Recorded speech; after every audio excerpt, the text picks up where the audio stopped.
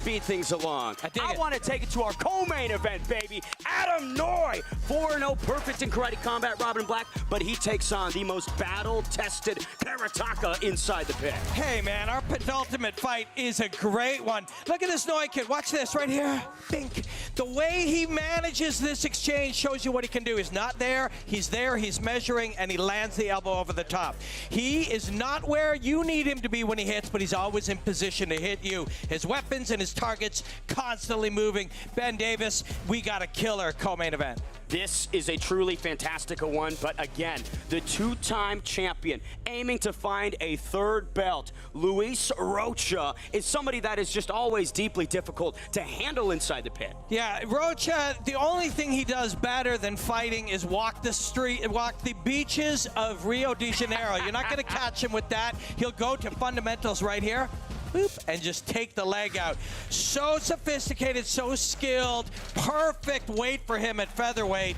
Yeah, man, I dig it. Look at them when they face off here. It's different body types. That guy is shredded. Noy is a little taller, a little bit longer, but yeah, fantastic fight in our second from the last tonight. Rocha's conquered the 155-pound division, went down to 135, but the Goldilocks for him is 145. But it all leads to our main event. The middleweight throne hangs in the balance as Ilias Hamzin tries to defend it for the very first time, Robin. When you watch Hamzin, you're starting to run out of things to talk about. He hits hard, he's super fast, he's very technical, but it's his game speed, it's his processing speed, how he sees the environment and how he's able to react. He's serene and calm, but hyper fast. Plinio Cruz, when you think about this main event, one thing's come to mind, crossover. Ilias Hamzin has done RCC, he's done karate combat, but it's all led him here tonight in his backyard. I think Gita is on for a great night here. I think it's going to be a beautiful main event for everybody. Exciting fight. I am excited as well. Robin, when you think about the pressure, right, the added motivation of being in the backyard for Ilias Hamzin, this is the pinnacle of his career. Yeah, you make a great point, and it works both ways. He's in an environment he's super comfortable with, walking out of the back room that he's done before to fight for the great RCC MMA. But he also has the intensity of having his Russian fans and family and everybody he knows watching this fight. This is a killer fighter, but he's facing a very difficult challenge right here in front of everybody in this room. Paris-born, UK-trained Alex Lahore trying to claim that middleweight division for his own in enemy territory. 14 bouts in total, 2 title fights. But here's the thing. The history of this event is something that deeply excites me. How compelling RCC and karate combat. How did this come to be? Let's hear from the head honcho himself, Asim.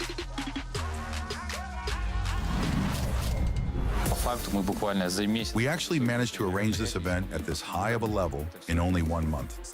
The main goal was to make the first title defense for Ilias. Then we wanted to sign the best RCC fighters to karate combat, give our guys an opportunity, especially the ones that are already in KC, to fight at home. I'm proud, happy that I can do all that I have a chance to compete in the main event, represent our country, our club, our gym at such a high level.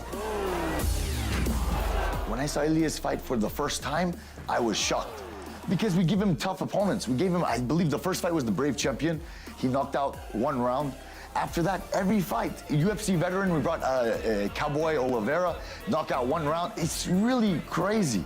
And then for the World Championship, he had a hard fight, 5-round fight, push himself to the limit, and then he win the world title, and it was so impressive. I have to come here to see him in his home country.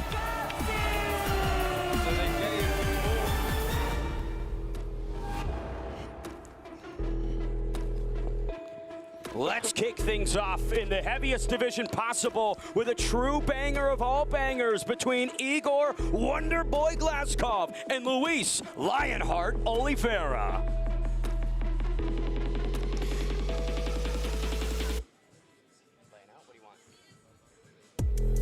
Coach Plinio, please welcome opening with heavyweights. Couldn't have been a better way, right? Big boys in the house. I think Glazkov here, local hero from the city, from the town. Representing the Arcadian Marco Fight Club, fighting a veteran Brazilian, multiple times fought in the UFC, fought all over the world, fought KSW, fought even Franz Zengano. So I think what a beautiful way to start the night with such a clash from this heavyweights tonight. And you know, when the audience watches fighting, sometimes if you start quick, sometimes it's harder to follow. But when you start with the heavyweights, it's all primary colors. It's all big punches. It's all really, it's larger, a little slower, and a little easier to wrap your head around as an audience. And always entertaining. Yes, always fun. Kicking it off with a bang boom pop. Luis Lionheart Oliveira, 6-time UFC veteran, now here inside Karate Combat. Here's a couple looks on the paper. 32 years young, his KC debut, professional career, 20-9 overall, representing Brazil. Chosen karate style is Muay Thai, but 10 of his mixed martial arts finishes, all submissions. So when you think about the complexion of grappling inside the pit, Robin, he has that in spades. Yeah, and you put somebody in a bad position on their back and throw giant lunchbox fists at him, and you know, you can make him submit that way too.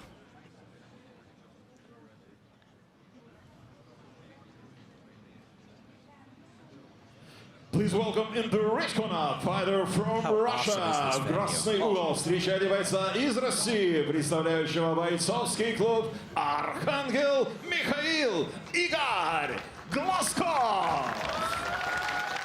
No notice needed. Maxim Baklanov had to step out of this one. Igor Glazkov steps in. 4 days notice as the 27-year-old tries to take on the former UFC talent. This is a special one, Robin. Yeah, and imagine, you know, you're excited about RCC and Karate Combat coming together, and you get a call on Monday, and they're like, hey, why don't you step in there against the guy who fought Francis Ngannou? Now, fortunately, Coach Plinio, heavyweights don't have to cut weight. They don't have to make weight. They do not. There's gotta work about training hard and having fun, man. It's gotta be a fun night when you're a heavyweight.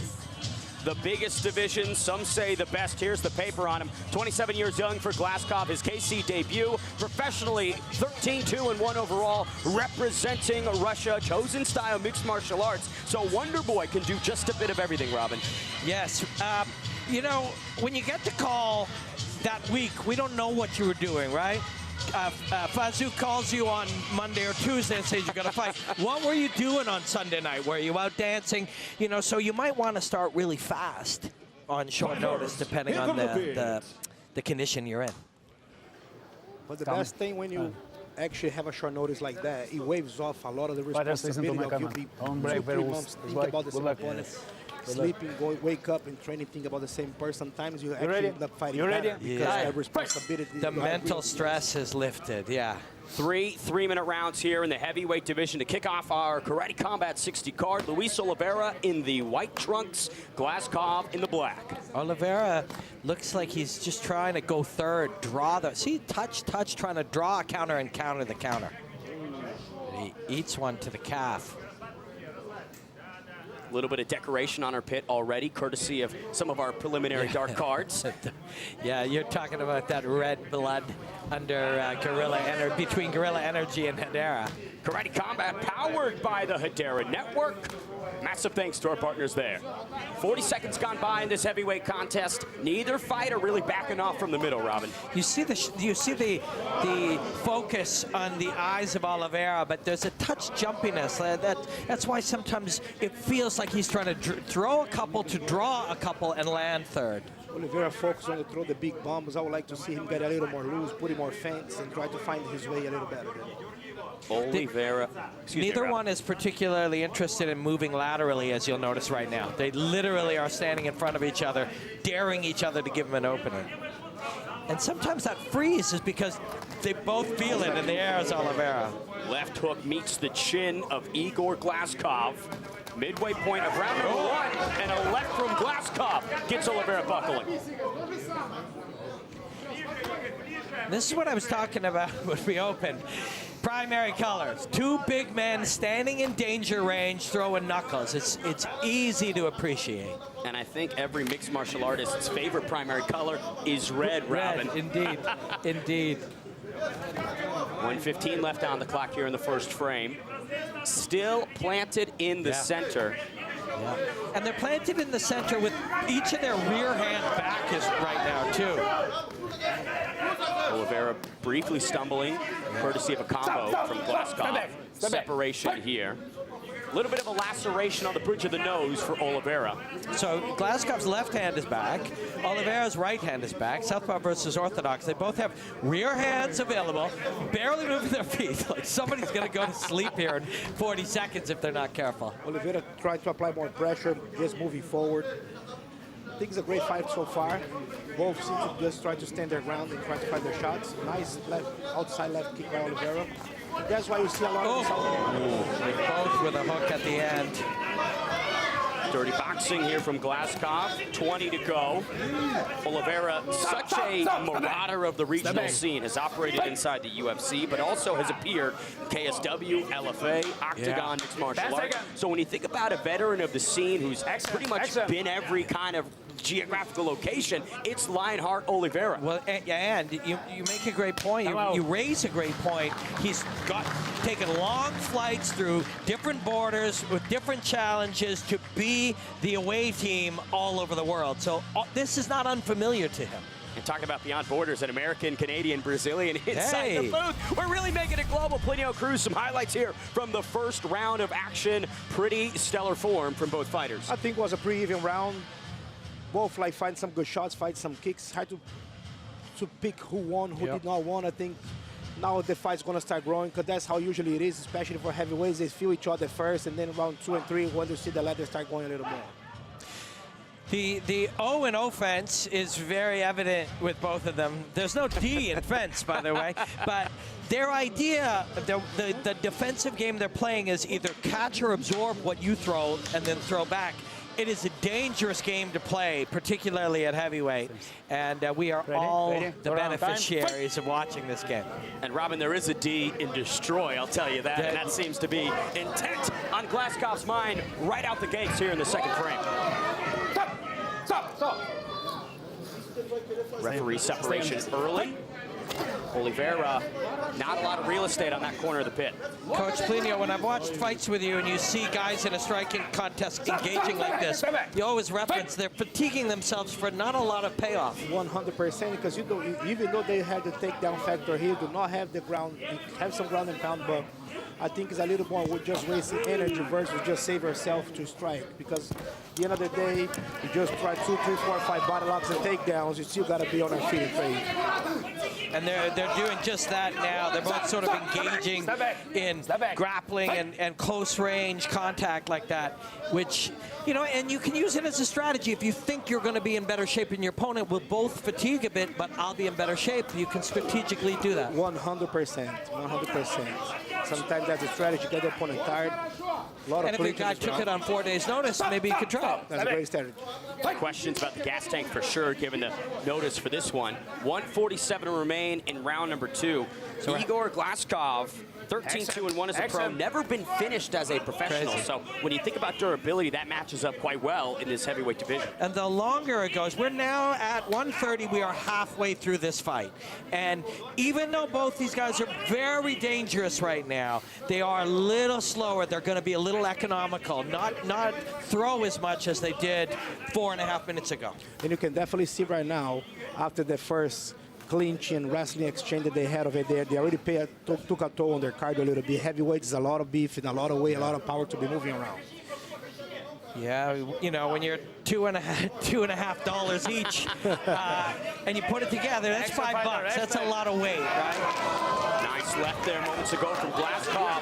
Shattering movement here on the pit as they collide into the wall.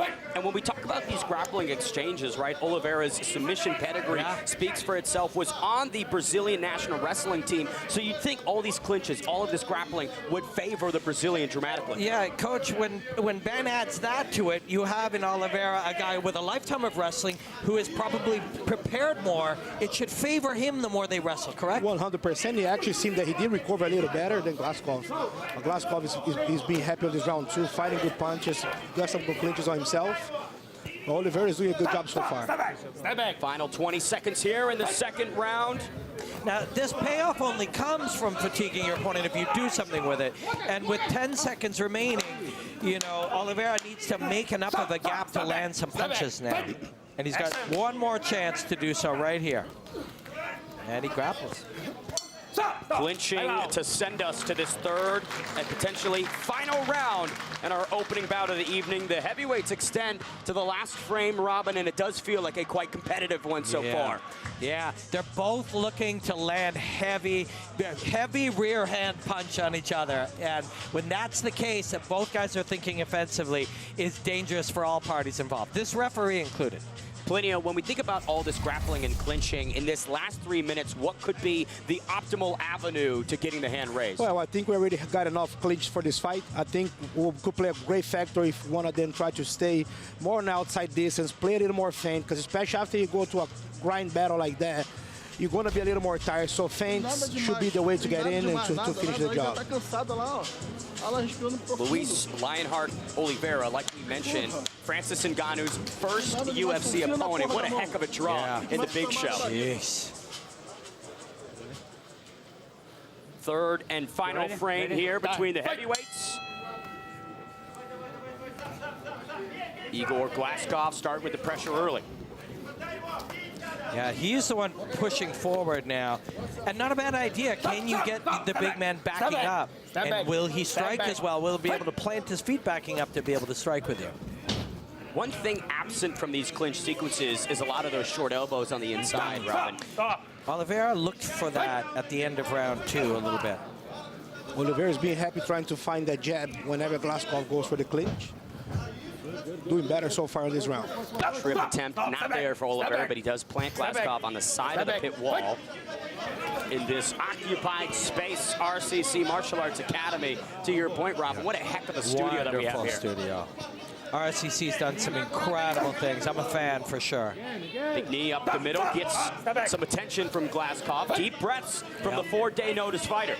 Both are tired, but if you're Oliveira, you want to be telling yourself truthfully that he's more tired than me and outworking him now. Chopping right hand sent Glazkov retreating. Plinio, that's not body language that you want to see. No, that's not. Oliveira is doing good right now. I would like to see him throwing a little more straights and hooks now, following up with 2 punch combinations, because sometimes one is not enough. But he's been very happy now, being able to connect those right hands. Knee effort there from Glazkov. Nice elbow from the clinch. That elbow does find it. Look. You've got to create the path for the elbow. You can do it by flaring on the bicep. But Oliveira does a good job putting that forearm on the neck, keeping him away and going following up the elbow from the crossface. Yeah, framing out with the forearm. More framing than a picture store. As we come to the final 70 seconds of round number 3, Glazkov with a crucial takedown. Referee brings him back to the feet. Stand up. Both men are going to feel the fatigue created by that. And we spoke early in the second round about what was missing from these clinch pocket scenarios. Both fighters intent on adding damage to these sequences. Yeah, you've got to make a path for your weapons, right? Like when you're tangled up in each other's arms and you're trading overhooks and underhooks, it's hard to do. You've got to create the path for the weapon to sneak through. Outside leg kick finds a home. Final 40 seconds. The fight could still be in the balance. Mentally, every fight is different. You know, this one now, it's overcoming your fatigue, right? Overcoming your instinct to back away or do less and trying to force yourself to do more. When both are tired like that right now, technique is not the biggest factor, but now it's all about heart. Final 10 seconds. Nice elbow. Who can put the exclamation very point? good, those elbows from the clinch.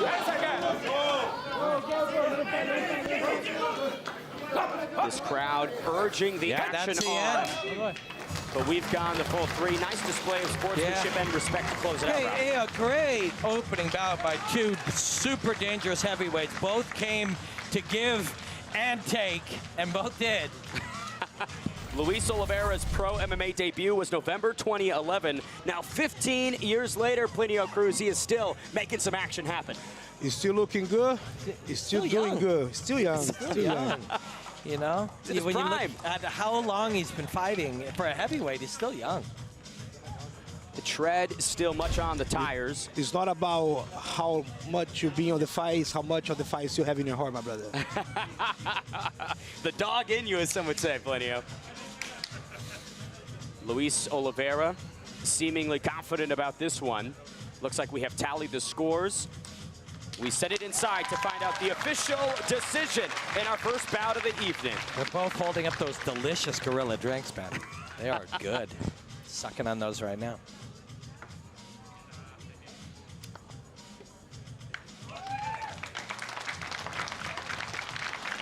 And the winner of this fight by unanimous decision, Glazkov!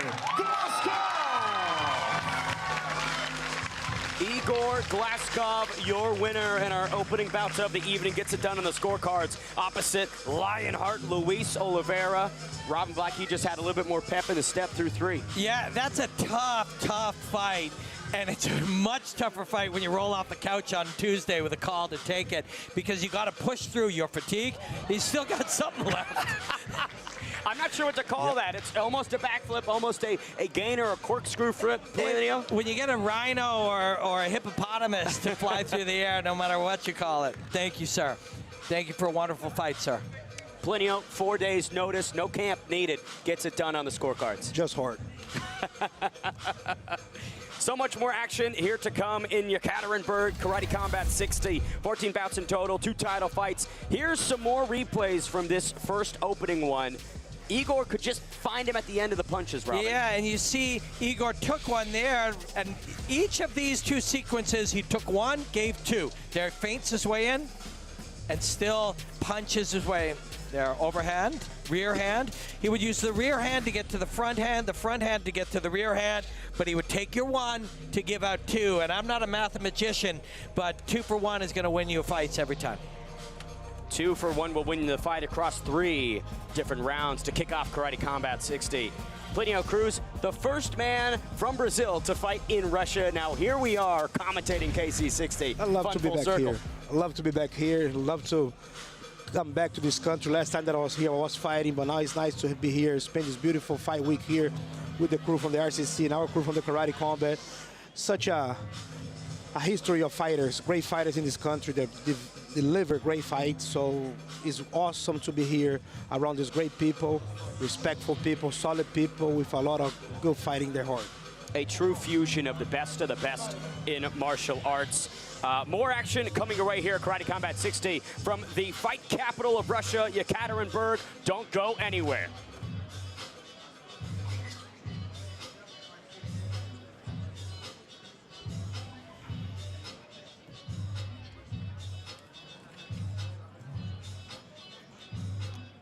Karate was the biggest martial arts in the world. We all did it.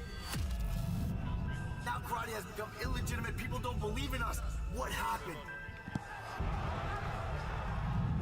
Karate needs a rebellion. We are back.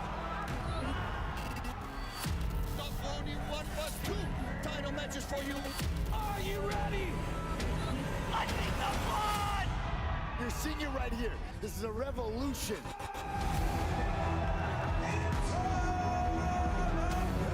You ready? You ready? Let's go.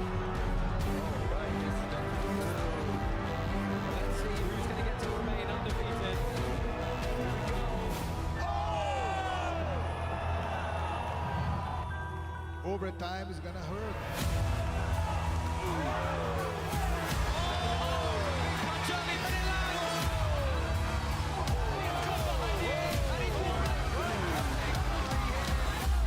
First round finish again. We will see you next time.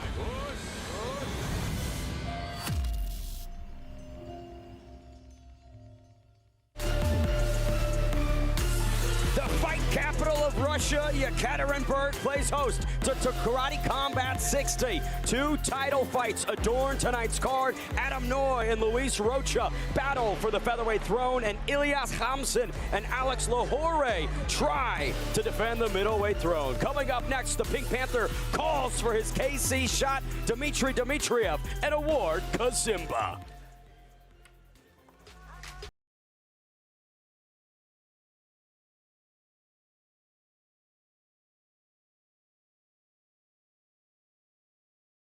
Fighter from Republic of Uganda, в синий угол встречает бойца из Республики Уганда, Ala, the African Venom, Kazimba.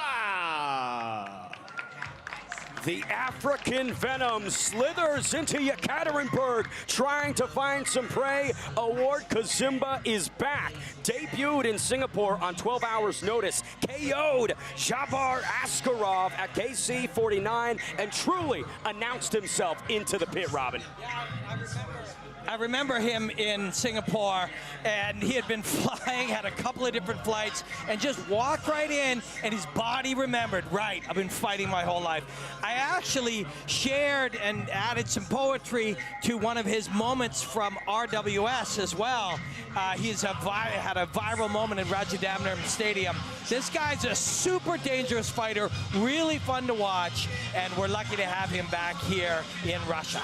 The king of entertaining fights. Here's the paper on Award Kazimba, 27 years young, 1-1 split here in karate combat, 89-18 overall, so experience, certainly no question. Representing Uganda, the Muay Thai specialist, impressive arm reach of 73 inches. Plenio, I think he's going to use all of that here tonight. 100%, a guy with an extensive fighting background, African kickboxing champion. Kickboxing amateur world champion, like been through so many fights. I think I want to see maybe that experience playing out tonight. Из России, представляющего бойцовский клуб Архангел Михаил Дмитрий Pink Panther Dmitriev. The Pink Panther out of the jungle into the pit. He has been asking for this karate combat opportunity for some time, making all the noise on social media about why he is deserving to be in the pit, Robin. Yes, and he certainly is. He's a flashy, fun, you know, fighting is an expression of who you are, and he is a character, right? He's a dangerous character. But a lot of people want to fight in this pit. Our rule set, the fighting environment of the pit itself. This is a different animal. It's really, really fun for the audience and us, but the fighters love getting in here and fighting. The 11-0 master of sport in kickboxing, winner of the World Karate Championship, 23 years young. Plinio, he has all of the time left in the world. 100%, not only all the time, but already got experience. He's undefeated, he's home, and he's hungry. The KC debut that Dmitriev has been dreaming of is now moments away. 11-0 kickboxing, catchweight weight class here, Robin. He's got the dyed pink pants. That's what we love to see. Yeah, dig it. Hey, listen, you know, when you're undefeated and you're really young, that confidence is a wonderful thing, but overconfidence is a real concept as well. You still want to come in here and do what you do, stay hyper-focused, don't grip the steering wheel too tightly, because Kazimba is going to color outside the lines. He's a very improvisational fighter. You got a wild one here, a lot of fun. And don't get it twisted, man. Dmitriev, he comes here with the Pink Panther pants. We all that show, but yesterday he was respectful, he was focused, and I think he's here to deliver. Fighters, into the pit.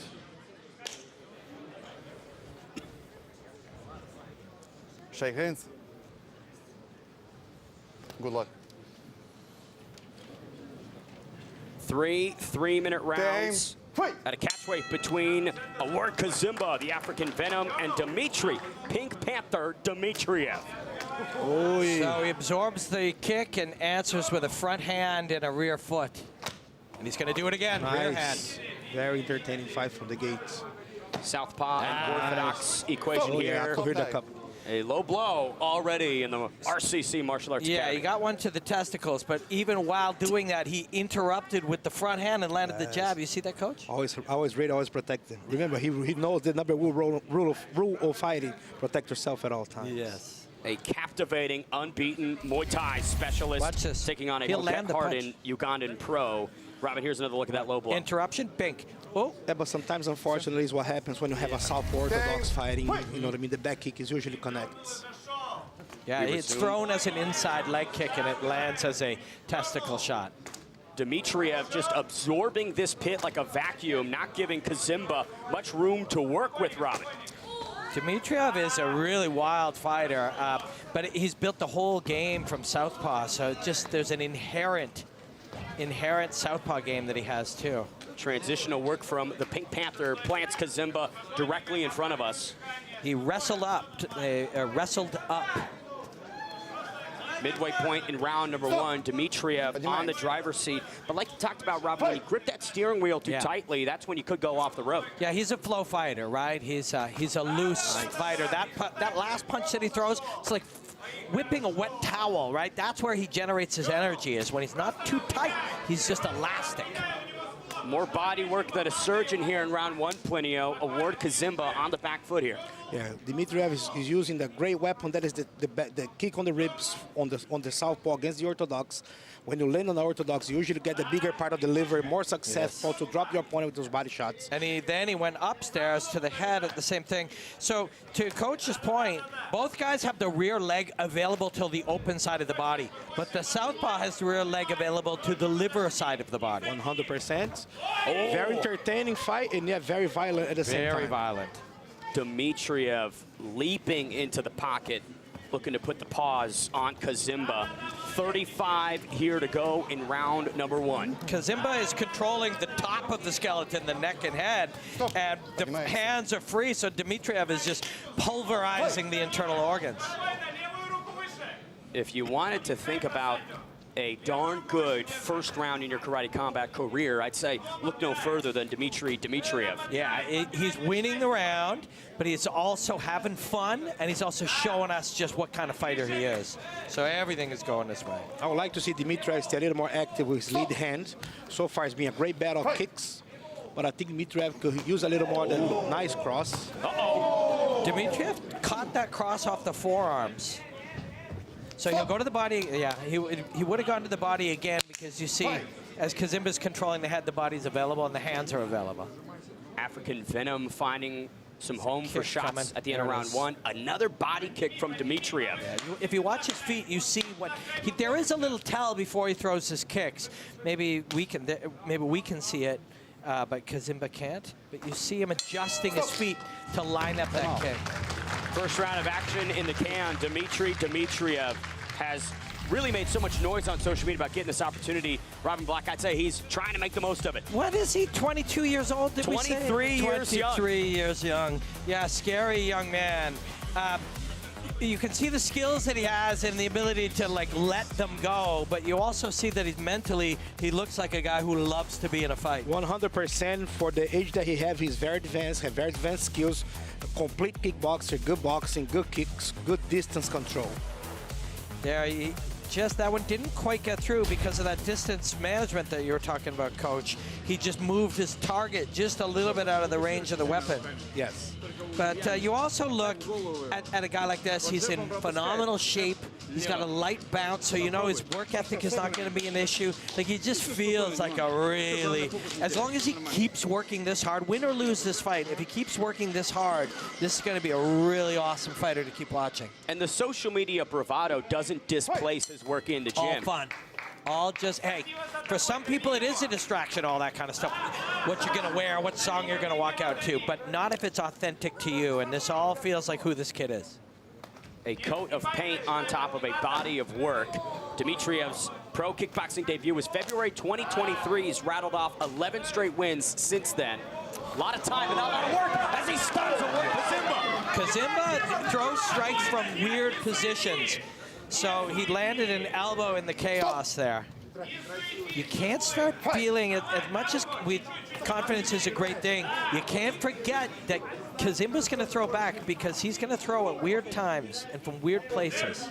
Feels like Kazimba is stuck in some glue right now, Coach. Just can't. That's what I'm talking about. Ooh. Nice flying knees.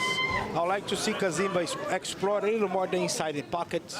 You know what I mean? On the longer distance, Dmitriev's been having the advantage. I'd like to see Kazimba exploring more those elbows. I was putting some hands before, close that distance, but not clinch, but fight on the inside.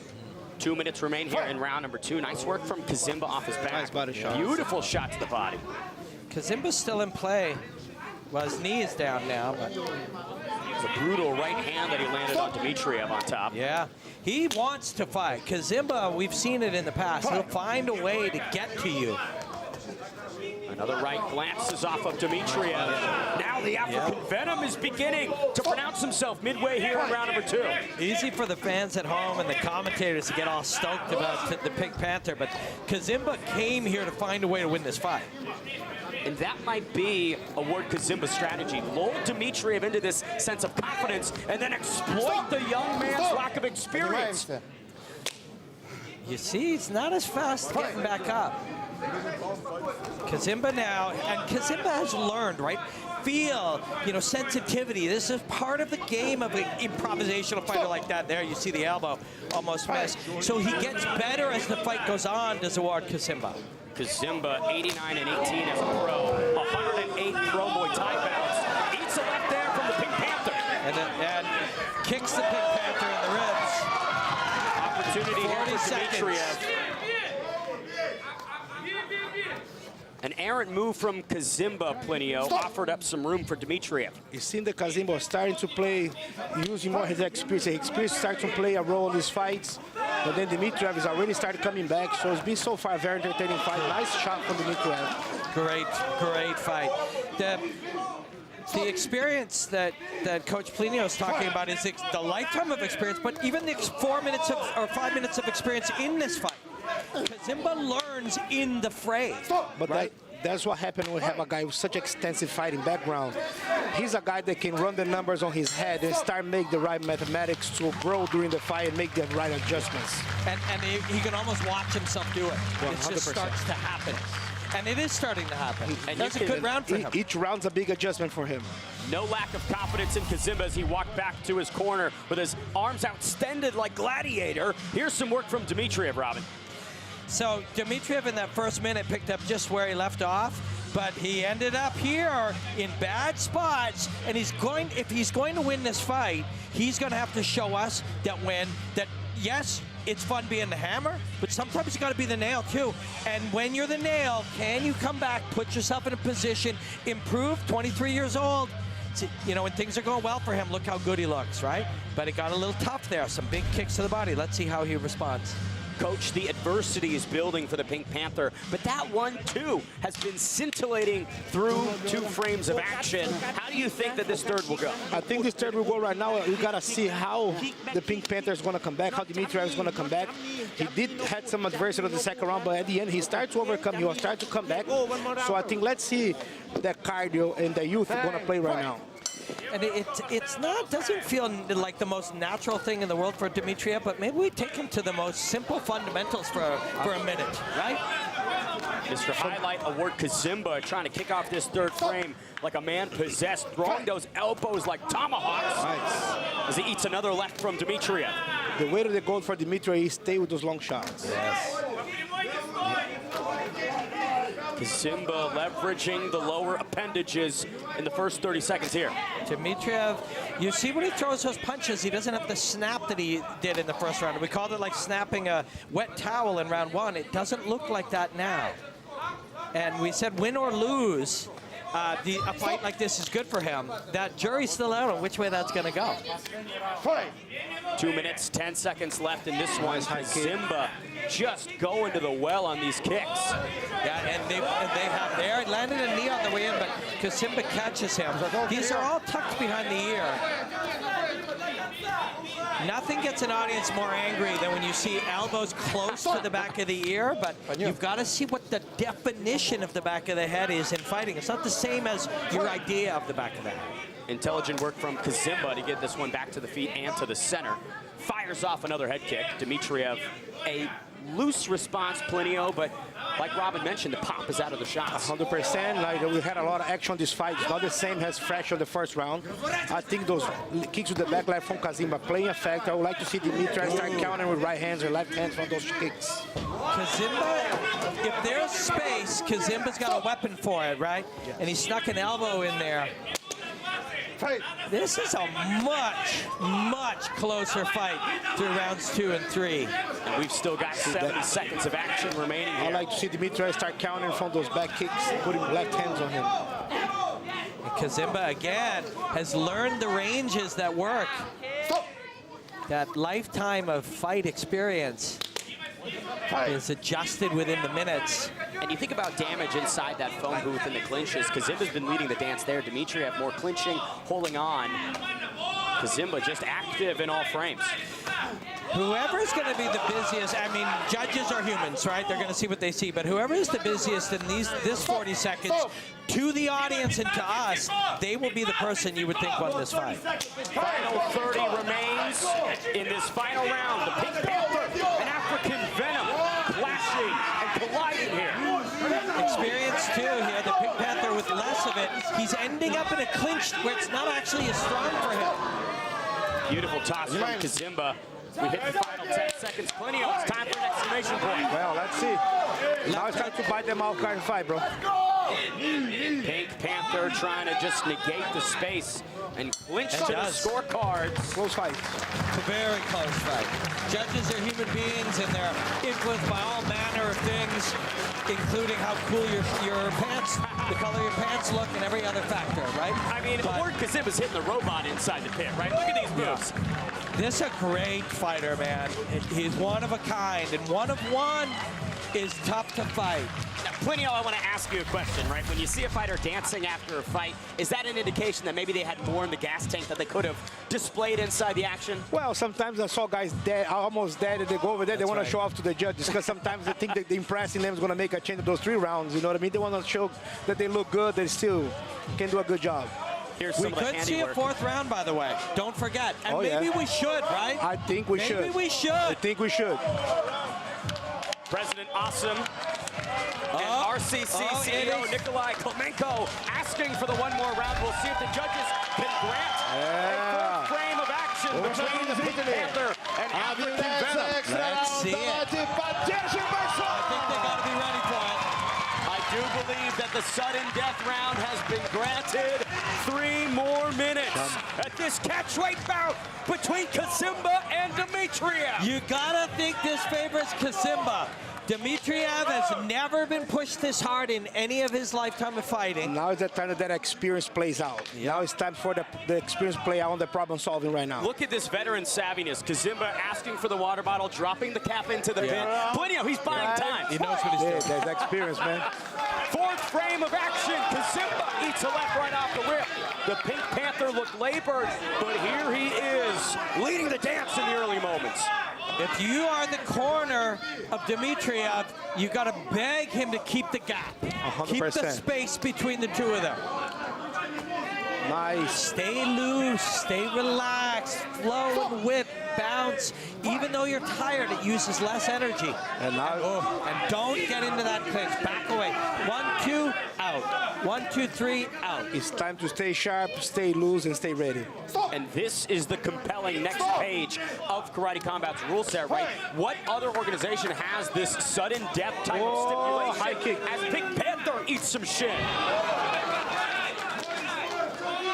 Kazimba, man, give him 2 more rounds. He'll take whatever you give him. This is an important moment right here. This is a very important moment. Looks like Kazimba's trying to lock up some sort of a armbar. The ref just could have left that. It wasn't an armbar threat. But Dmitriev maybe wants him up. He's tired. I don't know if he's ever experienced this. Nice connections from both athletes here. 1:44 on the clock.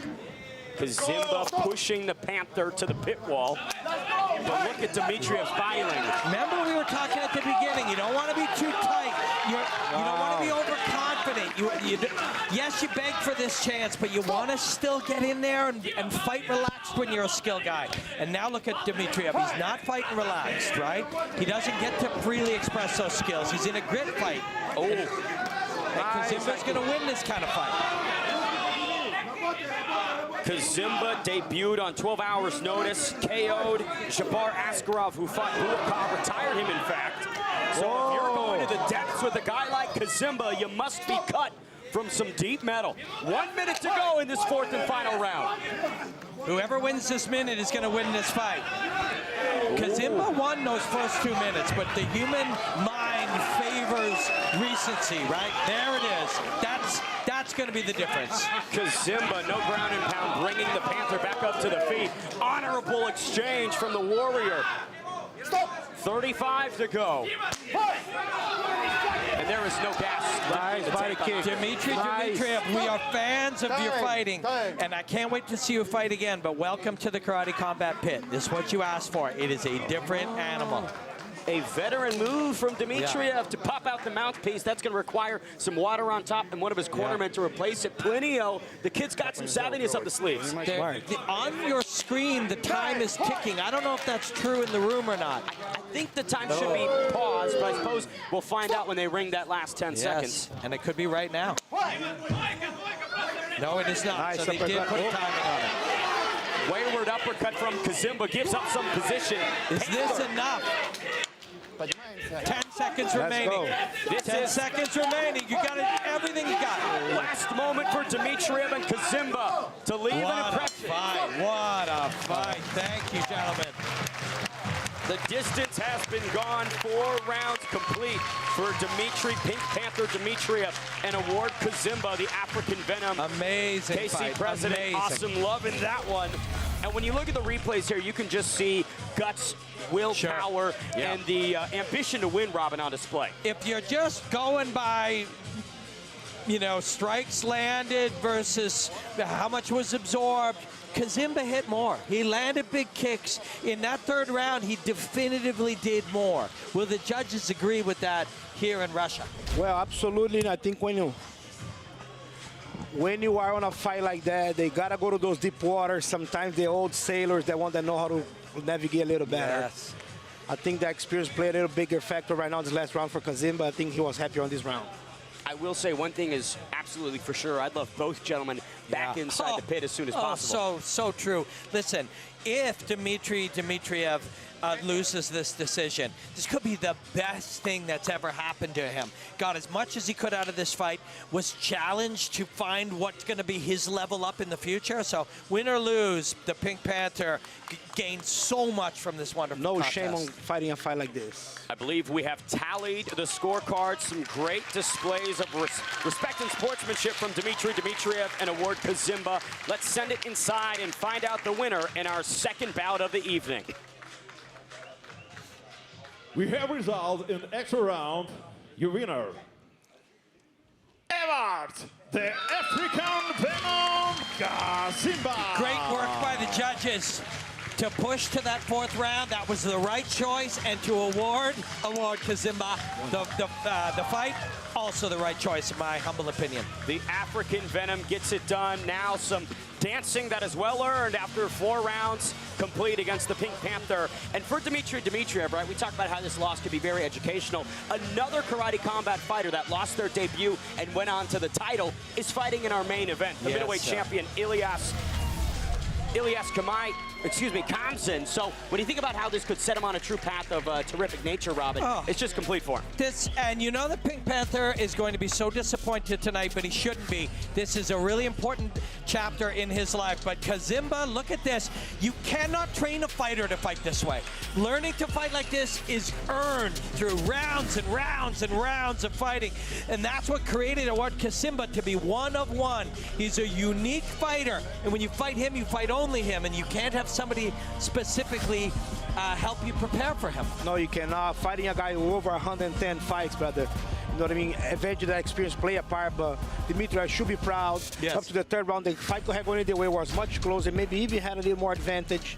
But when it comes down to the deep waters, you got to see the one that knows how to swim a little better. Coming up next, some fantastic action between former UFC star Liana Jojua and Diana Pogosyan. Don't go anywhere here at Karate Combat 60.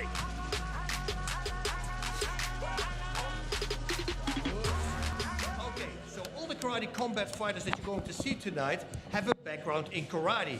What you might not know is that all these guys have different styles. Goju Ryu, Shito Ryu, Kyokushin, Kempo Karate, Shotokan Karate. Today, we are going to focus on Shotokan and on Kyokushin. Shotokan. All long stances, wide stances. All the kicks are above the waist, and their blocks and counters are not circular movements like you see a lot. It's very more precise. If he gives me a right straight, boom, boom, and there's the counter right away. Kyokushin focus on powerful blows in order to inflict as much damage as possible. They are allowed to kick the legs, no punch to the face, and they are specialists in close-range combat. Yes, I always call it fighting in a phone booth, because this, what you see in a Kyokushin match, that's it. They will never see a moment if he gives me a kick that I'm moving out of the way. They like to take it and immediately counter. Big difference in styles. At the end of the day, it doesn't matter what style of karate do you practice, because a punch is a punch, a kick is a kick. So, may the best man win. Us.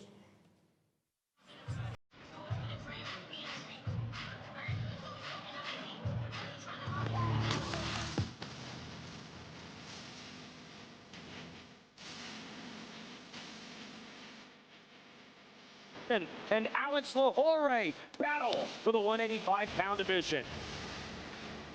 In front of us, though, former UFC talent Jojua and Diana Pogosyan square off.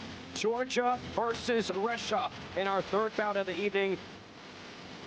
Coming up next, Jojua and Diana Pogosyan.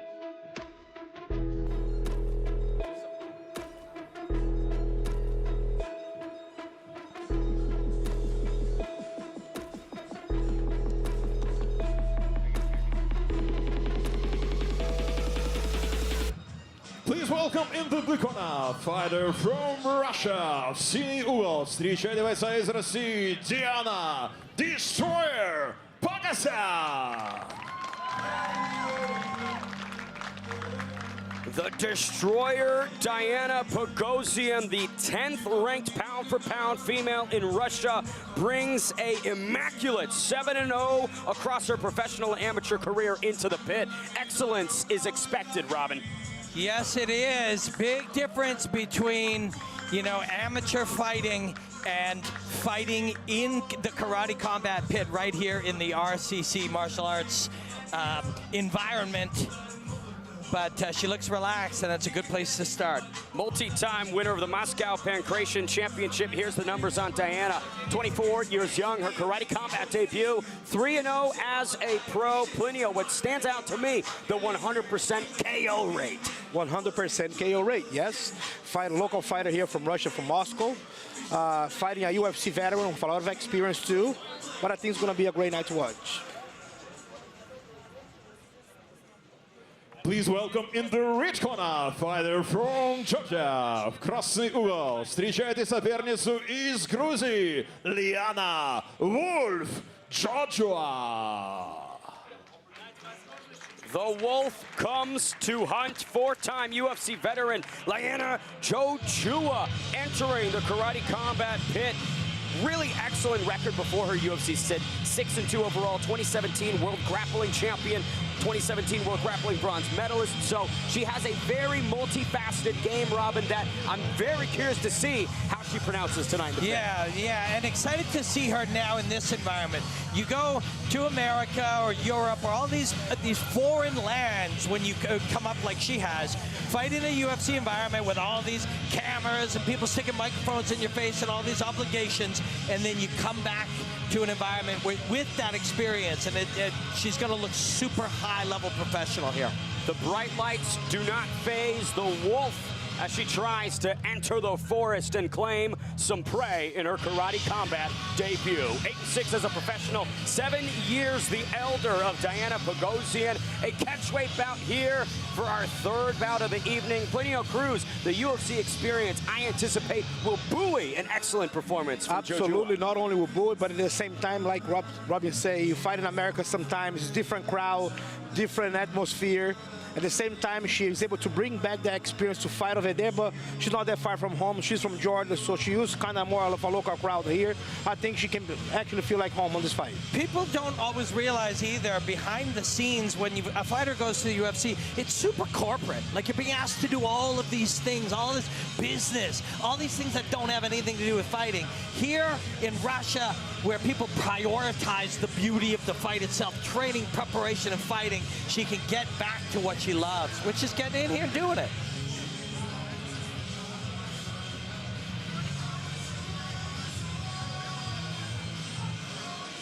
Ladies, into the field.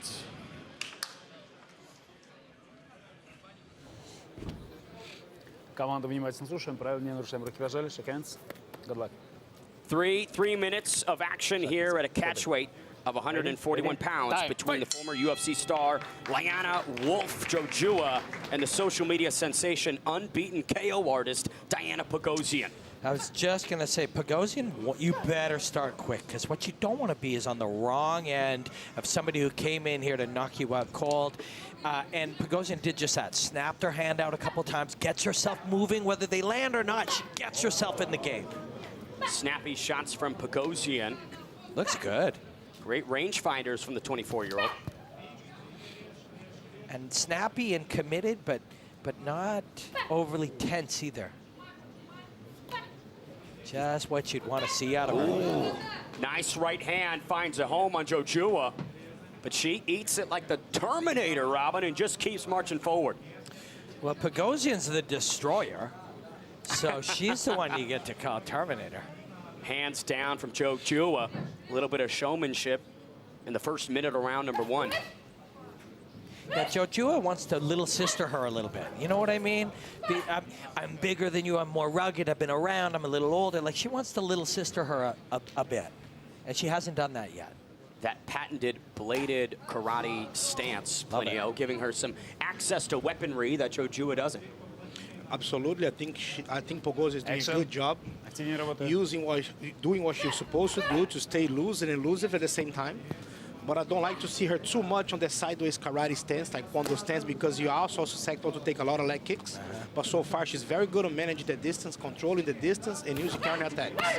Beautiful. A couple of times she's spun, didn't quite land it, but you're also heating up that range and creating a bit of unpredictability in that zone.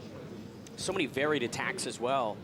Robin, I feel Jojua is going to be asking some questions when she enters the pocket, right? What will be coming at me from Pogosyan? Yeah, you steal the attention, right? Like, attention is a limited resource. You can't pay attention to 7 things at a time. So you get the brain starting to worry about all these possibilities. Stand up. Final minute of round number 1. Jojua back to her feet. A very action-oriented start from the youngster. And I gotta say, more Pringles on the shoulders of both more chips on the shoulders than a Pringles can, excuse me, Robin. I feel for Jojua. Yeah, I wondered where you were going with that. I mixed up the metaphor, it happens. Beautiful. I feel for Jojua, right, that UFC experience, it does carry a bit of a layer to her. And for Diana, 100% KO rate, right? She's known as this unbeaten stoppage machine. I feel some real depth to both sides. Yeah, there's the element, too. Pogosyan hasn't been in with somebody at this level. So there was the possibility coming in that Jojua was just going to go and start punching her in the face. Just ignore her game and just be able to, like, crush her. And that has not been the case. Pogosyan's super mobile, very, very light, no lack of confidence. Pogosyan has had a fantastic first round. Pogosyan is doing a good job because even though Jojua is stronger and more experienced in certain ways to fight on a world-class level, but she cannot get to Pogosyan. Even though you can be stronger, but if you cannot get to your opponent, you're not going to do anything. Pogosyan is doing good. Look at those 1-2s. Very good push kicks, too. Yep. Yep. Light on both feet so that that front leg can come up and just intercept coming in. Stick her with it right there. Boop. Just sticks her with the front leg. She did that a number of times. She's a complex fighter. It ain't social media. It ain't just sizzle and hype. Like, this is a real deal here, especially so young. And she's back in the pit quite early. And hungry. Staring Jojua down. For Diana Pogosyan, like we talked about, this is a huge step up in experience, but if you beat a name like Liana Jojua so early and young in your career, I feel you really announce to the world, hey, I am ready for the next level. So we've seen earlier tonight a young undefeated fighter come in here, win round 1, and then the veteran go and steal the fight back later. Let's see if that can happen here. Pogosyan has to be able to still not get hit, not get grabbed, and flick her weapons out. Jojua again planted here at the center, following Diana around. She is real, man. Pogosyan is very, very legit. If speed was counted in weight classes like weight was, Diana Pogosyan a couple speed classes ahead. Yeah, yes, and you have to believe in these tools, right, Coach? Like these tools she's using, if you don't believe in them and commit them and have confidence in them, they won't work. No, every weapon that she has is sharp tonight. She's beautifully using this distance. She's putting world-class striking techniques on this pit tonight. For just a kid, too. Just a young kid with an amateur background and some sizzle on the social, you know, but she's real. Don't get it twisted. Behind all those great numbers on the social media, there's a great number of hours of work on the mats, too. You know it. You know it. And there's a reason why people follow her. It's because they know the truth, the level that she's at. 145 left in this one, but for Robin, I pose you this. For Liana Jojua, how can she flip the tables on this and start to work back into this in better fashion? A good, super valid question, and the answer comes in simplicity. You try to, and now she's got her corner, right? She's got her corner. That's one moment. If you can get her into a corner and use small footwork to cut off the big footwork. But, you know, now we're halfway through this fight, and she hasn't had good moments yet. Her own confidence. This is not the story she told herself how it was going to go. So she's got to overwhelm her own self-doubt, corner this young kid, and be rugged. Beautiful snapping kick to the midsection from Diana Pogosyan. 1 minute left in round number 2.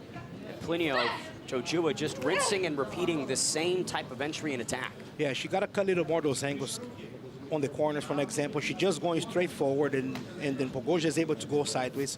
She got to put some more feints, cut diagonal angles, and try to put the hands on her. See, big feet by Pogosyan, you want small feet to cut it out. Just proper footwork. Step to the right place. You don't have to move as much as her. Yeah, shoehorn her in. That's right. Shoehorn her or bird dog her into that corner with small steps. Like I spider, she got to be drawing that weapon corner. That's what she got to do. She's... Great work from Jojua. This is exactly what, Ben, when you asked what she has to do, you want to be the big sister, right? You want to be the thug. 100%. You got this kid dancing around you, flicking out these things. You got to be the thug with her, and that's what she's doing right now. You can chase if you don't have speed, but you can lock. Yeah. Referee intervenes. Final 10 to go here in the second frame. Diana Pogosyan tasting the grappling pedigree of the former UFC star. So if I'm Jojua in her corner, hey, we didn't win round 1, we didn't win round 2, but we got our win in round 2. When that is, we learned where we will dominate this person. And we'll put her on her back, whatever we got to do to put her on her back, and feed her knuckles. And that's what she's got to go out and do in round 3. Absolutely, especially because even though Pogosyan connected so many shots, we saw that maybe Jojua is a little too big for her to get knocked out. So I think right now is the time to bite down the mouth guard, understand they're going to have to take some shots, sword one hand, shoot on the other, and just go for seek and destroy. Jojua comes from the land of wolves, so Robin, when it comes to biting down on the mouthpiece, she brings the fangs. Yeah, she knows what she's got to do now. It was a rough 6 minutes, but in those 6 minutes, she had 20 seconds of success. You go back to that. And Coach makes a great point. If you are with Jojua, you're like, look, you know, we hit her some great stuff. She's big and tough. Her neck is big. She's in great shape.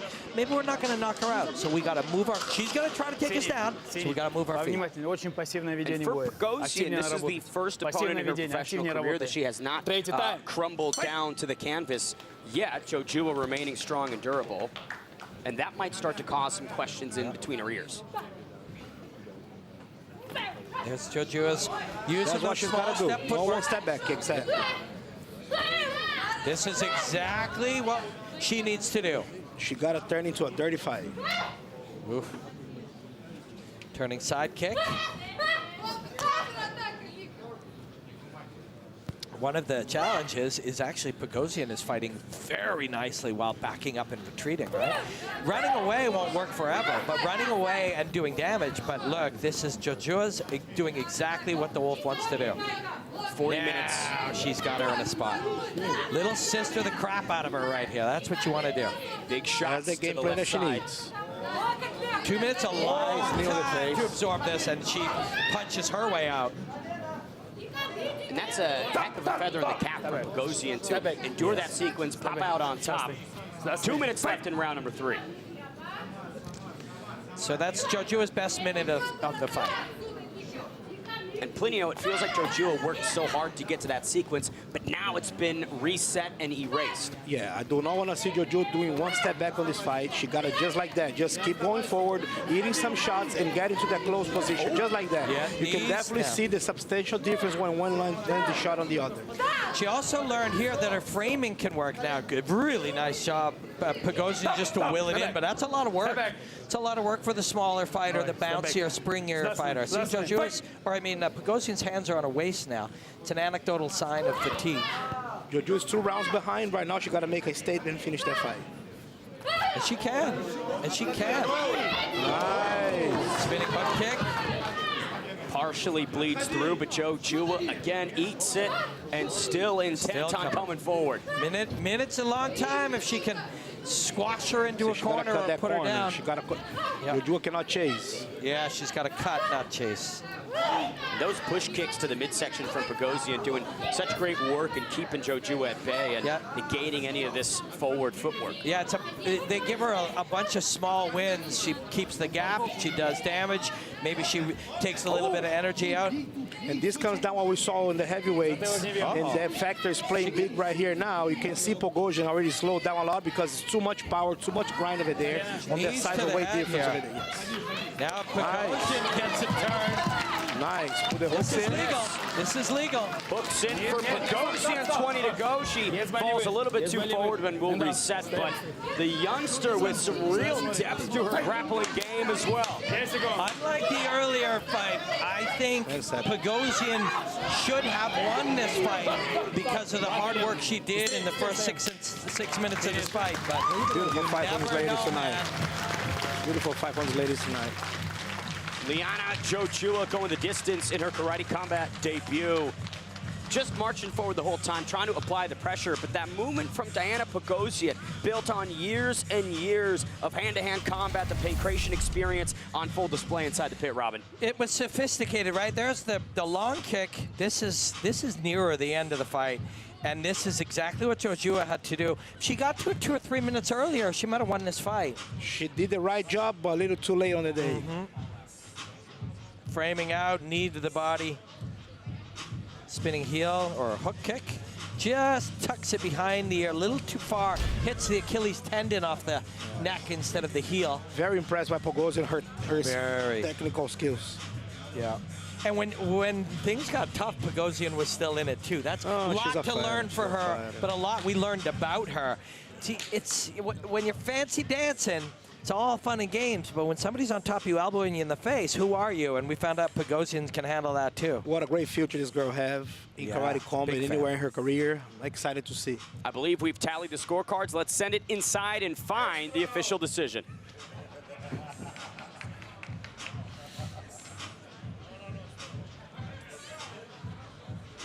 In the winner of this fight by unanimous decision, Diana Destroyer Pogosyan.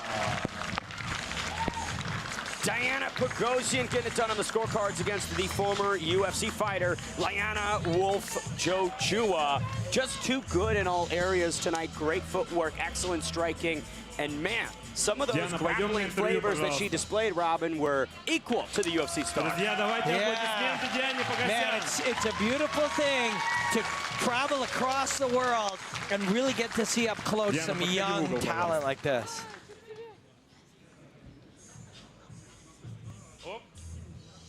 Диана, расскажи, что ты чувствуешь. Такая большая сцена для тебя, это дебют, еще и с российским флагом в руках. Diana, what are you feeling right now, hanging the Russian flag on such a big stage? О, ребята, всем привет! Я рада представлять Россию на такой арене. Многие скажут, что я армянка, выхожу под российским флагом. Но я скажу, что армянская национальность, она у меня вот тут. А в стране, где я живу, я хочу ее представлять. Целую жизнь прожила в этой России. Как я не подниму этот флаг? I'm happy to represent Russia on such a big stage. Some people might say that I'm Armenian. Maybe I'm Armenian in my heart, but I'm happy to represent the country that I live in. Друзья, аплодисменты! Победитель этого боя! Pogosyan getting the best of Jojua through 3 rounds. There's a look at that excellent push kick that she syncopated the dimensions at which she targeted head, She what? body, head, body. Love it. Love it. Hey, listen, you know, she is a reflection of the work she's done, right? Often we'll say, oh, she can do this, he can do that, this fighter can do these things. They are simply a reflection of the work that they've done. And Diana Pogosyan today showed the work that she's done. It's not about hype, it's not about marketing. It is about a expression of skills and abilities that she's built. This is a very real martial artist. We're very lucky to have watched her at this point of our evolution. And Plinio, it's what translates into the karate combat pit, right? 100%. I think that her skills, I think she's everything that we want to see on a fighter. And like I say, I'm excited to see her future now. Well, coming up next in our near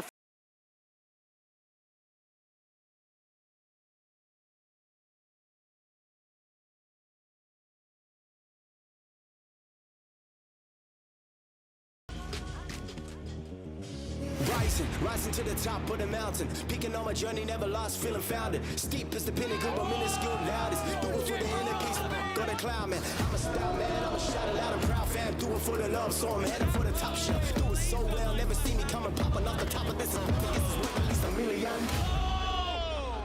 So silly, son. How I just rise like yeast in a Lamington. I'm kinda like this beast in a labyrinth. See a winning man when they see me pump. You guys kick ass. We're out here in Dubai facing off for one of the biggest events we've ever thrown in the history of our sport.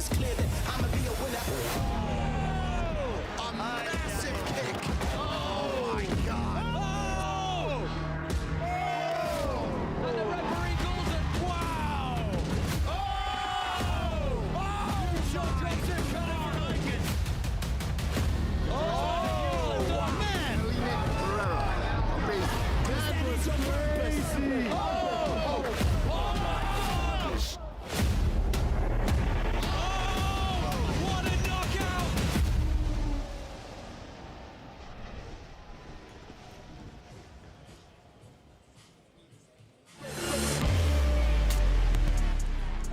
Ladies and gentlemen, welcome back to the fight capital of Russia, Yekaterinburg, for Karate Combat 6-Day. Our main event, the middleweight throne, to be defended by Ilias Hamzin, or will it be new from the Paris-born and UK-trained Alex Lohore? Coming up next, it is the heaviest fighter in KC history, Shamsuddin Makhmudov, as he takes on Igor Mad Horse Zagainov.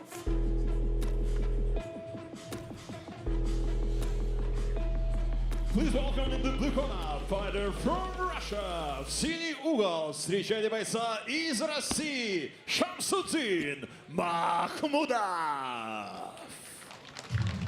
The biggest thing that stands out on the paper for Shamsuddin Makhmudov is himself. 276 pounds of pure excellence, Robin Black. 270 who? That's just way too much weight to be throwing a punch. Going to be a lot of fun to see these two big heavyweights. Coach Plinio, why don't you come back and fight the winner? I'm coming back for boxing, brother. I'm all tuned for karate combat. Good. But Plinio, when you think about this, 276 pounds, 6-0 as a pro, the two-time world champion, he's using this weight quite effectively. Absolutely. The guy have experience too. He's a two-time world champion MMA, European champion MMA, champion of the lead, former heavyweight champion here, won the lead leagues in MMA in Russia. So I think he's definitely going to use his size factor.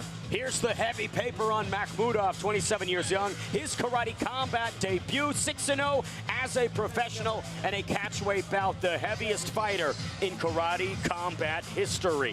276 pounds. We'll see if he can use it all.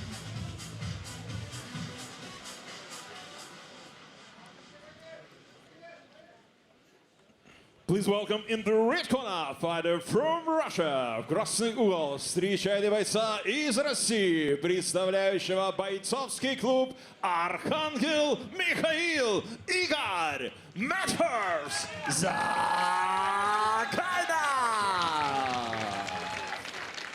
Another unbeaten talent out of Ekaterinburg, Igor Mad Horse Zagainov, a known commodity in this region for his work inside RCC. A 5-time Russian champion. Robin Black, someone's O has to go. Hey, and sometimes it's going to go because he's going to pulverize your liver or kidneys or other internal organs.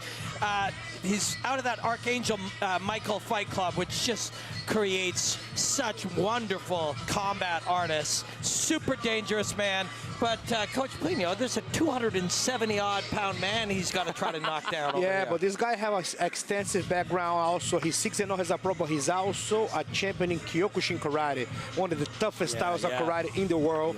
I want to see he use that toughness. Kyokushin guys, they can fight elusive, they can use angles, but they can also fight very good on a very short distance. Yes, and use that whole body connected to the ground with those punches. You see Kyokushin fighters finish each other with punches to the sternum, with punches to the body, and that's something Zagainov is known for as well. Biggest thing that stands out on the paper is the 5 inches in height that Zagainov will have on Magomedov, 26 years young. His KC debut, also 6-0 in his career.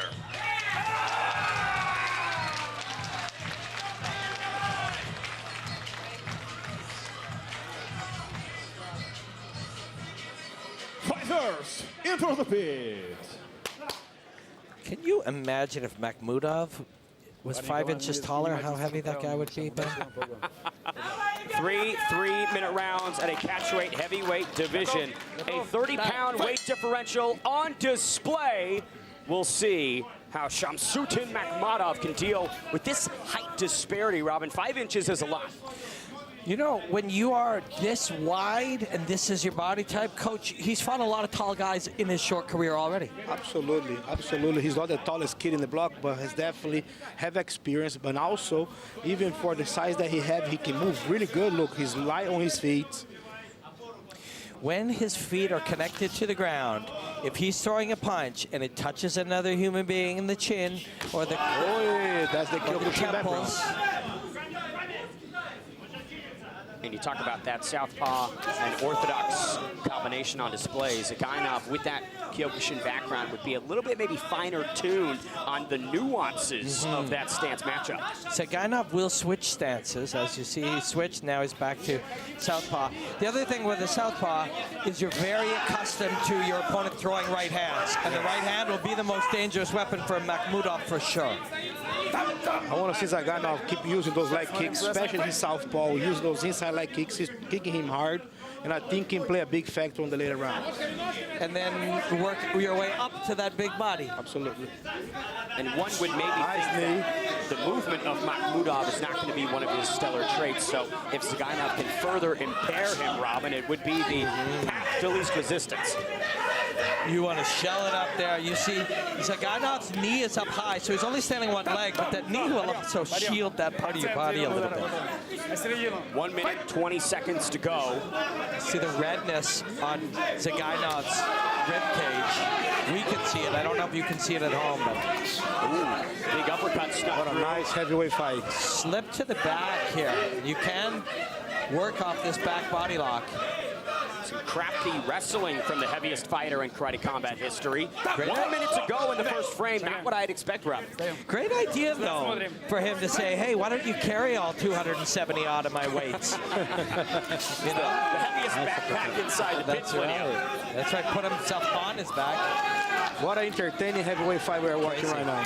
Step-in lead connection from Magomedov. Got some nice attention. Zagainov is back to orthodox stance now. And that opens up that calf kick again. Now he's back to southpaw again, and he uses the rear hand. That alone, look at this, one leg, he'll roll out of this here. Great choice. That will elicit a brief intervention from the referee. I do think that down opponent rules might be in effect, Robin. I mean, it's a good idea. I mean, I liked it. Gotta commend him for the effort, right, Planio? Like with most combat sports, you do get a warning, right? So yeah, but if I put you on your back, I can still hit you. Right? So if I don't think you kick him on the face. To be no, I kicked him in the body. Yeah, that's legal. Yeah, that's legal. He only had 2 points on the ground. 3 maybe. I don't know. 2. Either way, action resumes. It was fun, regardless, and everyone's okay. What a great fight, man. These guys are fighting hard like this was the last and extra round. But maybe that's a new key for Magomedov to try and exploit, catching those kicks from the Kyokushin champion. Take a look at Magomedov. We see Zagainov walking back to his corner, but when you take a look at Magomedov, what may surprise you is the shape he's in. He's not breathing crazy heavy. He doesn't have his hands on his legs. This big man here comes in great shape. Underneath that body is a shredded exoskeleton of muscle. He's undefeated for a reason. Yeah, he's a dangerous guy. Finds an uppercut with squared hips there. But look at this. Bink. Wow. Ooh, that's the one he caught. So he absorbed the shin off the chin, then caught the leg. Shades of Yoel Romero's ability to just eat clean head kicks. Magomedov opting to not go up onto the pit for the stool. That could be a product of either maybe being the heaviest fighter in KC history or some of those leg kicks from Zagainov. Early and often he went to that stool, seemed to be impactful. Yes, yes. It could also be a decision they made in advance. It's like, let's not waste the energy of having you run up and down here, you know? But you'll see him. Look, he's in shape. It's impressive to see the level of cardio these big boys have. Yeah. It's a fantastically matched fight. Way to go, Fazoo. Speedy kick off the rip from Zagainov. The Mad Horse just battering that lead leg from Magomedov. The rear uppercut landed for Magomedov earlier. Oh, that's a great choice. Sticks him with a knee. Magomedov with a labored left hook that doesn't connect. Magomedov is a lot to deal with, man. You can tell how good Zagainov is, and he's dealing with a lot of, not just the weight here, but the skill and the decision-making process for Magomedov. And some awkward twerking from Magomedov as Zagainov was on that pit wall. Nice. Touch to the midsection and goes back to it. Coach, he's trying to hit the body now, and that's got to be a good idea. Yes, absolutely. A lot of money. These guys are fighting, man. But Magomedov not wearing any expression of pain or discomfort. No. Just sitting, big knee to the chin. Brother, he just ate a knee like it was a jab. Yeah. And then he rushes him in and makes him carry it again. Smart move from the deeply durable Shamsuddin Magomedov. 1 minute 40 left in this second frame. And Igor Zagainov, Plinio, in terms of really implementing that Kyokushin style, that speed differential is so on display. I want to see him keep exploring those inside leg kicks, keeping his distance, and not turning this into a dogfight. He have enough speed, and he have enough Kyokushin background to fight like that. Zagainov stuck him with the knee, and he tried it again, this time to the sternum. Zagainov, that rear knee is actually a great weapon.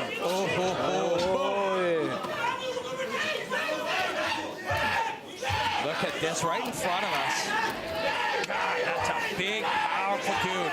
He doesn't even have to turn as much to generate the torque. Final minute of round number 2. Shamsuddin Magomedov putting all of that 276 pounds to work. Almost steps on his head getting up, Coach. He's putting the belly on it. Yeah. Good move. You got to use your weapons. Legally, he didn't have to shower for weeks if he chose not to either. You can use all the tools of your body's disposal. 30 to go. Magomedov with some deep breathing. Zagainov again connecting with some kicks, but to no effect on the big man. Yeah, if the idea was to make Magomedov slow down, I don't know if we've done that. Ooh, expert move. He pops the mouthpiece out. That'll earn a few seconds. So, we talk about this. It's a savvy play. Then in war, every second counts. This, look at that. His hands are on his belt. That's the first time we've seen that.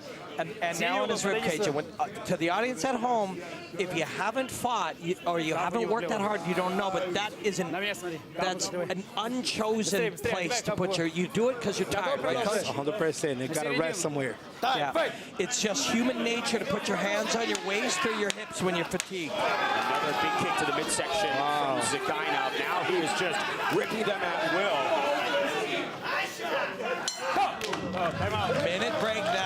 Big difference. Fatigue on both sides, but some excellent sportsmanship displayed as they head back to their corners. Again, Zagainov will walk up the pit. Magomedov will lean against it. The third round.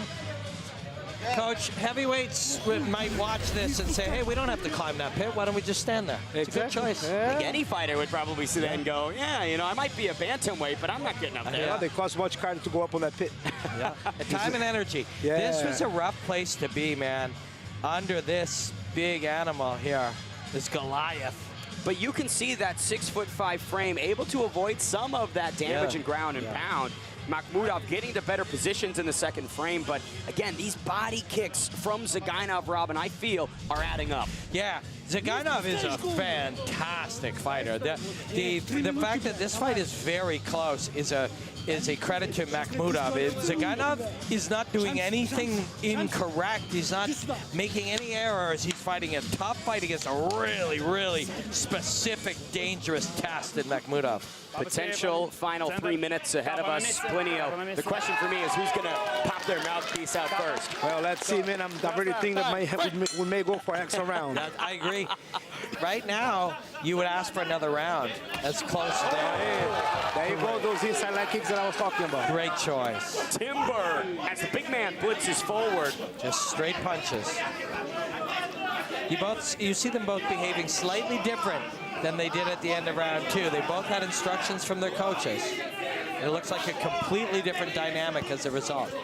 Better checking from Magomedov. Zagainov exploits the raised knee from his larger foe. 30 seconds. Magomedov has thrown more straight punches through this first 30 seconds than he threw it 2. So that was an instruction from his team. Once again, catching the kick, planting the mad horse. This is patented territory for Magomedov. His knees are down. And he may not know the subtlety of that rule, but it's a key one. For Zagainov, he gets to earn himself out of that position without any effort. Big knee to the midsection. If Zagainov wins this fight, he has landed 3 of those, and they've hurt. They've been an obvious big shot, but they also have the potential to create fatigue. Magomedov with a leg kick of his own moments ago, and for Zagainov, he might be asking himself, I have thrown the kitchen sink at Shamsutin, but it is not having an effect. The blubber is insulating Shamsutin Magomedov. Magomedov's body was designed to prevent it from being knocked unconscious by getting hit. The guy's a tank. Yeah, that's this body. One of the outcomes of looking this way is you're very hard to knock out. The insulations make him weatherproof.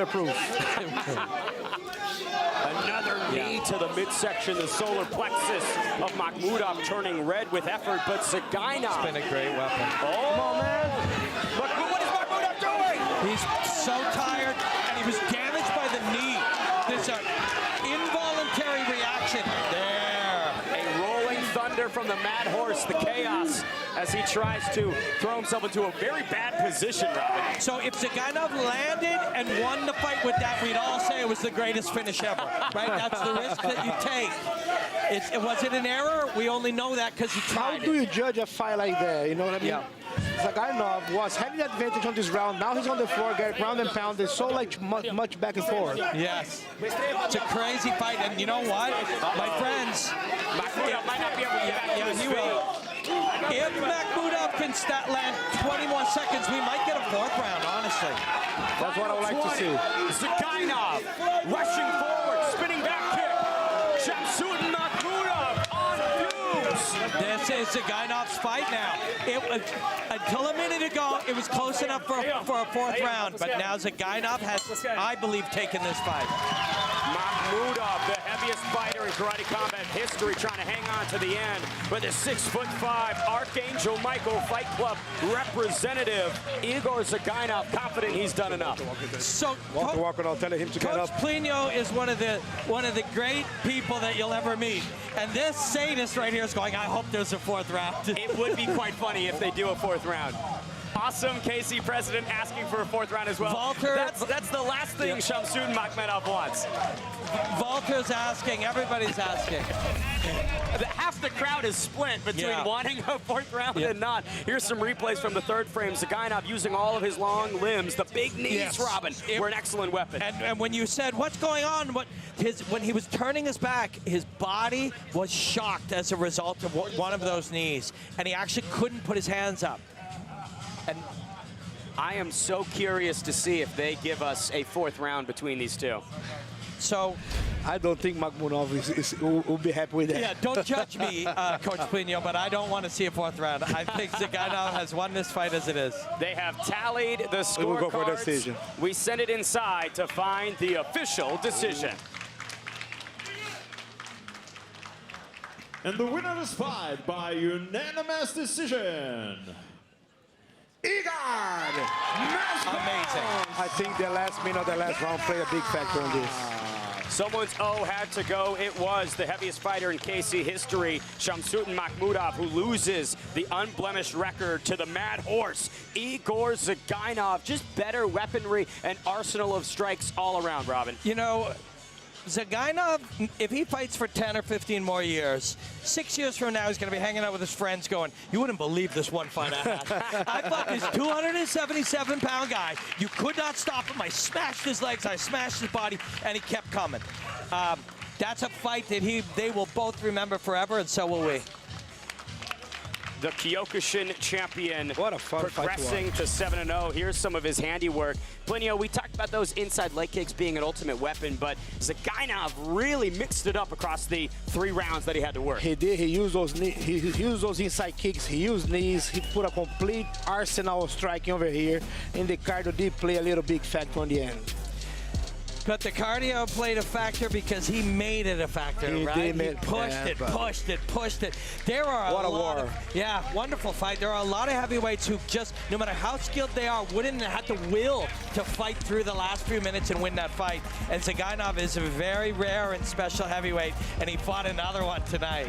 And we can certainly compliment Shamsuddin Makhmudov's ability to place this fight in positions that bettered him, right? Those grappling exchanges where he's on top, could use his weight as a weapon, but Zagainov just finding answers for all the puzzles here.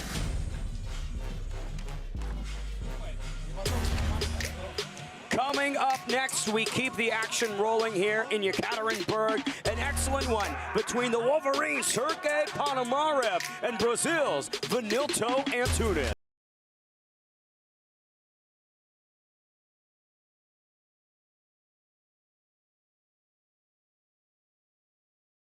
Control you have within the league. Bet on your favorite fighters. Don't bet on that. That's not allowed. Nope, we're not betting. Use your tokens to pick a fighter. If you pick a winning fighter, you earn more tokens. It's genius. It's so genius that... What's up, man? What you guys got going on over here, man? Dude, we're just trying to finish this up right now. Can we continue? Oh, I know you. You're that combat karate guy. The karate You're combat. viral. You really know this stuff? Yo, hey, you need to calm down. You need to calm down. Download the app and earn tokens. Tokens? Like apps and... You do it right now. You want to do it right now? You want to do it right now? Look, you go to the Google store. There you go. You go to the App Store. You type in Karate Combat, and you click download. You see that? Click download. Download. That's how you do it. Hey. Okay, good. You're awake. That's a relief. Well, you got the Karate Combat app now, and you can start winning tokens. Aren't you happy you asked? Folks, welcome back inside the RCC Martial Arts Academy for Karate Combat 60. Benjamin Davis here alongside Robin Black and Plinio Cruz. And gentlemen, it's my great pleasure to announce that we've got a very fun surprise attached to KC 60. Robin Black, fight of the night, $10,000, yes. $5 grand to each person, dedicated by the founder of the Russian Copper Corporation. Excellent prize that we get to give out to these athletes. So you're in the back, you're already getting ready, you're excited about your performance, and now you're here, you can add an extra, what, 400,000 rubles approximately? That's a lot of money. Plinio, you can do a lot with that. 100%, brother. It also plays a big factor in the motivation of the fighters. They're already pumped to come here, deliver a beautiful show for Karate Combat, but now with some extra bread, makes it a little more fun. And think, we've already seen some excellent fights this evening. Robin Black, how much better could they possibly get? I mean, I think they're going to get even better, but yes, we have, for the early fight card, we've seen crazy heavyweights. We've seen a Pink Panther fight to the limit against a guy who comes back. I mean, we've seen some beautiful performances already. Well, it's early in the card, but we probably saw a potential fight of the night right now. We've seen a couple of them, to be honest. It's going to be hard for Asim and Nikolai Klemenko to decide, but this action up next could very well steal the show. Coming up now, a catchweight bout, it is the Wolverine, Sergey Ponomarev, and Vanderclaus Antunes.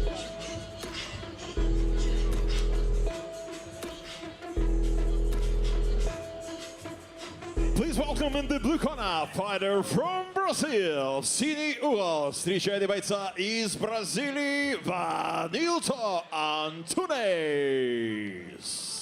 Both fighters debuted at Karate Combat 58. Both were victorious, but Vanderclaus Antunes might have gotten the biggest scalp of the evening with a first-round TKO over Lorenz Larkin. The first time that Larkin been KO'd since 2017. The Brazilian putting away the legend, Robin. Yeah, that was wild, man. Wild. It's not just Lorenz, you know, that he's been around and stuff. He's still one of the great fighters in the world. Sharp, athletic, smart. Just really an amazing fighter. And these two had a crazy round of fighting.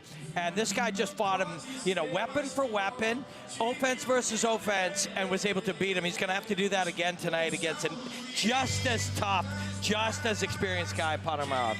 88% stoppage rate for the former LFA world champion. A martial artist that has blessed the disciplines of Muay Thai, boxing, BJJ, and wrestling. Plenio, he's done just about everything.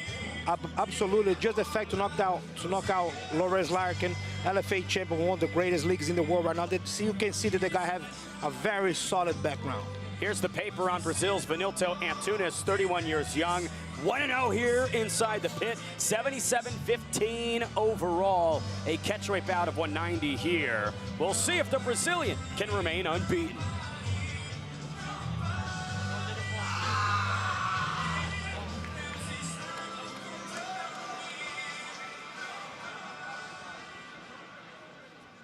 Please welcome in the red corner, fighter from Russia, Красный угол. Встречайте бойца из России, Sergey Wolverine Ponomarev.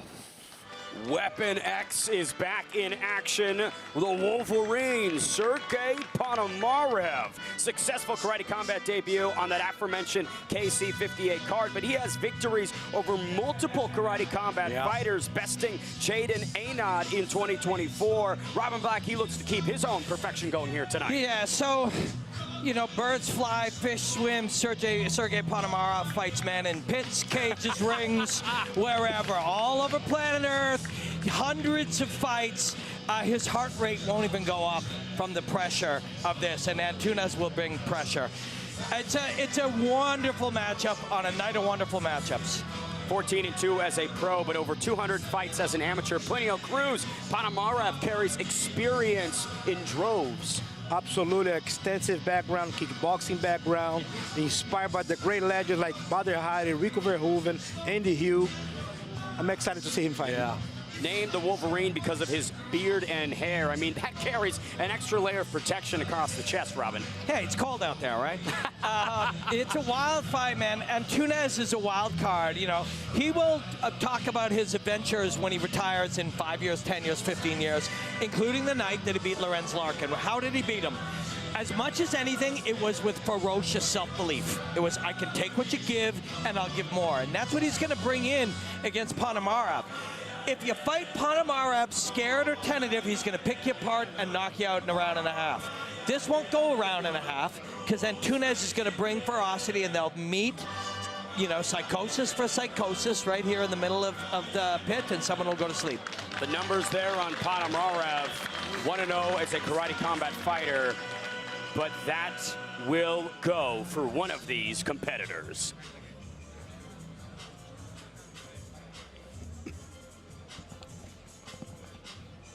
Fighters, enter the pit. The over-under for this fight, in my mind, is 2.5 minutes or less. It's going to be a freaky fast one, in my estimation as well. Do not blink. 3 3-minute rounds at a catchweight bout of 190. Sergey Ponomarev and Vanilto Antunes both won at KC 58, but one must lose here at KC 60. Antunes, his defense is his offense, right? He will hit you as you're throwing punches. So everybody's going to be firing here. And you see it right there with the stiff jab. For Antunes, the aggressiveness is his sharpness. And I think Antunes understands as well that this won't go 3 rounds. No need to try and keep the cardio in check, right? Just blow the gas and hope that you get your hand raised when it's done. Yeah, and for Ponomarev, you know, the amateur, the novice mindset might be, oh, I'll weather the storm and win it later. But that's not how you're going to beat this guy. You're going to have to stick him there, stick to the body. You're going to have to impale him on the way in and knock him out. Oh, big connection there from the Brazilian.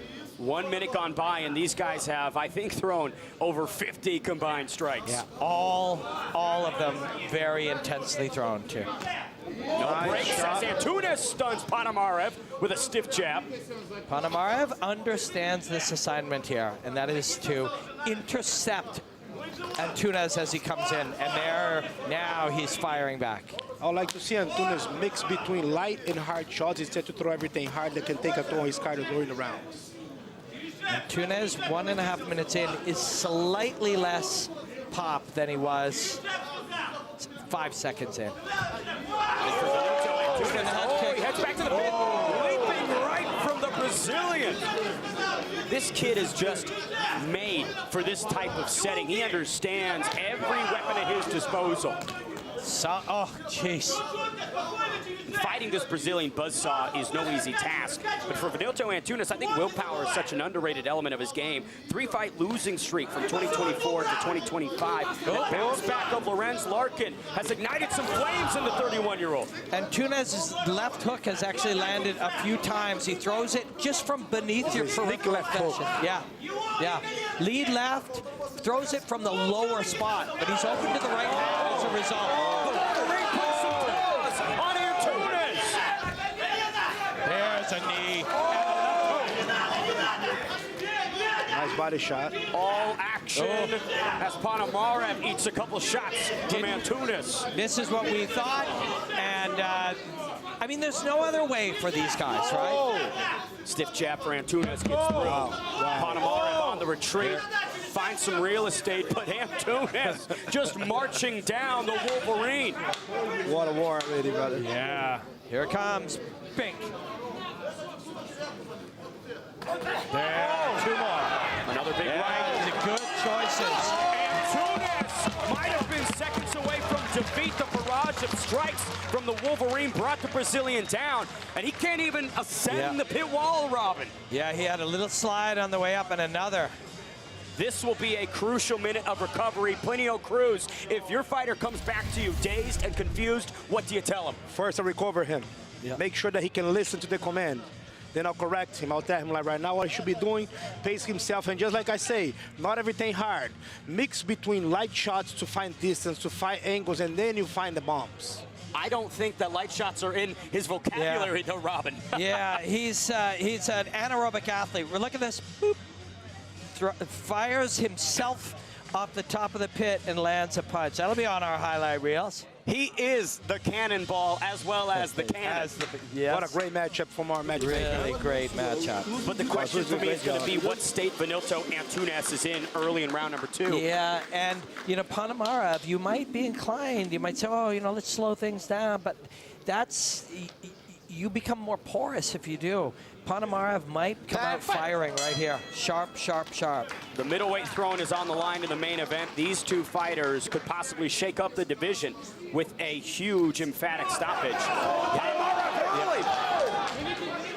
Antunes trying to fire off a Hail Mary. He's got him now. Ponomarev has to stay on him with a double jab to right hand he came out with, and that's going to work here. That's going to keep working. Antunes putting a lot into these shots, contrary to your thoughts, Plinio. Could be a desperation play.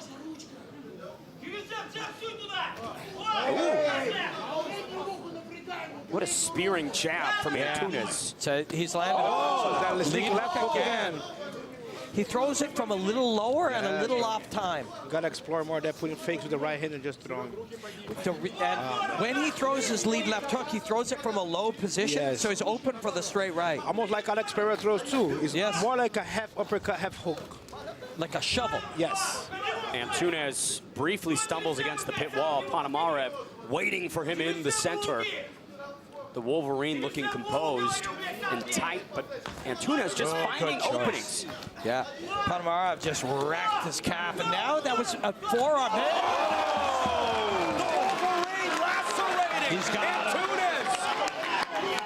I believe it was either the edge of the elbow or the forearm that made contact on the spin, and now still swinging and banging in the pocket. Fight of the night so far, baby. Ponomarev not pouncing on the prey. Antunes back on the assault despite the damage. These guys want that extra 10 Gs. Ponomarev just landing these glancing blows on the exit. Antunes getting frozen like an icicle.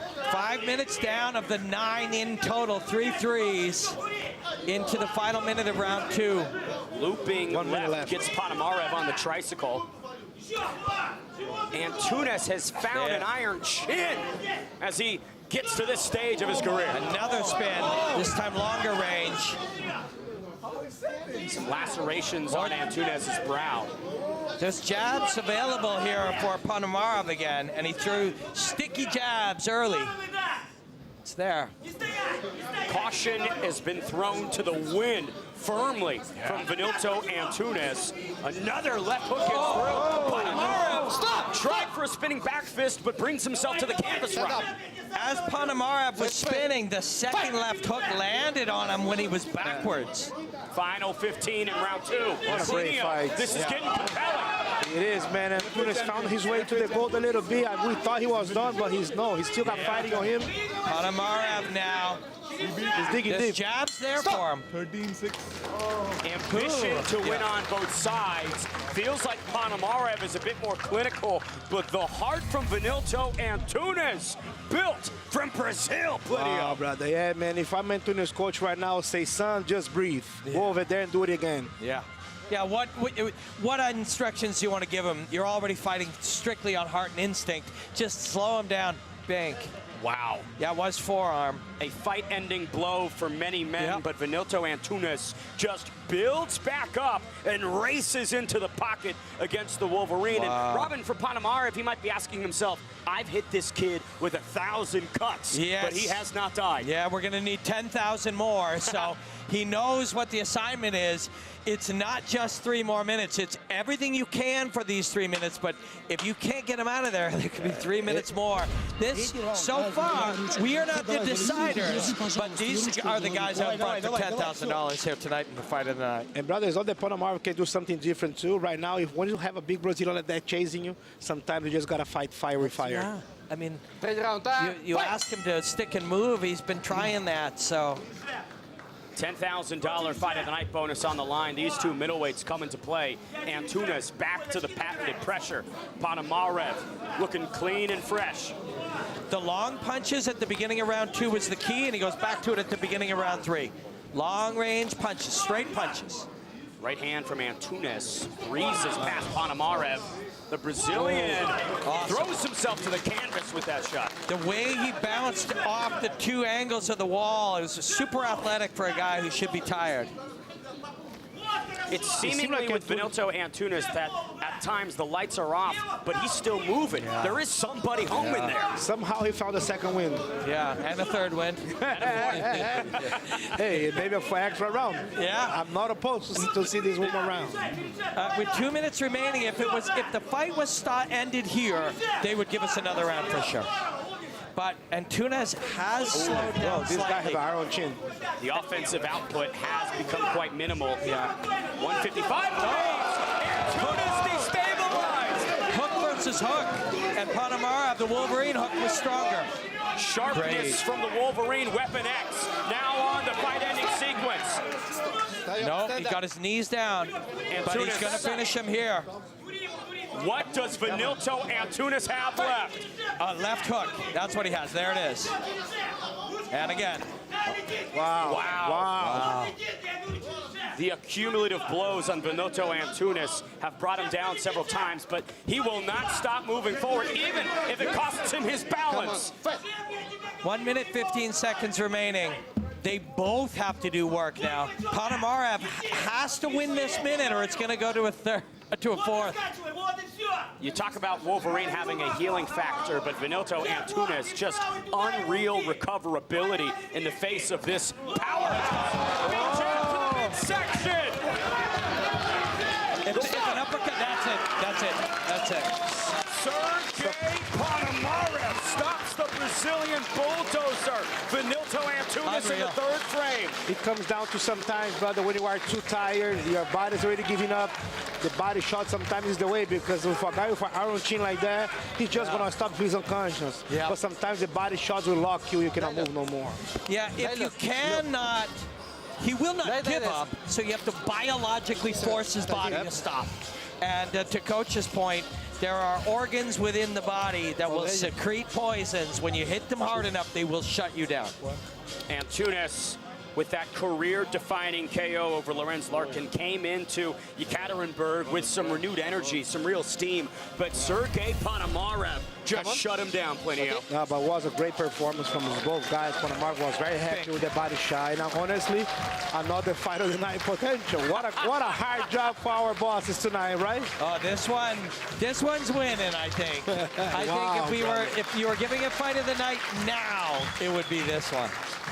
And to your point, the body just could not continue for Benito Antunes. Between the ears, that fighting spirit not going anywhere, but biologically a biohazard. We have the decision. Let's send it inside the pit to make it official.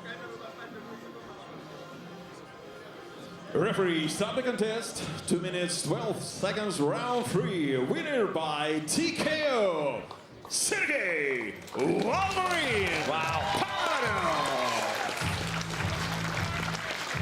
The middleweight throne on the line in the main event, but Sergey Ponomarev might be ushering in a title shot in the near future, Robin. Oh, baby, yeah. I mean, that's not just his performance, not just the finish, but what you had to do to get there.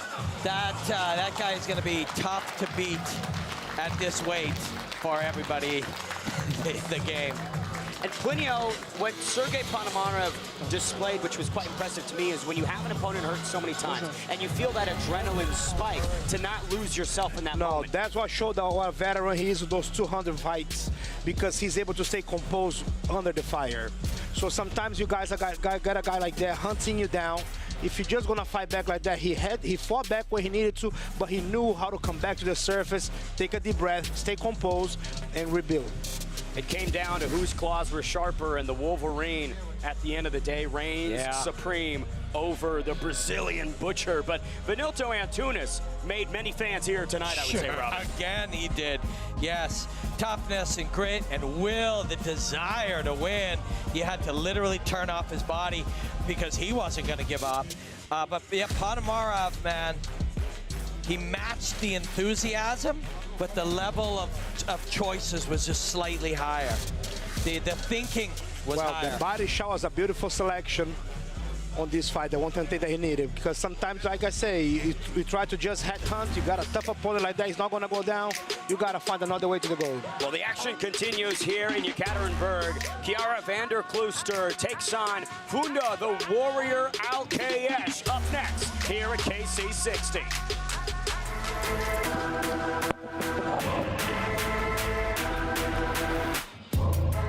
It was a big long travel, but good, comfortable. I'm fine. Me and my coaches have a good trip to Russia. I'm happy to be here. My second time in Russia, and now to be world champion here. I went in Belarus 5-6 years ago, but in Russia first time. I have many friends from Russia, so I know a little bit the culture, and so I like the people, and I'm excited to come in the country, you know. This guy is a local star, but I am international star. So make sure everyone come to watch the fight, because me, when I fight, is very, very violent, very entertaining, and high level. I'm happy finally here. You know, I've been waiting for so long. We've been organizing this event with RCC. So happy to finally bring karate combat to Russia. For me, this is like historical, you know, because we've never been here. And I know the RCC group is just so organized, so professional. They're doing great things in the region. So to join with them and to work with them is like a dream. For the fans, what I want you guys to know is from fight number 1 of the night, you're gonna see world-class strikers. The best talent from around the world. Best Russian fighters, best French fighters, best American fighters, everyone meeting in the same place over here in Russia to compete. Let's go. Woo-hoo-hoo. From Miami to this, man. Oh! Хорошо, хорошо. Ильяс Хамзин здесь и сейчас выходит на открытую тренировку. I think it's very good, very good. I think all the fighters in the card are good. We try to bring the best talent in Russia and around here for this event, so give to the Russian people a good taste of karate combat with the Russian fighters.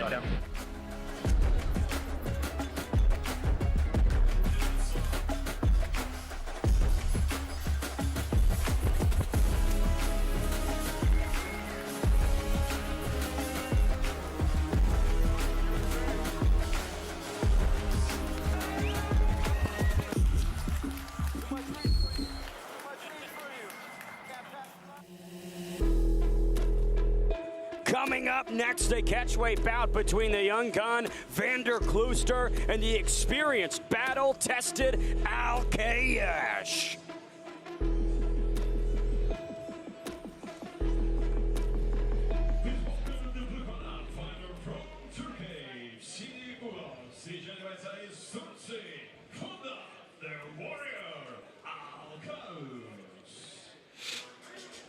The warrior Funda Aliev walking into this clash of generations. Funda has been in some of the biggest leagues in the world. Glory, K1, won world championships from WBC Muay Thai to Waco kickboxing. She's been here, she's done that, but now Robin Black, she must be victorious inside the pit.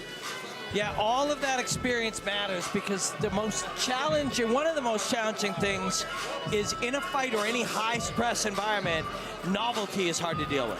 The unknown, the new things, unfamiliarity.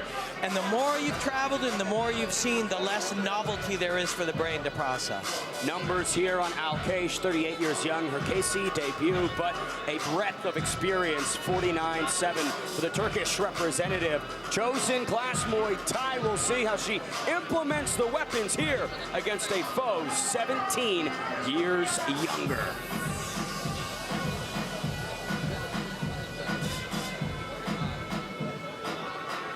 Please welcome in the red corner, fighter from Netherlands. В красный угол встречайте соперницу из Нидерландов, Kiara Vanderclaus. Kiara Vanderclaus trying to add the most experienced name to her resume.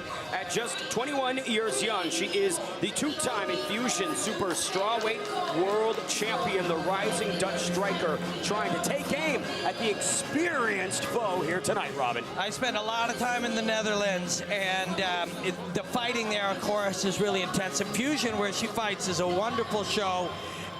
Where you can really get a lot of fights, a lot of high-level fights. So for a 20-year-old to have already been an Infusion champion, to be here in Russia facing a veteran like this, we got another great fight. And Plinio, she holds the fastest KO in a women's title fight in combat sports history, a 6-second knockout. 6-second knockout at Infusion, one of the best kickboxing leagues in the world, from the Netherlands, land of the best strikers in the world. So I think we're gonna see youth versus experience, but this youth right now is different. Yeah, when the Dutch style started to really impose itself on Muay Thai and kickboxing, it was aggression as much as anything that was Built a key on toughness. to it. The clash of generations, the young Ladies, buck and the old guard. Three 3-minute rounds at a catch weight of 117.7 pounds. Round number 1 underway. Vanderclaus comes out in the orthodox stance.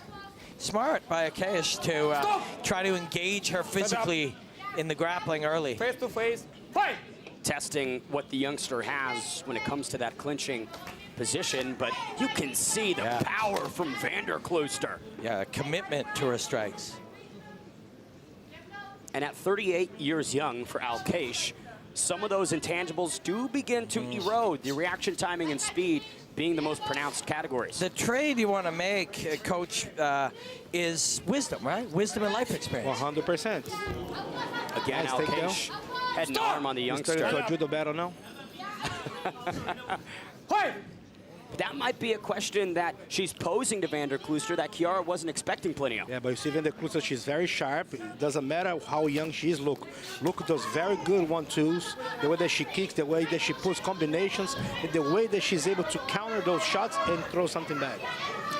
And here Vanderclaus countered the wrestling here as well. Countered the positional body control. Yes. Aliev, nice knee in the midsection. Clinch spot here. Vanderclaus maybe a step behind these clinch sequences in terms of knowledge and intuition on what to do. Yeah, and it's outside of her expectation, right? Aliev is like, what if I grab you? What if I rough it up? Just like we were talking about earlier tonight, when you're facing a younger fighter, if you can little brother them or little sister them a little bit, bully them a bit. But it is Vanderclaus who reverses it and does the bullying. An odd spot for Aliev as he almost falls backwards. Vanderclaus hops on her and makes her pay for it. 1 minute, 10 seconds to go in round number 1. Nice combinations.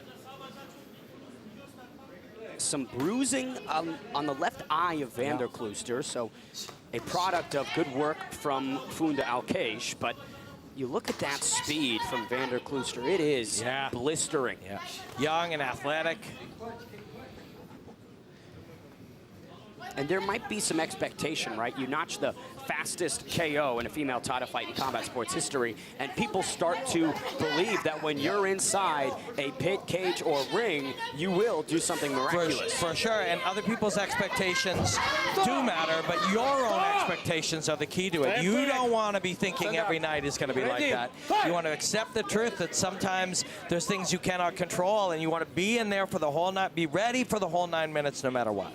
Plinio, what is your thought on that when a fighter molds into a demolition machine and that becomes the bar that's expected from them every fight?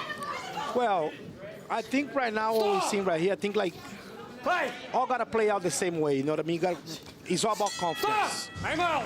Well, in between these rounds, our ringside correspondent, Maria Nurmagomedov, caught up with current champion Piotr Yan. Piotr Yan, we have a crazy show tonight. What do you think about the show?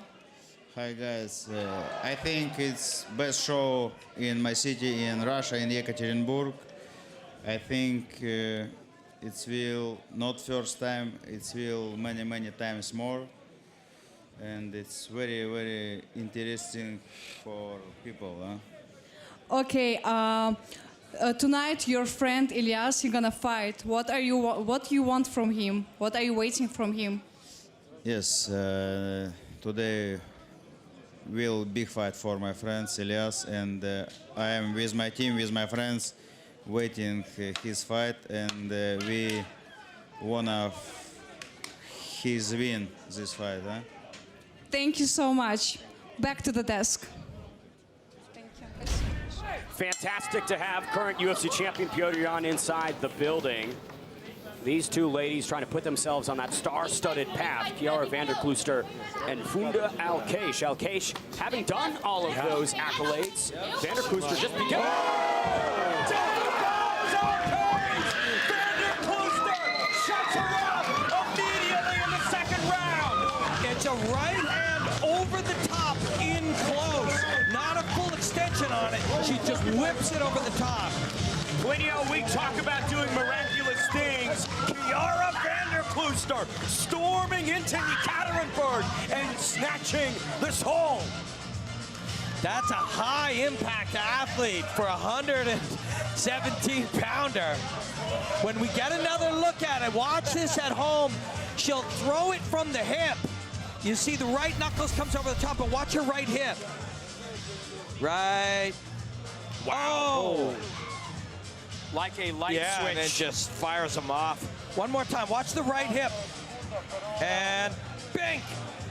Oh, the left hook, man, if that landed too. I was just about to say that besides the technical technical advantage that she was having, but she was also having a very big strength advantage in this fight, which got displayed on the 1-2. What a statement for this young girl. Right hand over the top and a left hook behind it. Textbook technique. Didn't even need that left hook. It was all the right hand. A vicious bone in Vanderclau's body. She lives up to the expectation and I say exceeds it, Robin. Yeah, you know, a scientist will call that a kinetic whip. It's when your nervous system allows your body to express energy that powerfully. We'll get a look at that many more times tonight and in the future, I'm sure. Well, let's send it inside and make that stoppage official.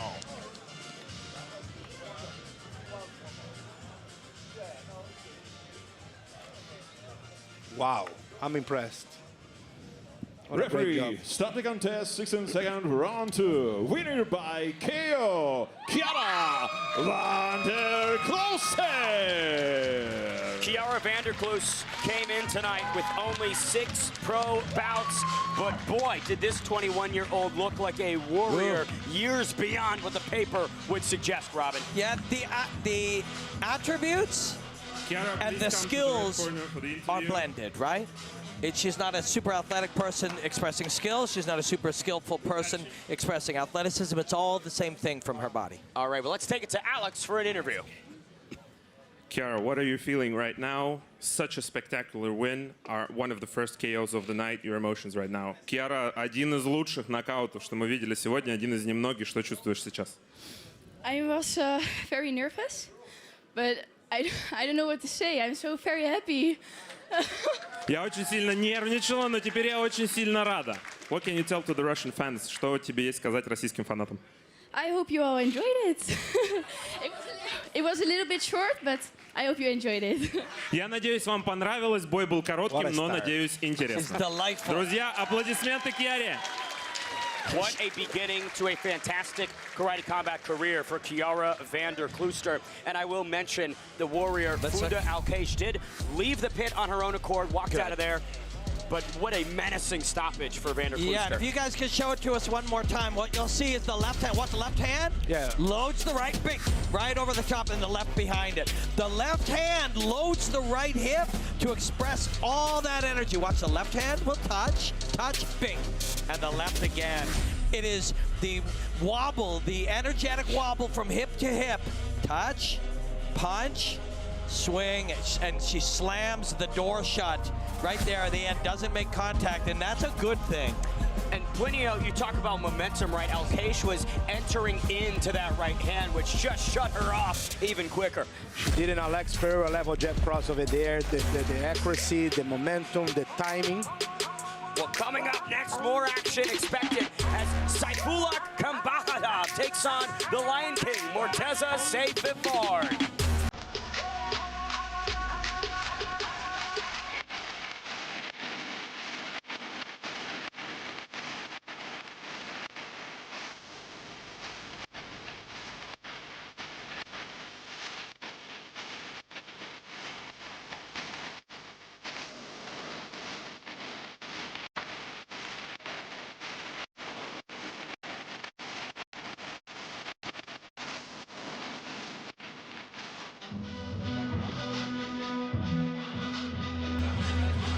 Folks, welcome back inside the RCC Martial Arts Academy studio here for KC60. This next one is one you do not want to miss. Saifullah Kambakadov taking on Morteza, the Lion King, Sephard.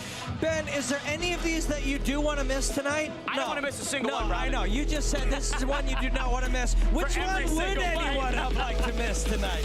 Coach, killer night of fights, and we got another one. I will not expect any less from Karate Combat. Put together RCC in Russia, brother. Baby.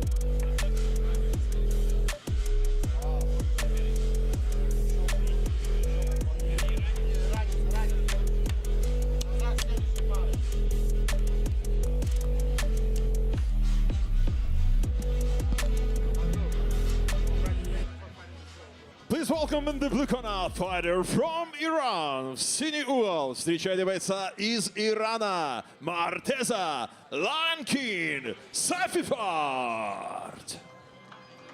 A Kun Khmer icon enters the karate combat pit. It is Iran's Morteza Sephard, the Lion King, looking to prove he's the king of the jungle. Yes, sir.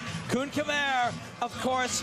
Oh, in Eastern Europe, you've got Kun Khmer, you've got Muay Thai, you've got Lethwei, all part of the same origins of the 8-limb fighting traditions. And talking about Lethwei, after this fight, Sephard does have a fight with Lethwei legend Dave LeDuc already booked, so he is clearly a true competitor of all disciplines. Here's the numbers. 33 years young, 35-5, his KC debut, Kun Khmer Karate, Robin Black. I believe that will be in Cambodia, as it should be, and I believe I will be your commentator for that night. Morteza Sephard taking care of business ahead of the showdown with Dave LeDuc.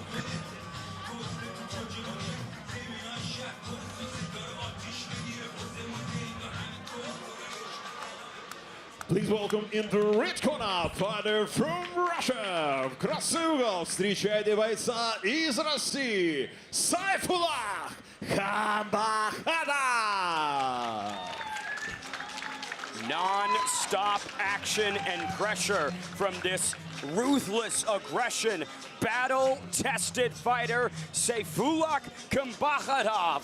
Plinio, when you look at this guy after his explosive karate combat debut, I just have to imagine his sophomore KC appearance will be even better. 100% is the kind of guy that you know that every fight that he's going to do here is going to be fire. A guy that is RCC Fair Fight champion, Russian kickboxing champion, World Cup champion. The guy have an extensive background on knocking people out. For our friends at home, if you haven't watched RCC MMA, Bare Knuckle, I mean, God, those are phenomenal shows, incredibly high level, very, very violent, very exciting, and you'll see plenty, like Coach says, plenty of knockouts from this man. And it lives up to the fusion of why KC and RCC have tagged up for this event is because the roster of athletes is just too damn good. 32 years young for Sayfullah Kambakhatov as he enters the pit for the second time.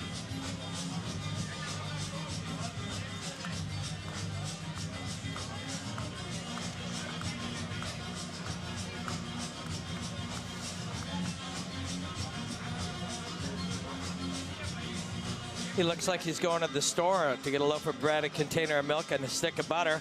And on his way home, he'll get in a fight. Chill and relaxed. I feel with these experienced warriors, right, this is just a day at the office for them. Yeah, Sephard. Fight of the night bonus, right? Yeah. 10 grand on the line. That day at the office could be much richer. Fighters, into the pit. Center.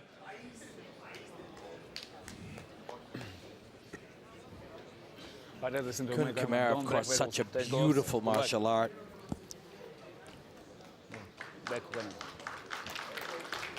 Three 3-minute rounds of action between these two fighters.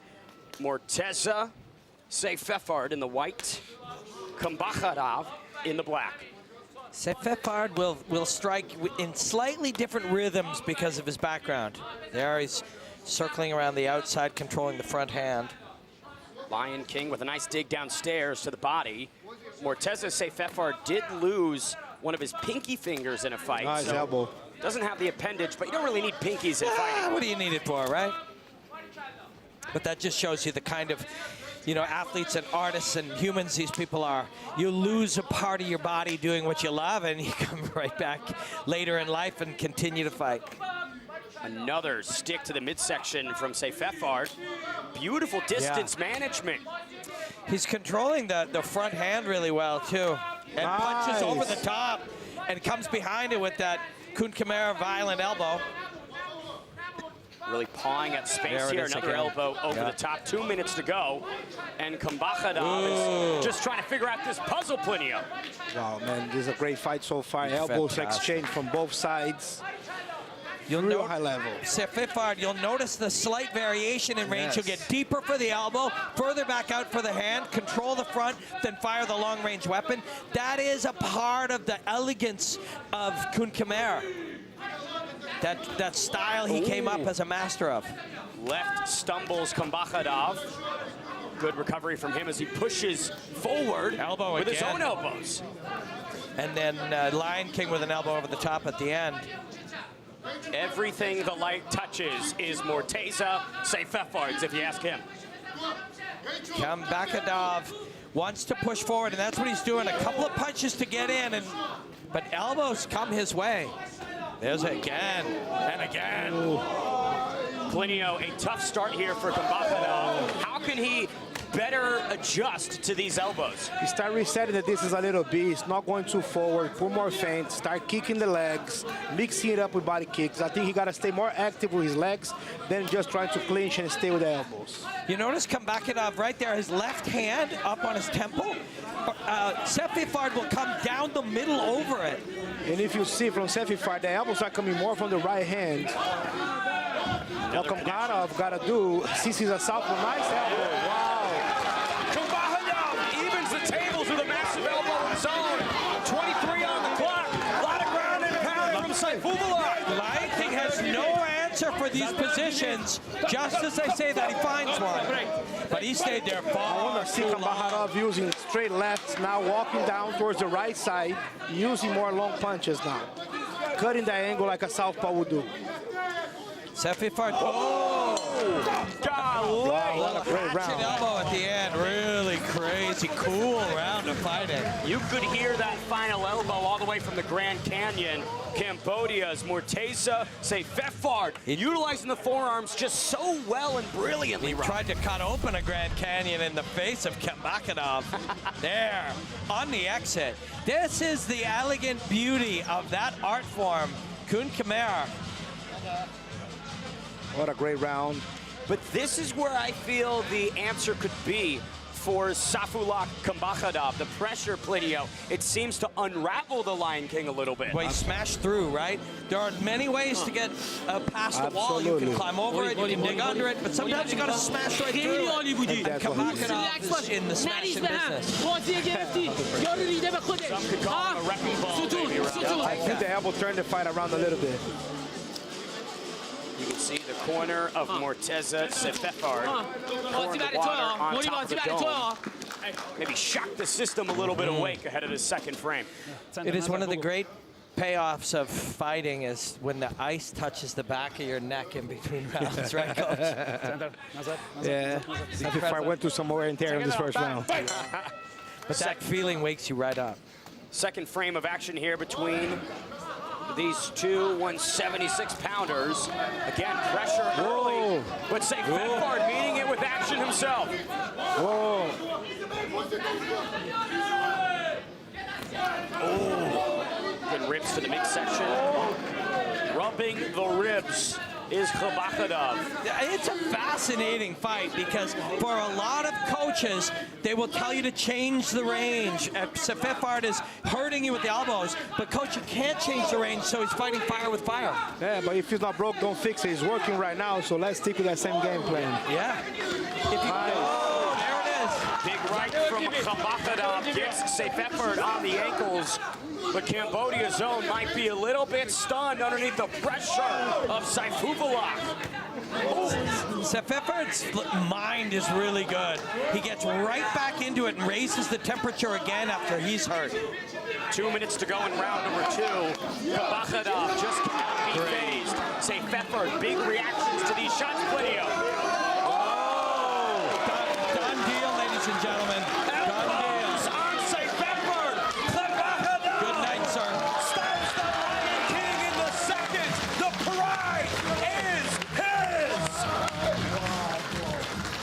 That was a hell of a fight, and that's winning the fight the hard way. It was not there. Changing the range, getting out of the elbows was not easily available, so he was willing to fight it out Elbow for elbow.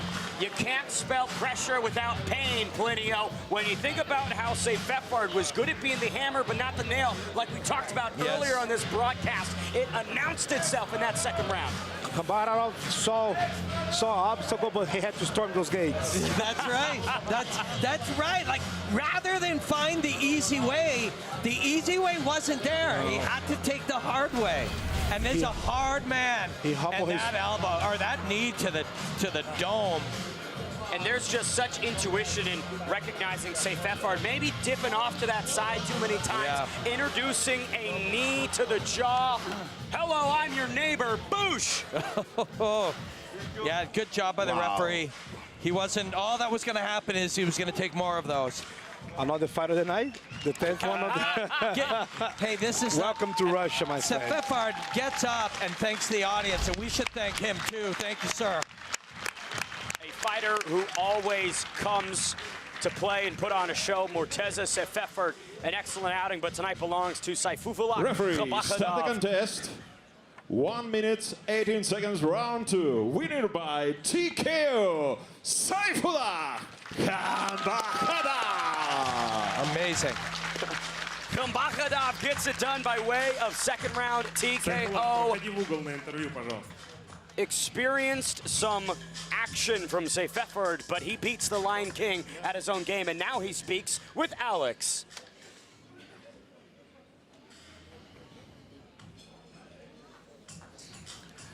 Сайфуллах, поздравляю, во-первых, с победой. Это было очень ярко. Смотри, на этой арене ты дрался много раз. В карате-комбате тоже не первый раз. Но как оно тебе вместе? Saifullah, congratulations on the win. Obviously, you know that you fought here a lot of times in this arena. You fought in karate combat for a few times. How's it combined? Приветствую, Екатеринбург. Welcome to Russia, Karate Combat. RCC. Екатеринбург — это мой второй дом. Я боксирую в своем месте, своя арена. Чувствую вашу поддержку. Поддержку всех спарринг-партнеров, которые мне помогали в финальной подготовке именно в Екатеринбурге, в Академии. Большое спасибо. Я финальную часть провел именно тут. Был месяц Рамадан, было очень мало времени для подготовки, но за короткое время получилось собрать меня что-то, и максимальная форма была. Я хочу следующий бой за титул, который лежит вон там. Он мне приглянулся. Next fight за титул, короче. Thank you, everyone. Thank you, Ekaterinburg. This is my second home. The last part of my training camp was here. Fazu, a special message for you from Saifullah. He wants the title shot next. He likes the new belt. Друзья, Saifullah Kakadov, еще раз аплодисменты. So, you saw Saifullah Kakadov come over to Asim and say, hey, I want the belt. With a performance like that, Robin Black, I do think that maybe he has earned a crack at it. Yeah, and he's a tough guy to beat, man. He'll outthink you, he'll outsmash you. That's a hard man. He found the hard way, and he did it. Sometimes the scenic route is best, Plinio. At least it's the most memorable, right? 100%. Vicious elbows to end the night for Cambodia's Lion King. Morteza Sephard just had a difficulty adjusting when he was on the back foot, and once Saifullah Kakadov recognized it, it was game over. Yeah, hell of a fight. Hell of a finish. Coming up next, the action continues.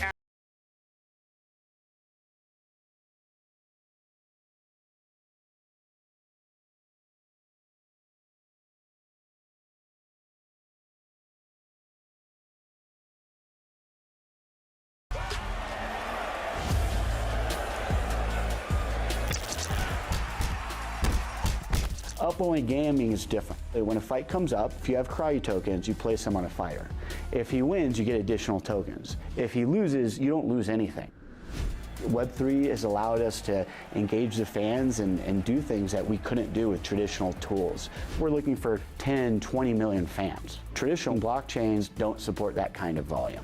We're enjoying the journey. We're really excited about the community's response within Web3 and in traditional sports.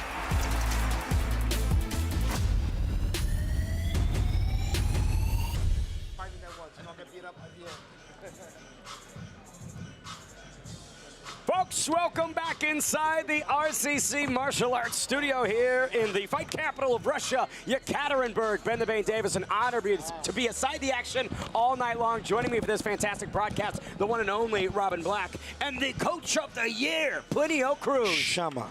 Gentlemen, how do we feel so far? Obviously, 10 grand fight of the night bonus on the line, and I would say all the action has delivered. Yeah, you know, there's a beauty in coming here. You have to come here into this venue to feel how intimate it is. This environment was built for violence. This pit was built for violence. This is one of the cards of the year so far. Easy, easy peasy. And we are having our Karatakas leaving themselves inside the pit. Some crimson blood adorning the walls. Plinio Cruz, I know that makes you say Shama. Brother, Robin just talked about violence, but there's beauty in violence. And tonight is being a beautiful night of violence. Hey, I like to say it's equal parts elegance and vulgarity, and that is literally what we're seeing here. When we think quickly about this main event, the middleweight throne to be defended by hometown hero Ilyas Khamzin, but Alex Lohore, Paris-born, UK-trained, intent on adding this title to his arsenal. Yeah, and he's pretty chill about it, you know, and that is how you want to approach this. Yes, you're fighting an incredibly dangerous guy. Yes, you're fighting for a world title, but he's just a man. He's a body type and a collection of skills, and that's how he's approaching it. Coming up next, the Superman, Sajad Satari, battles Alashir Kazakmanov.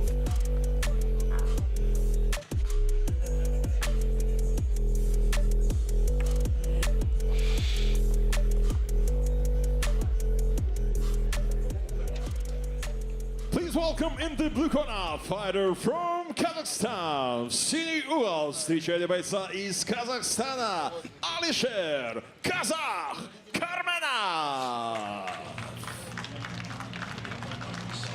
A massive signing for this promotion, Kazakhstan's Alisher Kazakmanov, a multi-time world champion in sport karate. The Kyokushin artist brings all of that Kazakhstan excellence into the karate combat pit, Robin. Yeah, and our co-main event tonight is for the featherweight title. These two gentlemen, there's a lot on their minds. The fight in front of them, which is assignment A and A1 and A2, but also $10,000, a future featherweight belt. There's a lot going on for these guys, and they're going to bring it all in the pit. Plinio Cruz, the decoration on Alisher Kazakmanov shows that he means business. He means war, brother. He doesn't mean business, he means war. I'm excited for this fight, one of the fights that I've been looking for the most. An expert Muay Thai, an expert kickboxing. We're going to see a clash of styles on two elite fighters. Stay tuned. Here's the numbers on Kazakhstan's Karmanov, 29 years young. His KC debut, 10-3 as a professional. We'll see if the Kyokushin champ can get it done in his debut.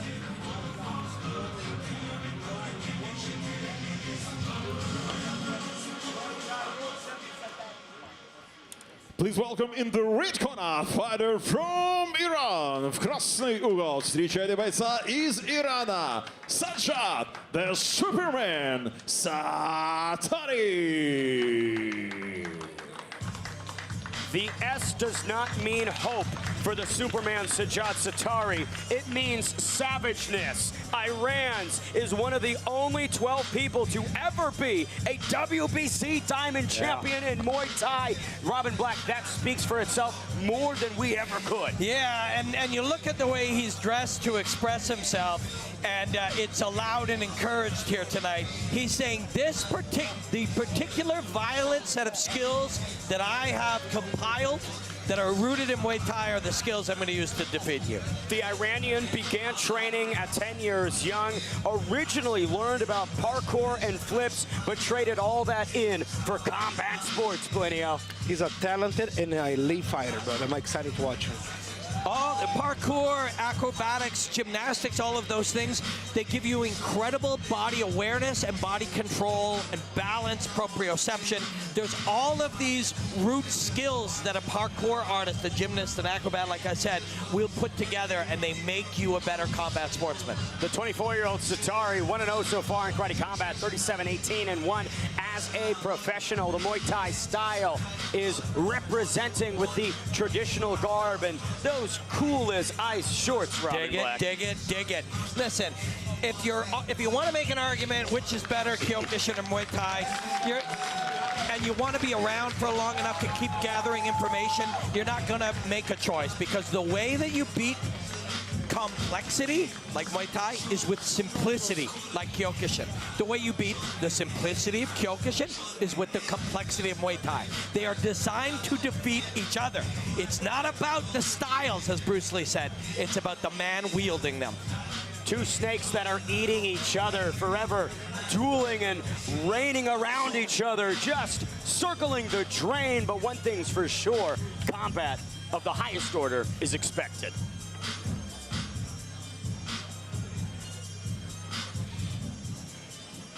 Fighters, into the pit. Three three-minute rounds for our featured prelim here in the featherweight division. Sajad Satari and Aliev Kakadov. Kakadov in the white trunks, Satari in the traditional Muay Thai trunks. And you can already see the clash of stances and styles represented in the immediate seconds of round one. Kakadov may favor straight punches and low kicks, and so far that is what he's favoring. Plinio, when you think about the recipe for success against both these styles, Muay Thai and Kyokushin, there are big pros, but also big cons. 100%. I think Kakadov right now is trying to display that toughness that Kyokushin brings to the table, but Sajad had the beautiful violence from Muay Thai and that finesse at the same time. So it's a clash of styles, but both are doing great. Look at that speed on those whipping kicks from Satari. Like Indiana Jones, just one crack. Satari be able to stay elusive, stay loose. Satari is fighting literally like he is in one of the stadiums doing Muay Thai. I like to see Satari right now. Start to using more of those lead leg kicks, switching kicks, touching the block, and then from there follow up with hands. Bypass that distance. Yeah, and you know, the block to a person at home, they think, oh, well, nothing happened. But in real life, it means you got kicked in the arms really hard. Muay Thai fighters are experts on break people's arms or condition them, create the awareness on the pain from there, and then start using something else. Midway point of round number one. Seems like Satari has clocked that right hand coming his way. The reaction timing from the WBC Diamond champion is just otherworldly as he introduces an elbow to Kakadov. Yeah, and Kakadov with two right hands that both, you know, were ornery in their approach, but both were dodged by Satari. And again, Satari is not there when the right hand comes. Under a minute to go. Nice check there from Satari. He answers with a switch kick to the body. That shuffle in by Kakadov has worked a couple of times, but, you know, he may get impaled on a deep kick or hit with a straight punch. I like how Satari moves back, almost turning into a southpaw stance to land the right elbow on him. Steps through into the other stance. Yeah, it's really almost like he baiting him into his distance to deliver that elbow. Another quick switch kick gets underneath the elbow. Nice. Beautiful shot from Satari. Gotta say, of the hairstyle, little business in front, party in the back, Robin Black. Yeah, and, you know, lawn care on the sides. Well, he's landscaping Kakadov here. 10 to go in round number one.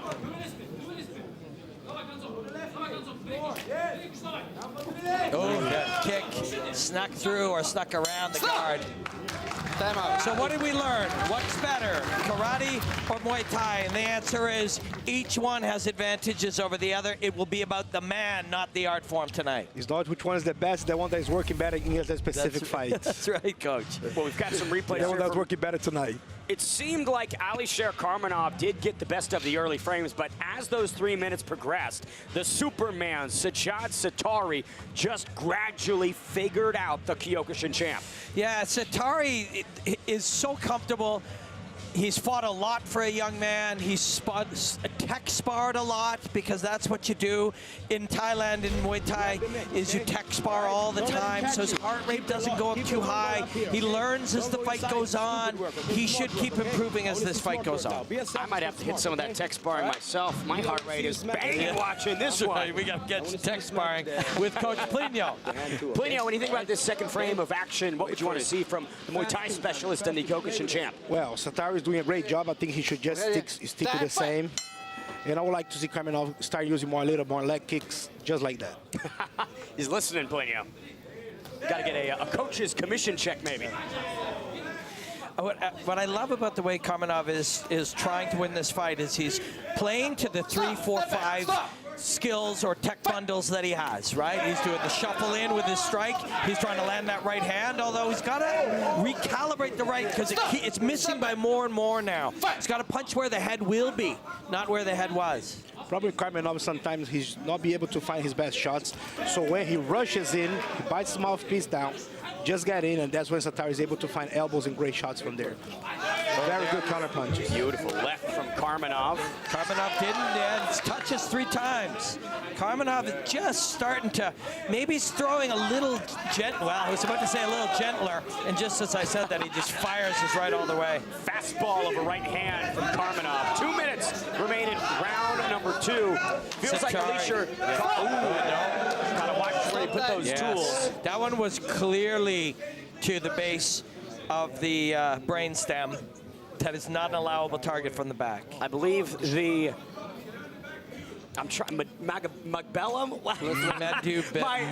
Medu, amygdala. Yeah. Honestly, my brain, my anatomy is not really fantastic. Medulla? I don't have a brain, so. Right. That's because you've been hitting the medulla a few times too many. 150 to go in the second frame. Karmanov picking up right where he left off. Diversifying the assault is the Kyokushin champ. Satari is very, very happy to draw the punch and not be there when it comes. And just as I say there, he was there and he touches himself. I like how Satari goes for his right hand, ducking the head to the outside, and even in case of Karmanov comes in, he switches for an elbow. Yeah, so when Karmanov's right hand comes, Satari's not there, but his knuckles are. Yes, but when Satari throws his right hand, he leans his head to the side a little extra, so he's able to find very sleek straight rights, and also when Karmanov comes in, he switches on the same way in the halfway through an elbow. Another referee intervention as Alisher Karmanov comes back up to the feet. 1 minute. Коленом в лицо. Партер, коленом в голову ударил. Satari is complaining that maybe it was an unreasonable thing, but he may be getting a point docked. It does appear that the referee deducted a point. He held up 2 fingers. I don't think he'll take 2 points for that. I do believe he'll take 1 point. Yep. So he hit him in the back of the head cleanly against the pit wall earlier. Maybe, I don't know what the ref saw there, but we didn't see it that time. It doesn't mean he wasn't there. A knee when Karmanov was grounded to the head. And instead he fires shins into the body. Karmanov's out the back door and he's up now. Referee intervention again. Karmanov back up to the feet. But this is going to put some more fire in Sajad Satari. You get a point removed from you. Now there's more urgency with 40 to go. Kick punch. I would like to see Satari start using some body shots with the left hand when he gets closer hand to hand like that. Satari was somebody that's a coach or somebody he trains with is asking for kick punch, which means lead with the kick, as it sounds, lead with the kick and either plant your foot or let the punch fall behind it. What a very nice and technical fight. Beautiful. Knees to the liver and solar plexus. Now Satari's system is adding up on Karmanov. Final moments of round 2. Karmanov goes with the old schoolyard headlock at the end. Satari, in my opinion, is winning this fight. However, he did have a point docked. Could be 1-1 now. Yep. It did seem like Alisher Karmanov was able to solve the puzzle a little bit more efficiently in that second frame, diversified his attacks a bit more, and that speed, right? He kept that quickness as Satari maybe took a little bit off the gas pedal. Karmanov has had good minutes, but Satari, I believe, has had more good minutes. But that referee intervention on what he saw as illegal activity will make a difference. So now, I don't do math, but I don't know who's winning or what's happening. Plinio, when you're in this position, your fighter gets a point deducted, and there's only 3 minutes remaining. What is the most important thing to prioritize? The most important right now is to stay focused, to forget about the past, stay focused, not make the same mistake, and just go and gather that win. 3 minutes remain. Muay Thai. You can't get back the points that were taken. Yeah. You know, Coach, that's good advice for anything in life. You know, if you're present in the moment, not overly informed by what's already happened, you can get the best focus. Especially in a fight, sometimes the fighter get overwhelmed because the guy take a point, you don't think he should take a point. Forget about that, brother. Focus on this next round and win this. You could give advice to a husband and wife the same way. You could give advice to a lawyer the same way. Stay present in the moment. Coming up on YouTube, dating advice with Coach Cruz. Love 101 with Plinio. But we talk about pain here in the early frames of this third round. When you roll out like that and you end up looking up and he comes out the back. Stop! Gotta commend the balance of Sujat Satari, right? That Muay Thai base is just so strong. You can't sweep, you can't throw, but you can punch him with the right hand. Karmanov is a great fighter in his own right. Just a fantastic fighter in his own right. Oh. So he came in behind the double shield, but the knee, lots of room for the knee. You can knee the butt. The gluteus maximus, it's a great target for the knee. Put a strike on the behind. 2:10 left to go. You gave him a gluteus maximus there, Coach. I don't know why you laughed about that, but I like that you did. I like the physiological part of it. That's what it is. Stop! New calcaneus bone to the gluteus maximus. Yes. Actually, no, the calcaneus is the heel bone. See, so John got to stick with the game plan that he was doing in the previous rounds. We're commentators. We're not anatomy experts. Patella to the gluteus maximus. 145, Satari dealing with that point deduction in the second frame. You can hear his corner eager to prove some urgency. That's just... I will not mind to see another round from this. Oh, yeah, let's have another round. 1 minute 30 remaining. One of these guys can put an end to this fight. Karmanov keeps finding himself in this clinch, but that's right where Satari wants him. Just an awesome night of fights, guys. This is such a phenomenal round 3. A great fight here. Beautiful elbow to the temple. Satari doubles up on it. Karmanov He's made that same mistake twice, and where he's tried to spin him out, roll out, or throw Satari. And Satari has made him pay both times. Satari's traditional garb has come down. Throws it to the side. That's Kyokushin, guys. That's a Kyokushin classic. And I love the jab to the body from Karmanov on the retreat. I want to see Satari keep throwing those right hands again. Good minute for Karmanov. And Satari takes him down. Final 35 to go, though, Robin. It's time for someone to put some more meat on the bone. This is going to be an insane 30 seconds, my friends. Satari goes to the midsection with the knee. Watch for the head kick. Satari's got to disengage and put hands on him. Karmanov's doing a good job. 20 seconds. Here it comes. Screaming. Big right from Karmanov. He keeps, Satari keeps sliding behind the missed punch. That's how he keeps getting the back. Satari should have stayed with the game plan from the previous rounds, using straight shots, using elbows. We're going to see another round, guys. I hope so. We're going to see another round. A competitive affair between Sujat Satari and Alisher Karmanov. Who knows if this one's done? It ain't. Awesome is trying to get the crowd to get that one more round chance started. I'm telling you guys, I would think Satari won this by a point. However, he got a point taken. So give it another round. Yeah, we got to have another round. Come on, guys. One more rodeo. Let's go. Couple replays from that third round. You can see Satari's corner just active as a boar in a forest, wanting to get their fighter to click into a different gear. It sounds, I don't want to give this away for you at home, but I'm starting to hear rumblings back here that they're Satari look at this, oh no, say let's go. I feel like sometimes there's just no rhyme or reason. It's, do we want to see more violence? Yes, we do. But yes, what you're saying is true, Ben Davis. However, it feels to me Satari won that fight by a nudge, but he got a point deducted. So what does that give us? One more round. The guy's not coming back. We shall see what these two combatants have in the gas tanks. The Kyokushin champ, Aliev and the Superman, Sajad Satari. Fourth and final sudden death round. How many of these we had tonight? 2. Come on. So this is number 3? We can have it all. We can have it all. I don't mind. They all, like this. yeah, Satari strutting around like he owns the pit. And Kazimba, primal scream. We got us a 4th round, baby. Welcome to Russia, boys. This is where bones shatter and heart is on full display. 3 more minutes, 4th and final round. And for Satari, right, this is where you try and pick up where you left off. Satari moves that head so well when the punch is coming. And it's because he can see it before it is thrown. I know that sounds absurd, but his mind is able to interpret precursors to the punch. Another trip from Satari, the Superman inside control. Knees on the ground. Referee will bring us up. But this burns crucial moments, Robin. Over/under for trips in this round is going to be 5. He's going to trip him a bunch of times. Upward elbow from Satari, now trying to destroy and decimate in the clinch. Ooh. Come on. Satari not happy with that circling out from Kazakmanov, Plinio. Elbow from Satari down the middle. Satari coming back to Muay Thai basics, textbook. He's staying Muay Thai 101 right now. That's what he got to do. Yep. Big laceration above the left eye of Kazakmanov. Satari got to start using more left kicks on the head. 150 on the clock.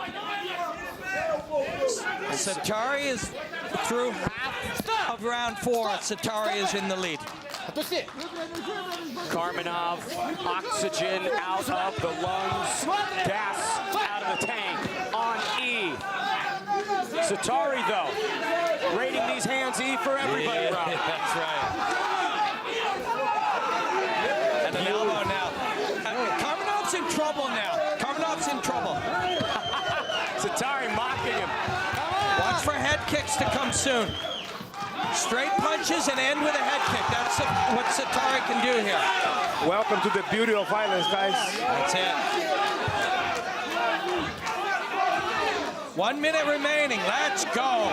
60 seconds. Kazakmanov on the back foot. He's been retreating this entire 4th round.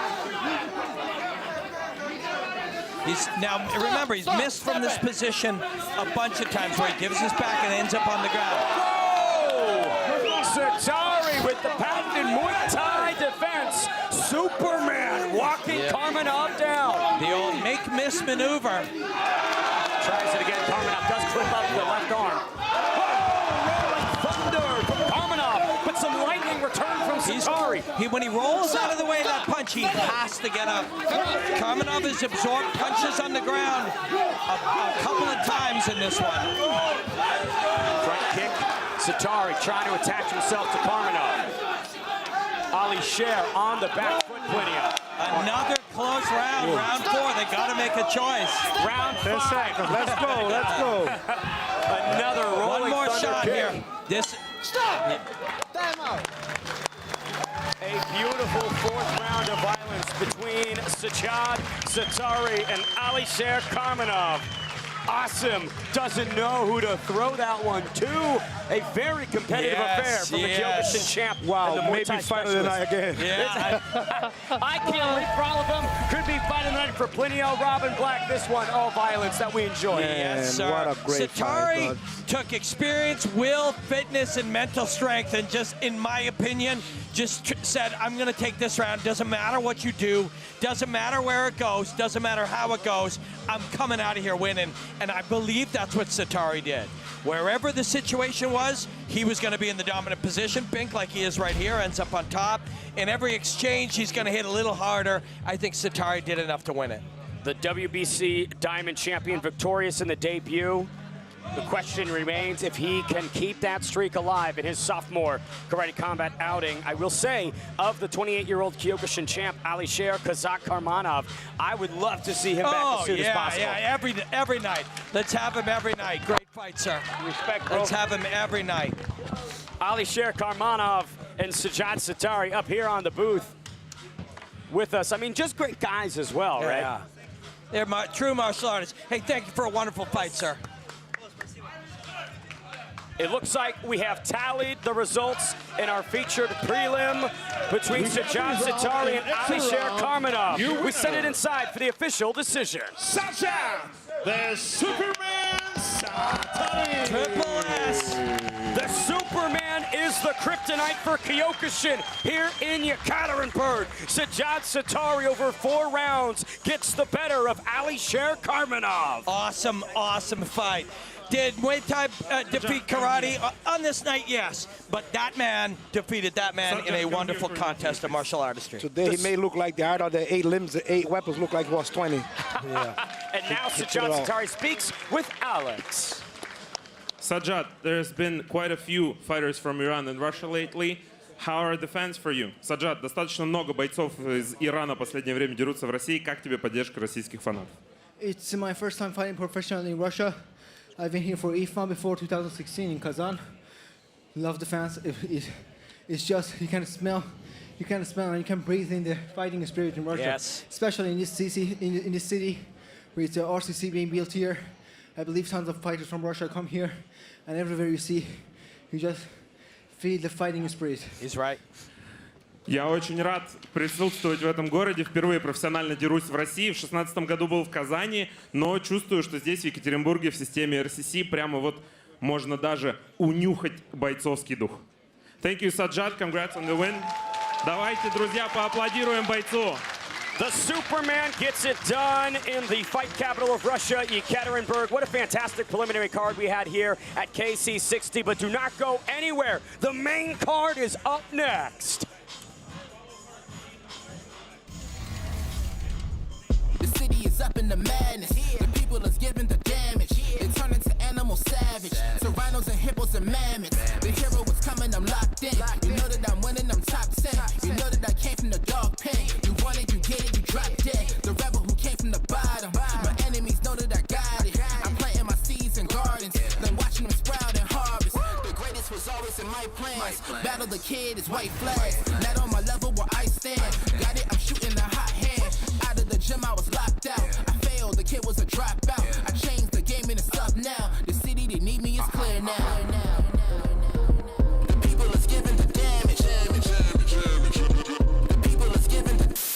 Sandman, I can tap dance through the energy blast. Run flat, never pop your orbit. I keep energy in storage. I see spinning the globe, my fingertip itch. If I could pluck the earthquake hit. Look at the wrist, look at your body, I shake it and shift.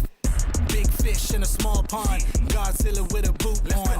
I step into your lawn, turn skyscrapers into croutons. Hit the button going high speed, need a megaphone to announce me.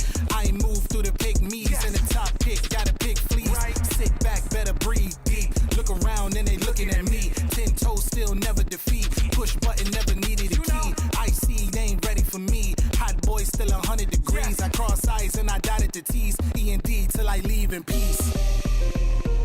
The people is giving the damage. The people is giving the... The people is giving the damage. The people is giving the...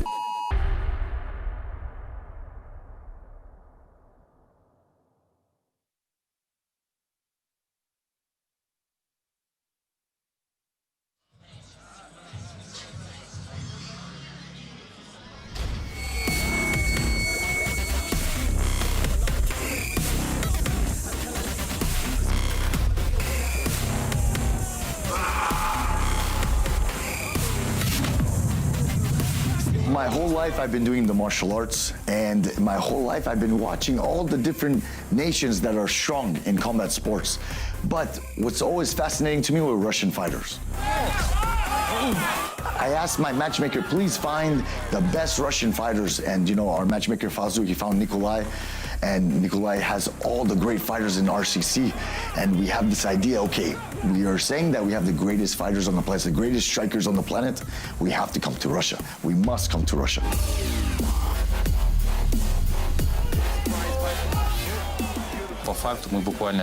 We actually managed to arrange this event at this high of a level in only 1 month. The main goal was to make the first title defense for Ilyas. Then we wanted to sign the best RCC fighters to Karate Combat, give our guys an opportunity, especially the ones that are already in KC, to fight at home. I'm proud, happy that I can do all that I have a chance to compete in the main event, represent our country, our club, our gym at such a high level. When I saw Ilyas fight for the first time, I was shocked. Because we give him tough opponents. We gave him, I believe the first fight was the Brave champion. He knocked out 1 round. After that, every fight, UFC veteran, we brought Cowboy Oliveira, knock out 1 round. It's really crazy.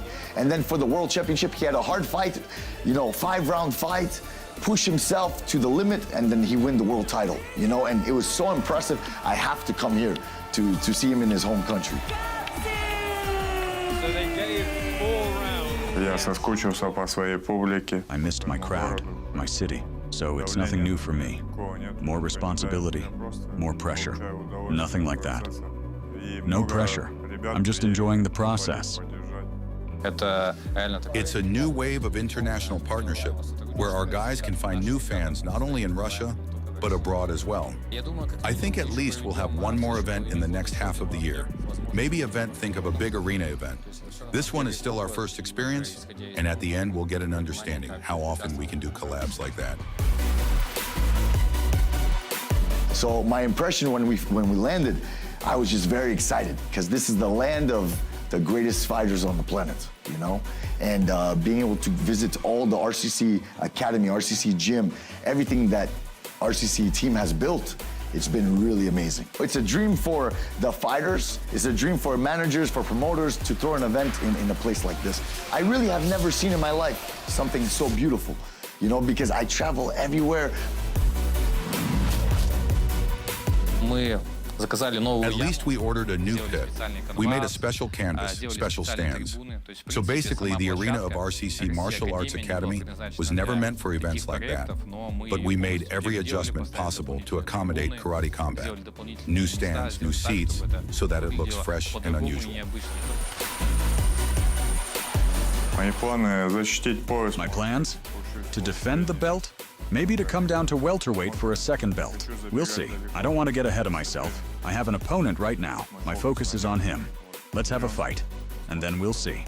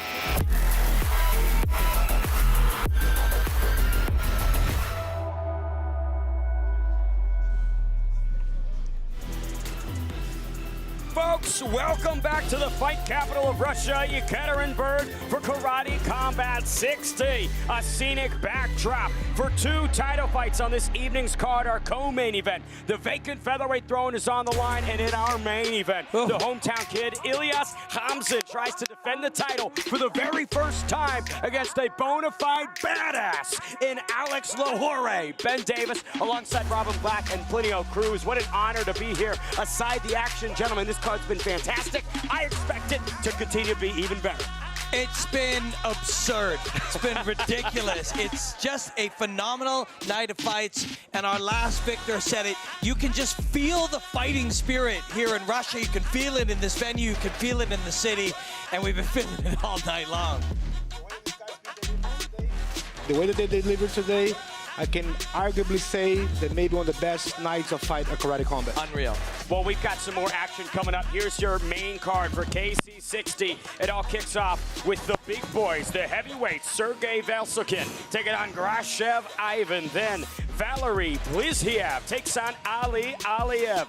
Dmitriev at the midway point goes up against the lone American on tonight's card, downtown T.J. Brown. I mean, anytime we start with the heavyweights, Robin Black, you know it's going to be good.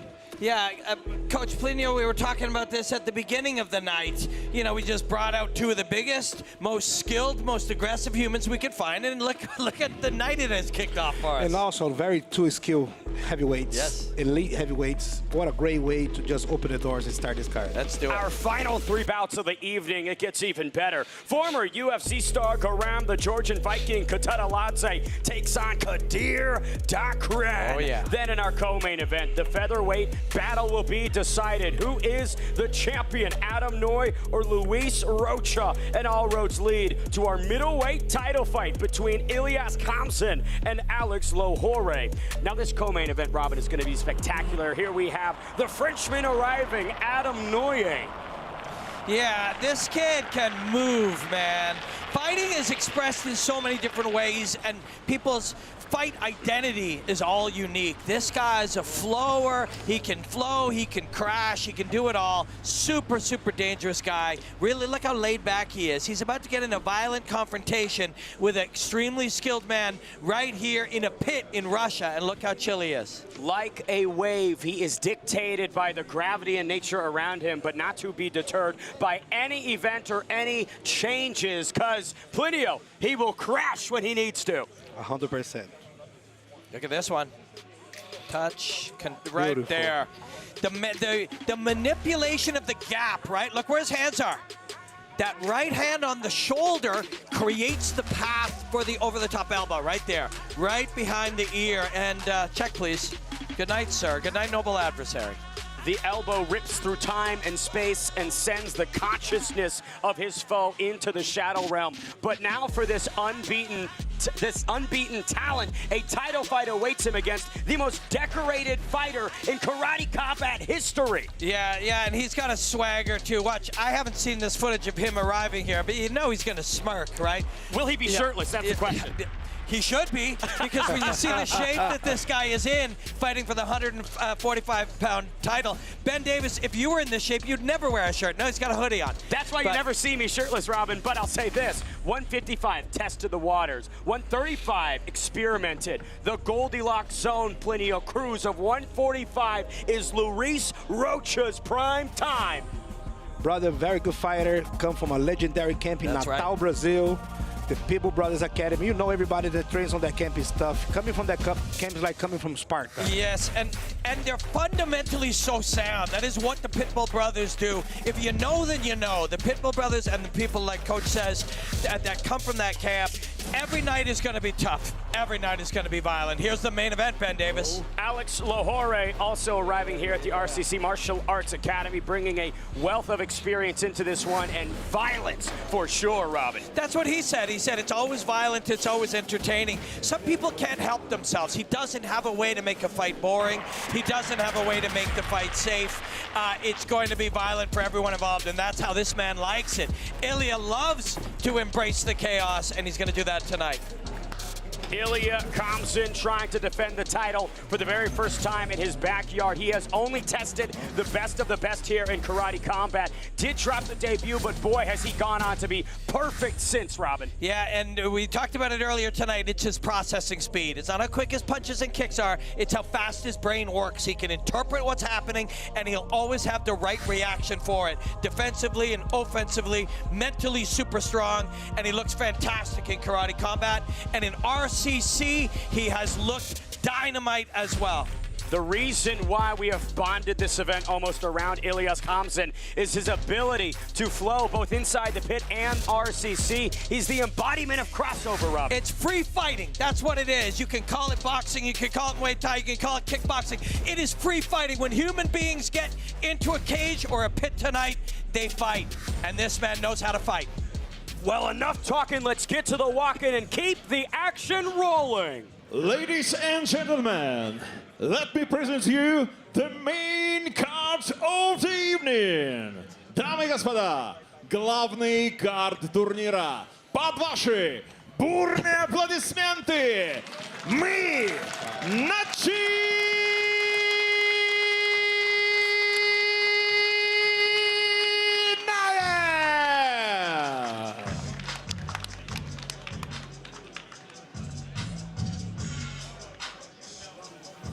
Coming up next, the big boys duel to kick off our main card. Sergey Vesselin and Graashev Ivan.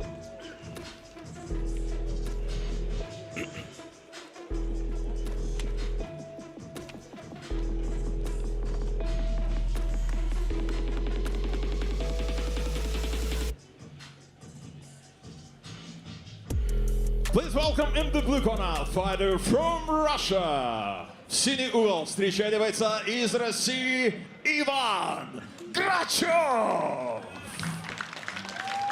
Ivan Graashev, 2-0 in RCC organization bouts, 6-2 as a professional. Joined Fedor's team earlier in his career, and that has been where all of the development stems from. And Robin Black, anytime you link Fedor Emelianenko's name to a fighter, I expect carnage of the highest degree.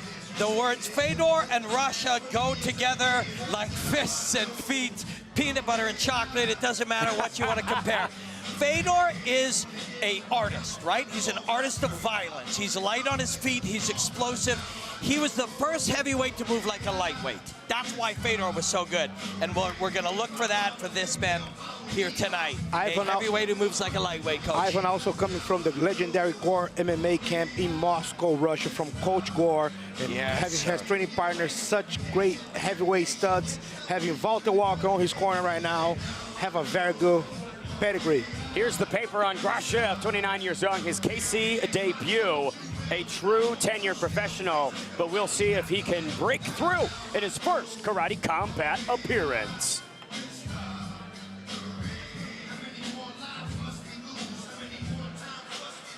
Look at Please that welcome man. in the red corner, fighter from Russia. В красный угол встречайте бойца из России Sergey Vesselin.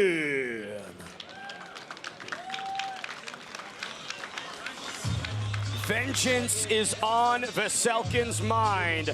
16-4 as a professional, champion of Russia in Thai boxing, finalist of the Russian Thai Boxing Championship. So when you think about the peculiars of what he presents inside the pit, it'll be with the left and the right, Robin. Yeah, the left knuckles and the right low kick, perhaps. You want this guy to kick you in the leg? Would you like this man to kick you in the leg? I'm asking you at home watching this. No, you would not. And when you see these two guys and you look, imagine if you owed them money.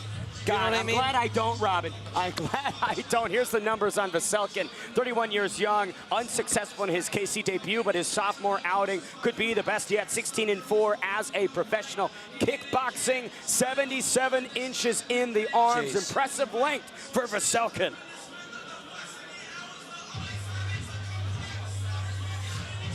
There is no scenario under which a normal human should get hit by either of these two. Unless you're fighting for karate combat. Yes. Menacing human beings on both sides. Only one can be victorious in the first bout of our main card. Ivan Graashev or Sergey Vesselin. Fighters into the pit.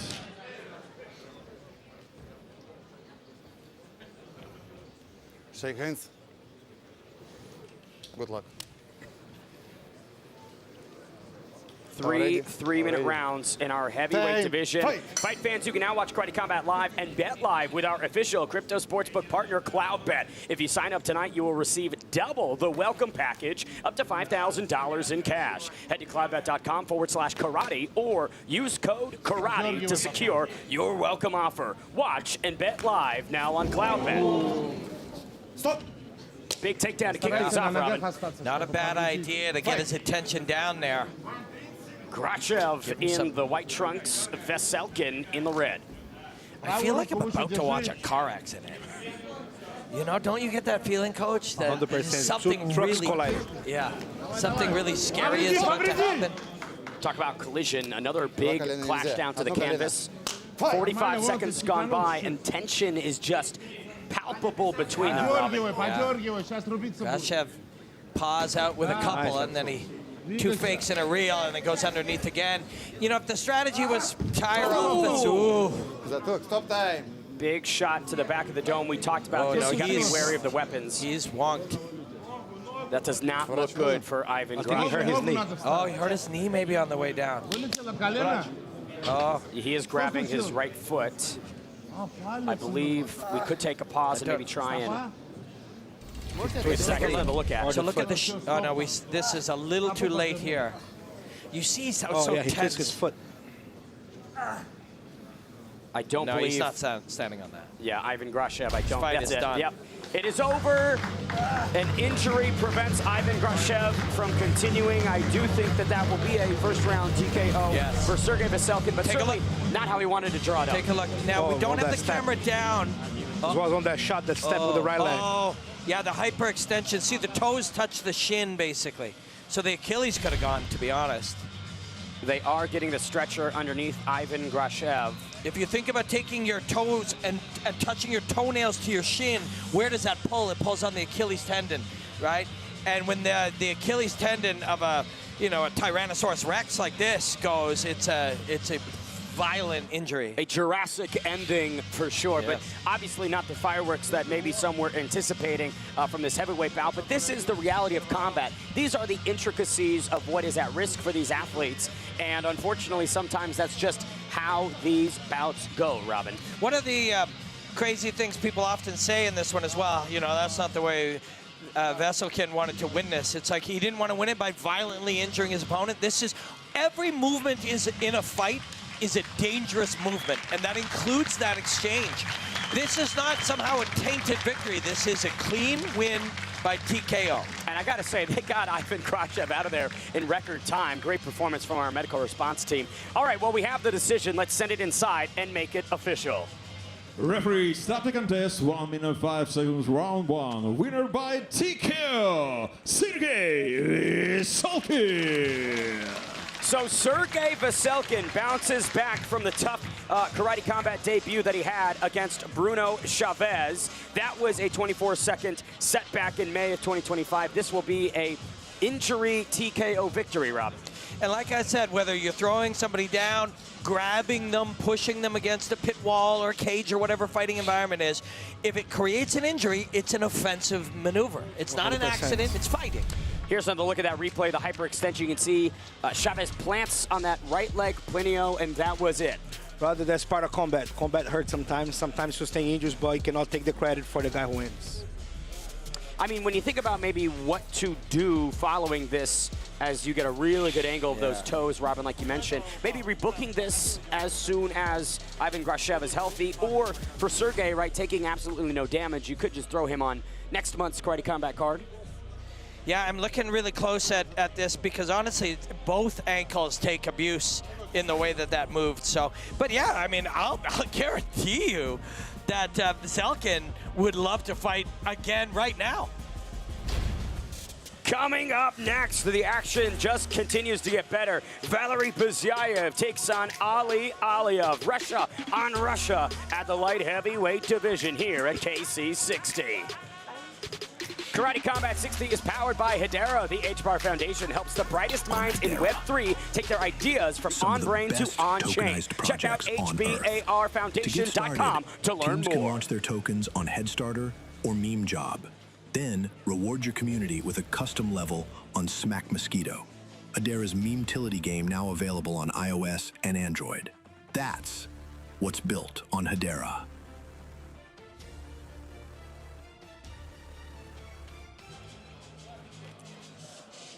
Welcome back inside the RCC Martial Arts Academy here in the fight capital of Russia, Yekaterinburg, for KC60. The action continues in our second bout on our main card between Valery Bizayv and Aliev.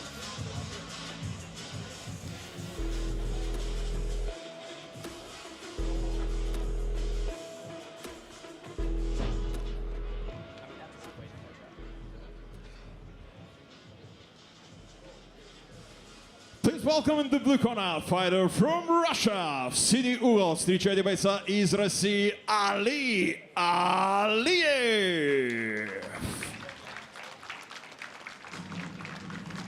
Aliev fighting out of the Republic of Dagestan, which has produced some of the best fighters of all time. Robin Black, when you carry that attached to your name, again, the bar must be set very high. Yeah, you know, we talked about it when the show opened. Fighting is expressed, there is uniqueness to the expressions of it by region, right? Regions of the world, just like food and music and everything else. Coach Plinio, you're from Brazil. We know a certain expression of how fighters in Brazil fight. And Dagestani fighters are rugged, intense, cold, highly pushed in their training. You know, this a part of the world where some of the great fighters come from. 100%, like you just say, the greatest, one of the best countries and greatest fighters in the world come from Dagestan. They carry that pride of being tough, of being strong, of being hard. Yes. This guy came here to display that tonight.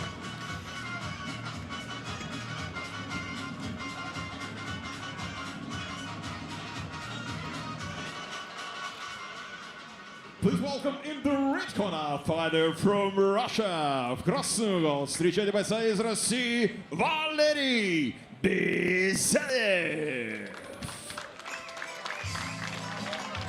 Valery Bizayv, the Euro FC light heavyweight champion, has a knockout win over the current K1 world champ Ariel Machado. He knocked him out in 2023. So when you think about decorated names to have on the resume, Ariel Machado speaks for itself, Robin. Yeah, you don't just knock out the person, you prepare to fight the person, you step in there with the person, you experience all of the conflict, and then you move on in your life and you didn't just add a win to your column, you didn't just add a knockout to your record books, you added the experience of it all.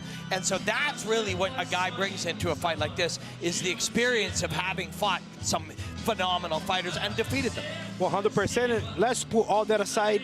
Sometimes the guy gonna say, okay, I have a win over a certain opponent, certain person, but that was years ago. Yes. The guy actually have a win over Ariel Machado, who's the current K1 World Grand Prix, but also the win that he had over him was after he won the Grand Prix. Yes, right. It isn't some old record book, beat him on his way up.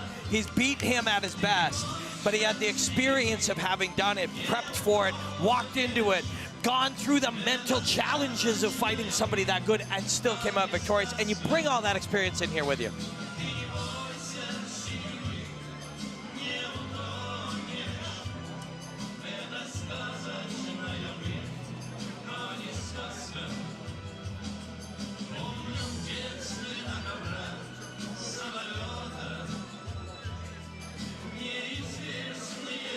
Fighters into the pit. Центр. Парни, команду внимательно слушаем, правила не нарушаем. Тежгов, good luck. 3 3-minute rounds in our second bout of the evening between Valery Bizayv and Aliev in the light heavyweight division. This bout brought to you by Hedera. The H-Bar Foundation helps the brightest minds in Web3 take their ideas from on-brain to, guess what, on-chain. Check out the HBARfoundation.com to learn more. Aliev in the white trunks, Bizayv in the black. Aliev is a cagey fighter. Bizayv is a physical fighter. You know, they're very different. Their identities are very, very different. You know, we've seen a lot of fighters switch up their stances and be dynamic. None more so than Aliev here early in round one. Yeah, he's confusing to fight. You know, his body language is different. The way he moves his hands is different. Like, he's weird as hard in fighting. Weird as hard, and he's weird. A big brain between the ears of Valery Bizayv as well. Graduated from Perm State Humanitarian Pedagogical University in 2024. Works at the Center of Sports Preparation. Yeah. It's a big word for me, Rob. It was a huge word for you. Does it surprise you when you look at a guy who's thinner, looks less like a power athlete, that he wins by outthinking you, by being more sophisticated? It's part of his identity as a fighter, and he's very dangerous to deal with. Big connection there from Aliev. Midway point here of round number 1. Stop. Plinio, it has been a chess match so far, as they say. 100%, and I'm just waiting for the checkmate. Just a look, and the king is unconscious, right? Ooh, as you say it, Bizayv connecting with a combination. This is oversimplified, but when you've got somebody like Aliev, coach, simplicity, right? Like fundamentals. That's how we're going to beat him. Basics win championships, my brother. So that's the key for this level of fighting. People think this advanced level means got to do advanced techniques, but no. There's the high-level people are the one that are able to perform the basics in the most perfect way. Trading leg kicks. Aliev goes high, blocked by Bizayv. Big left from Aliev. Yeah, and it's hard to see what's coming, right? You know, this is, you hear younger fighters, and you see younger fighters use too many feints. 100%. Right? You see them start to show too much. But a guy like Aliev, none of it's wasted because you can't see patterns in it, right? You can't start to read out of it. It's all just a little confusing. And that's a high level of using those tactics. Well, putting the legs aside, all that we have as human beings are 2 arms. In 4 points, they can do a jab, cross, a hook, and uppercut. What makes the difference between a high-level guy and a beginner is the angles, the timing, the accuracy. That's how you perform a high level. The where and the when and the why, more than the what. Yes. Massive attempt there from Bizayv to close out the first round. Tried that spinning effort several times, Robin, but has not found the connection yet. Really interesting looking fight, man. We've just seen fights that were total bloody chaos tonight. And it's nice to have a little think piece for a second. And that is exciting in its own right, too. Nice durability on display from both as they trade left hooks. Bizayv going for the jab to the midsection, mixing up the levels, but you get a nice peek at that Aliev push kick. Just moderating range, Robin. And he's, you know, to Coach's point, the what is a jab, but where, why, and when are we throwing that jab? Where are we when we throw it? Why are we throwing it, and when do we throw it? Do we interrupt you? Do we lead with it? And that's what, if Bizayv is going to win this fight, it'll be those fundamentals. 100%.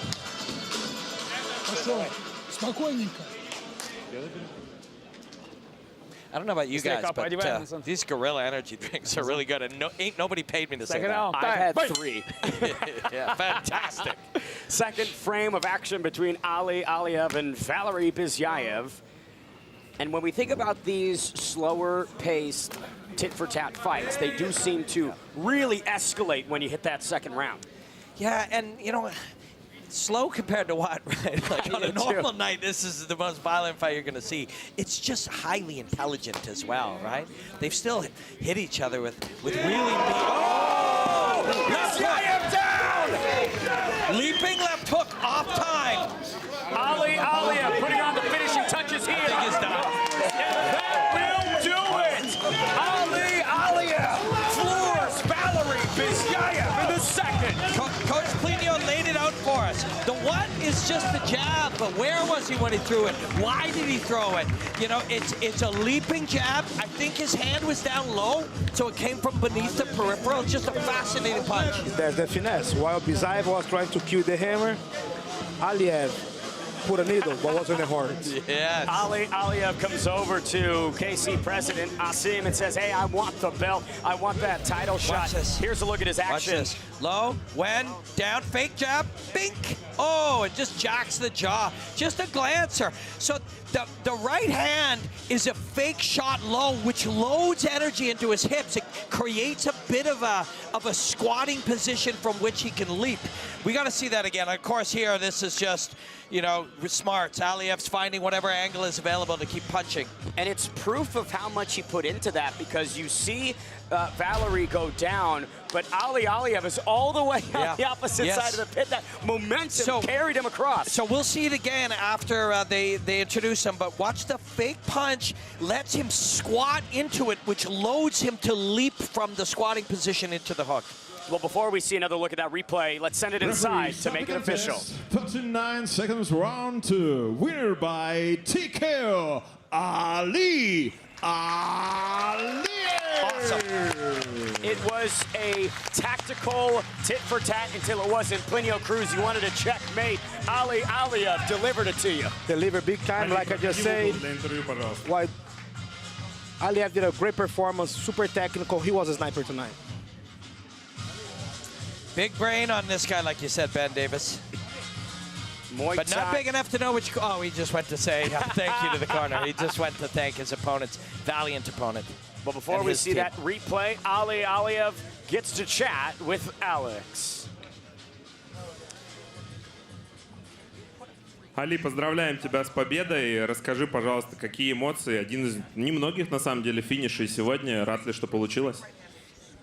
Ali, congratulations on your win. One of the not many finishes tonight yet. What are your feelings?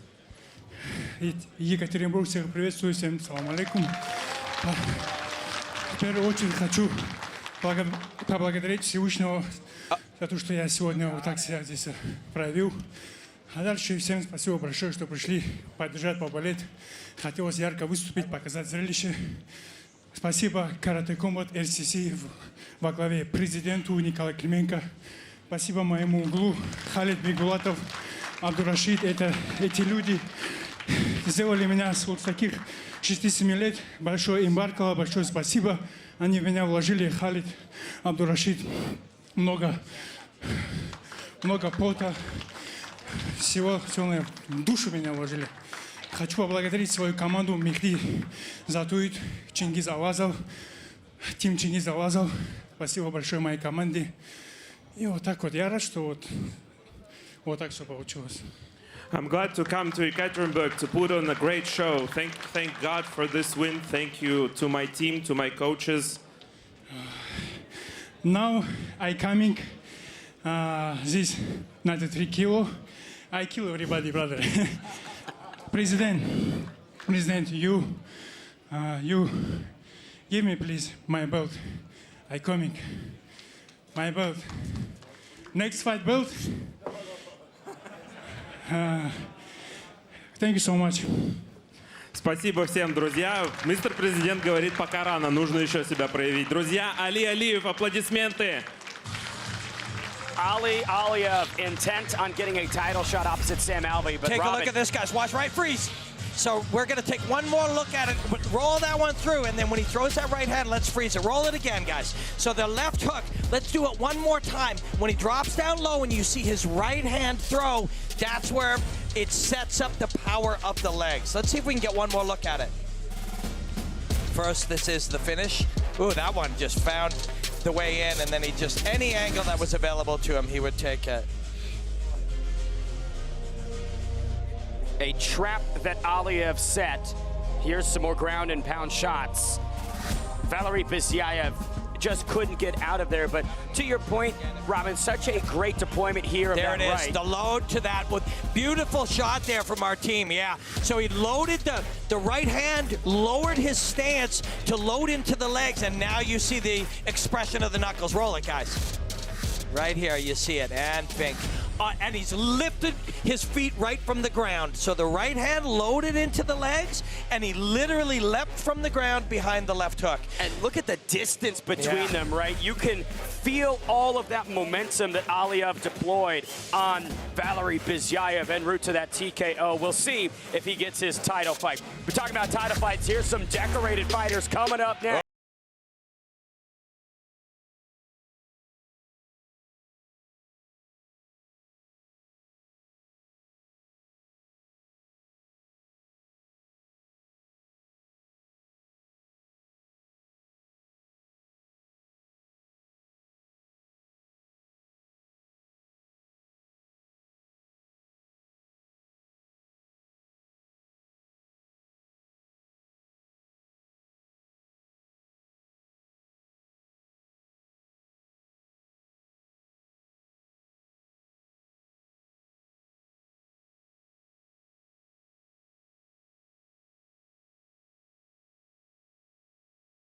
Biggest martial arts in the world. We all did it. Now karate has become illegitimate. People don't believe in us. What happened? Karate needs a rebellion. We are back. Not only one but two title matches for you. Are you ready? I think the blood. You're seeing it right here. This is a revolution.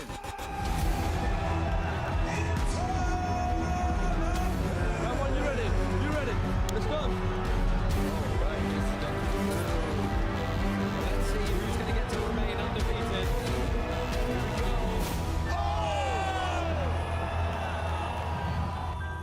Overtime is gonna hurt.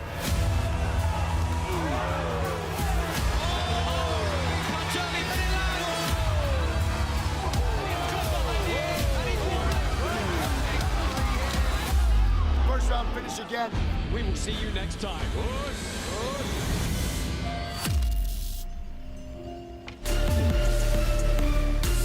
The fight capital of Russia, Yekaterinburg, is the landscape for Karate Combat 60 tonight. 2 title fights adorn tonight's card. The featherweight throne up for grabs. The middleweight throne, will it be and still or and new? Ladies and gentlemen, welcome inside the RCC Martial Arts Academy. An honor to be here inside the action all night long. Ben the Bane Davis with Robin Black and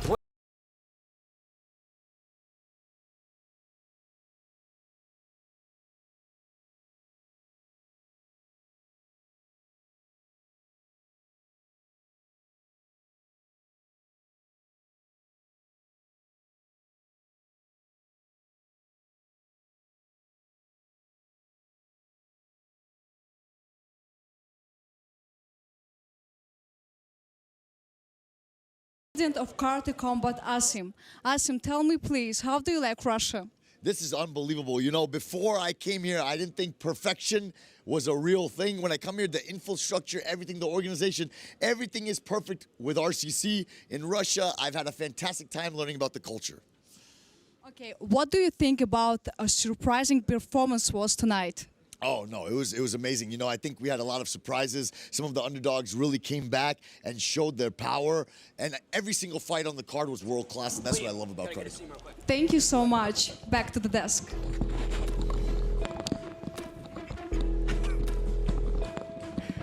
Yep. Folks, Asim's crashing the booth. He was on our screens. Now he's directly in front of us. Asim, you're 2 places at once. Yes, sir. Yes, sir. I wanted to run over here because we have an announcement. Hadaracon, May 2nd in Miami. We are back in my hometown, baby. So for Hadaracon, you won't want to miss it. May 2nd, we have some special fights to announce soon. I'll see you guys over there. The Sunshine State plays host to a fantastic Karate Combat card. KC President Asim. President Awesome. You've done it again. Love it. May 2nd. More action to come here at RCC Martial Arts Academy. KC60 awesome. Still has such firepower that we have in front of us. Downtown TJ Brown and, Dmitry Kirev. This one is going to be one that you, Plinio, can't miss. 100%. I'm excited to see this fight. It's a clash of two powerful countries, two powerful fighters. Yep. Let's go.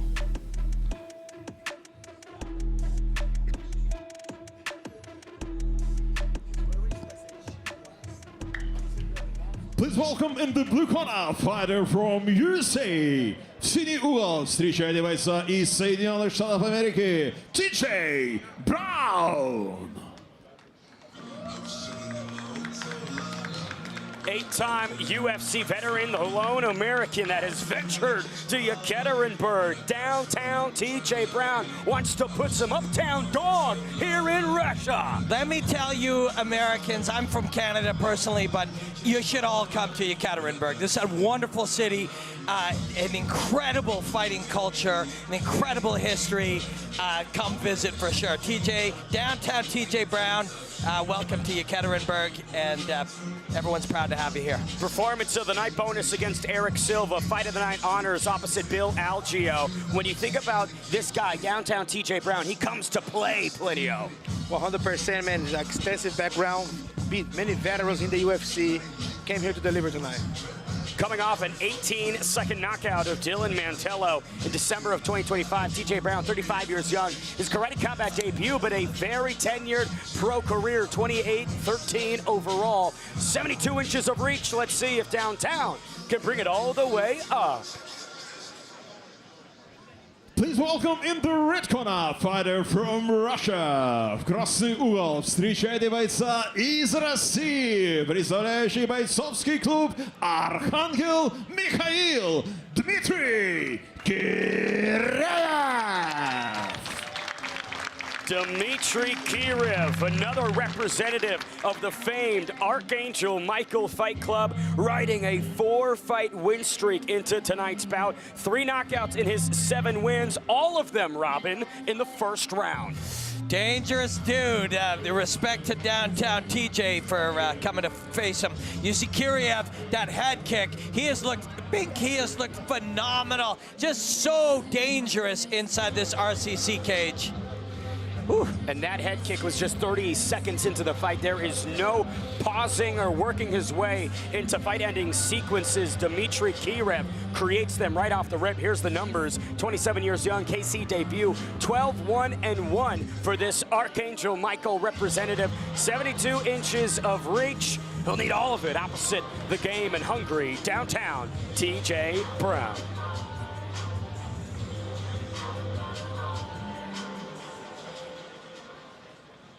Fighters, into the pit.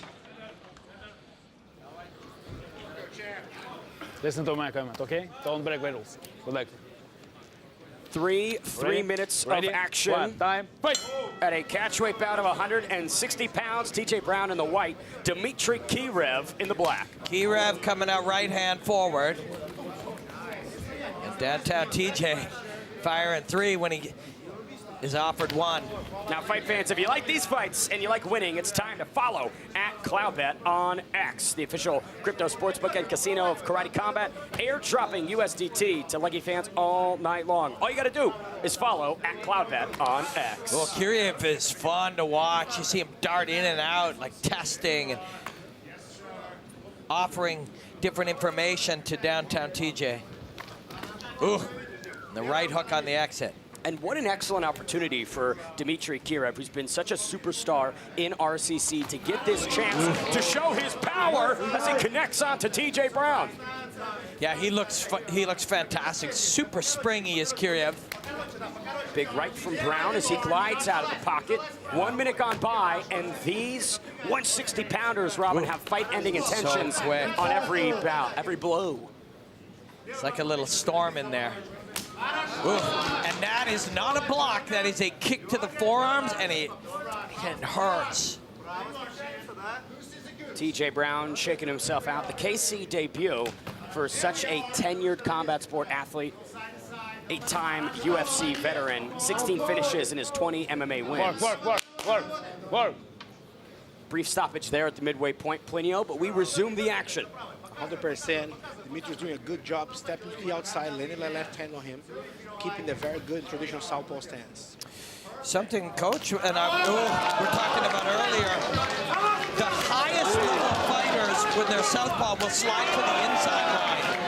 And Kiriev is doing that. He's sliding inside, which is why his jab is reaching it. Well, I think Brown might be hurt. Kiriev hunting him down here inside the pit. He's got him. Done deal. Body shot brings downtown to the ground. And it is all over. A TKO for Dmitriev. This guy can fight. So scary. Like I said earlier, he used one of the greatest weapons of a southpaw, the middle kick to the liver. Yes. Yeah, the rear foot to the open side with the liver. Lightning crashes. I don't know if you know that reference. Well, like we talked about with Benilto Antunes, sometimes, you know, your mind can always compete, but the body just simply can't. So smart from Kiriev to target that body and get downtown, down to the ground. He was coming in on the inside line, touching with the front hand, and then he set up that rear kick to the open side. Dmitry Kiriev announcing himself here in the Karate Combat Pit. Here's another look at that action. Just buttering up the midsection, Robin, like a barbecue. Ooh, delicious. Little chicken salad on top. Some collard greens. No, it's just onto low, and it's the toe stab. That's an Anderson Silva style kick. Instead for you to throw the leg kick with the shin, they throw with the tip, throw with the toe, so you can let a little penetrate in. All right, well, let's make that stoppage official and send it back inside to the pit. 9 seconds, round 1. Winner by TKO, Dmitriev.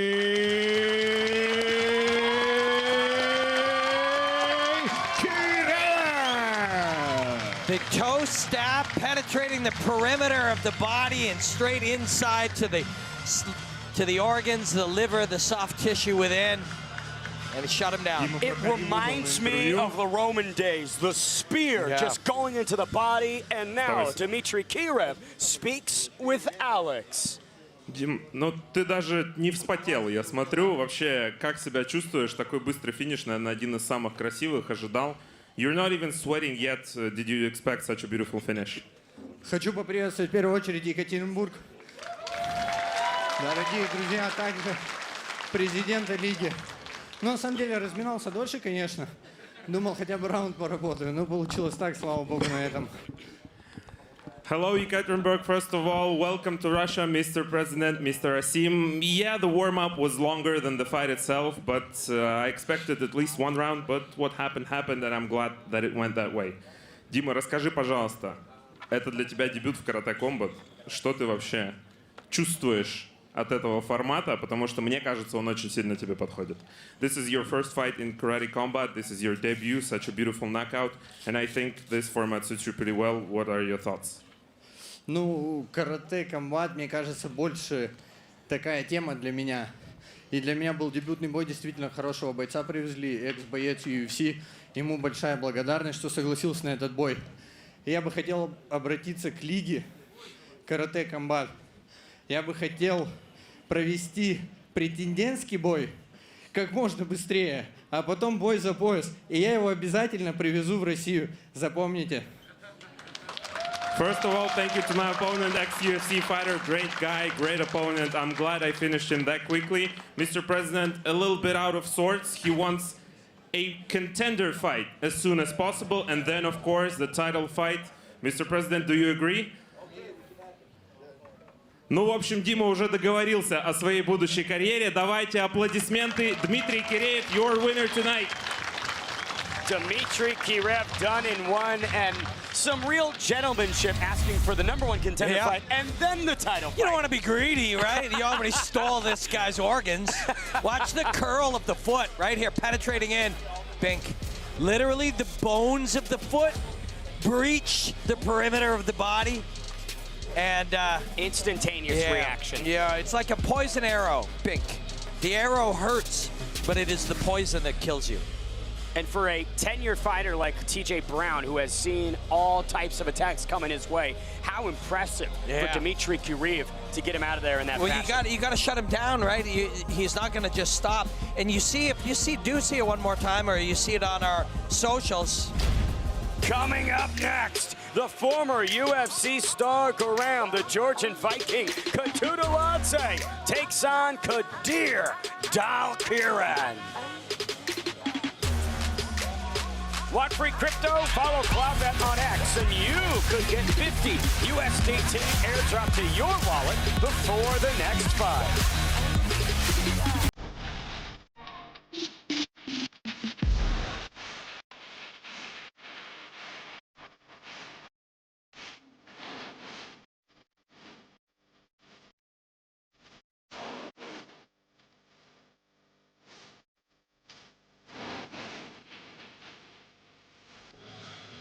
Folks, welcome back inside the RCC Martial Arts Academy here in the fight capital of Russia, Yekaterinburg, for KC60. Final 3 bouts, but I say they're the best yet. Ben Davis alongside Robin Black and Coach of the Year, Plinio Cruz. Gentlemen, we have been spoiled tonight with all of this lightning and thunder. Yeah, it's just been a smorgasbord of delicious violence, and the biggest 3 fights of the night are yet to come. But man, we have seen some unbelievable contests between amazing artists and athletes. Plinio Cruz, dare I say, tonight has been chamatastic. 100% Shama tonight, one of the best nights that I've seen karate combat. Beautiful display of the Russian fighters tonight. Now, when we think about our co-main and main event, obviously title fights attached to both cards. The vacant featherweight throne will be filled by Adam Noy and Luis Rocha. And our main event of the evening, Ilyas Hamzin taking on Alex Lohore. Robin, your quick expectations from those final 2 fights. So I think both of them are they go 5 rounds if need be, but I think there'll be 2 or 3 rounds apiece. I think our main event is going to be a finish probably inside of the first 6 minutes. It's an extremely violently put together matchup between 2 highly offensive guys. We're just in for some great fights, man. And Plinio Cruz, our co-main, France versus Brazil. Can the former 2-time karate combat champion Luis Rocha find a 3rd title? Well, Luis Rocha have all the tools, came from a legendary camp in Brazil, have all this extensive background. He got all the tools to get it done, but he's on for a tough challenge tonight. Now, when we think about this $10,000 fight of the night prize that we can award, Karate Combat can award, President Awesome and RCC CEO Nikolai Klemenko will throw it at. But if we were maybe deciding, what would be your fight of the night so far, gentlemen? Oh, man. No, I'm sorry.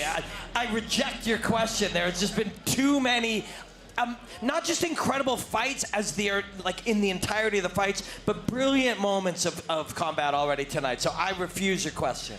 It could break the bank. I mean, I would maybe say just fight of the night across the board, every bout. How about that? I keep doing my job behind the desk, and I leave that desk to the president. Let's leave it to an awesome President Awesome.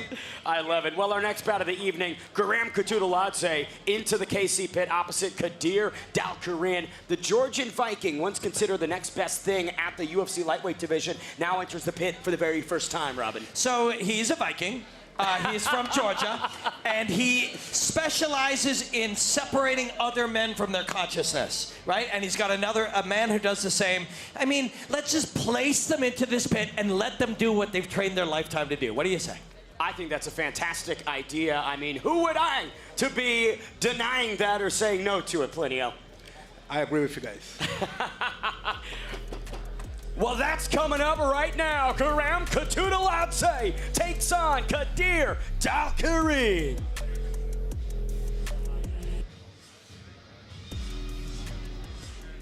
Please welcome in the blue corner, fighter from Turkey. Всей угол встречайте бойца из Турции, Kadir Daliran.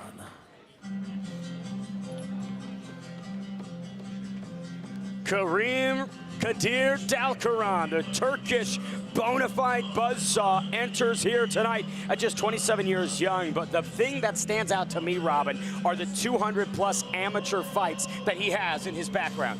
Yeah, we used to see this a lot from Thai fighters in the stadiums in Muay Thai. It isn't just the experience, it's how comfortable you get in the violence, Coach. 100%. Once you have that extensive background like that, you fought in Thailand, for Muay Thai, this highest level, the confidence is what plays the biggest part because you've been through basically all in the ring. so you are able to sustain yourself in the most harsh adversity that the fight can be. And find comfort in it and stay serene. You know, when you travel around and you talk to people and people who have an interest in fighting but don't understand fighting, they think it is a nervous experience, but to do it well, it is to express with a serenity, a calmness. The biggest difference between an amateur and a high-level pro, pros relax. Yeah, yeah.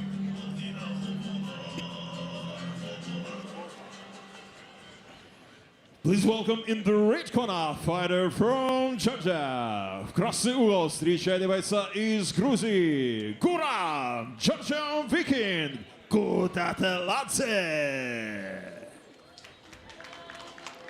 We got to see glimpses of brilliance, flashes of his world-class technique inside the UFC, but Guram Kutateladze, once considered one of the hottest prospects inside the big show, just couldn't find the groove. But Robin, now in this chapter of his career, he believes that he will hit the ground running and not stop coming. Ooh, yeah, it's exciting to see him and to have him here. You know, you listen to this music, what Coach Plinio and I were just speaking of. Listen to the music, look at his body language. He's almost going to express a special experience. Rather than to have a violent confrontation with an athlete, he's here to have an incredible special experience in this fight, and you see it here. But yeah, this man has been around. He's got hundreds of contests of his own. We're in for a brilliant, brilliant fight. KC debut for the Georgian Viking, 34 years young, 14-5 overall, 73 inches of reach. A big advantage on paper over Kadir Dalkarin. We'll see if Guram can use it.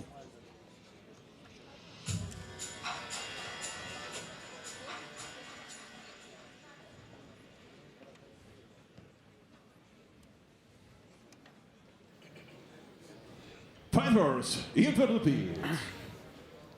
Center. Listen to my comment, okay? Don't break rules. Touch gloves. Good luck. 3 3-minute rounds as a catch weight of 160 pounds between Guram, the Georgian Viking, Kutateladze, and Kadir Dalkarin. Karate Combat 60 is powered by Hedera. The H-Bar Foundation helps the brightest minds in Web3 take their ideas from on-brain to where on-chain. Check out hbarfoundation.com to learn more. Great work by Dalkarin. He slides out and then enters back in with a punch and then takes him to zero range here. Guram Kutateladze was able to split decision the current number 8 ranked Gamrot, Mateusz Gamrot, in his UFC debut. Wasn't able to continue and sustain that success, but again, we saw glimpses in the big show of what he can do. Kutateladze believes this is the environment where his best will show. And I think he could be right. Look at the shape Kutateladze's in. Kadir Dalkarin has his work cut out for him physically and in terms of experience. Guram, the has trading partner every day in the room, the UFC 2-division champion, Ilya Topuria, so that brings a lot of confidence when you fight against anybody. You just manage the fight so well. You just learn to, everything should start to slow down, and his brain will interpret it a little more clearly as the fight goes on. Kutateladze coming off the back of a first-round KO of UFC vet Victor Hugo. That was back in October 2025. This will be his first start of 2026. Yeah, you just saw a fight end with a kick to the liver, so that was Kutateladze's like, oh, I think I might like to target the liver, and he's done it a couple times here in round 1. Kadir Dalkarin trying to mount the pit to get out of the way of these shots downstairs into the body. Look how composed Guram stay when he misses a shot, miss a kick or something, how high level it is with his block and his shield. He keeps right back up, elite level. And he is smashing the body. Good work by Dalkarin. A deeper cut for some combat sports fans, but Guram Kutateladze with a striking resemblance to Ariel Hawani's producer, Connor Burks. Have never seen them both in the same room, Robin.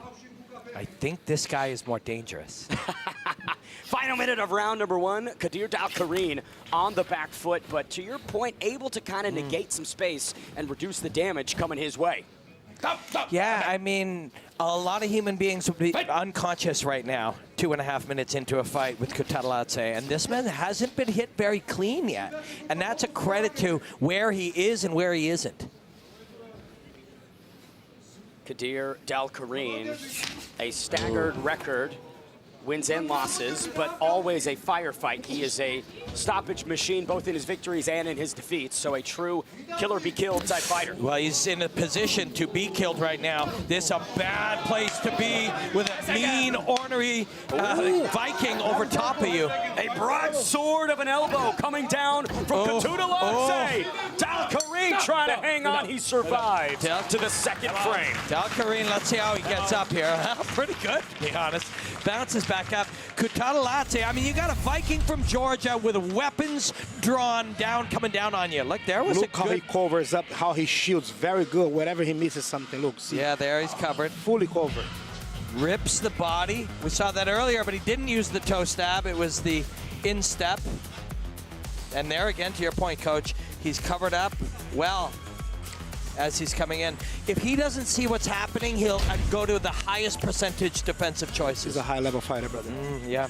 The length, both with the arms and legs, is such a disadvantage for Kadir Dalkarin. Plinio, in this second frame, how would you like to see him address those physical disadvantages? Well, I think right now the game plan, he's taking too many shots, taking too many kicks. He got to be able get a little more busy with his hands. There's a look of an injury potentially here on the left arm. The fight. And that comes down to the kick on the arms like we spoke earlier. To the arms, yeah. Garam Kutaladze breaks down his foe systematically.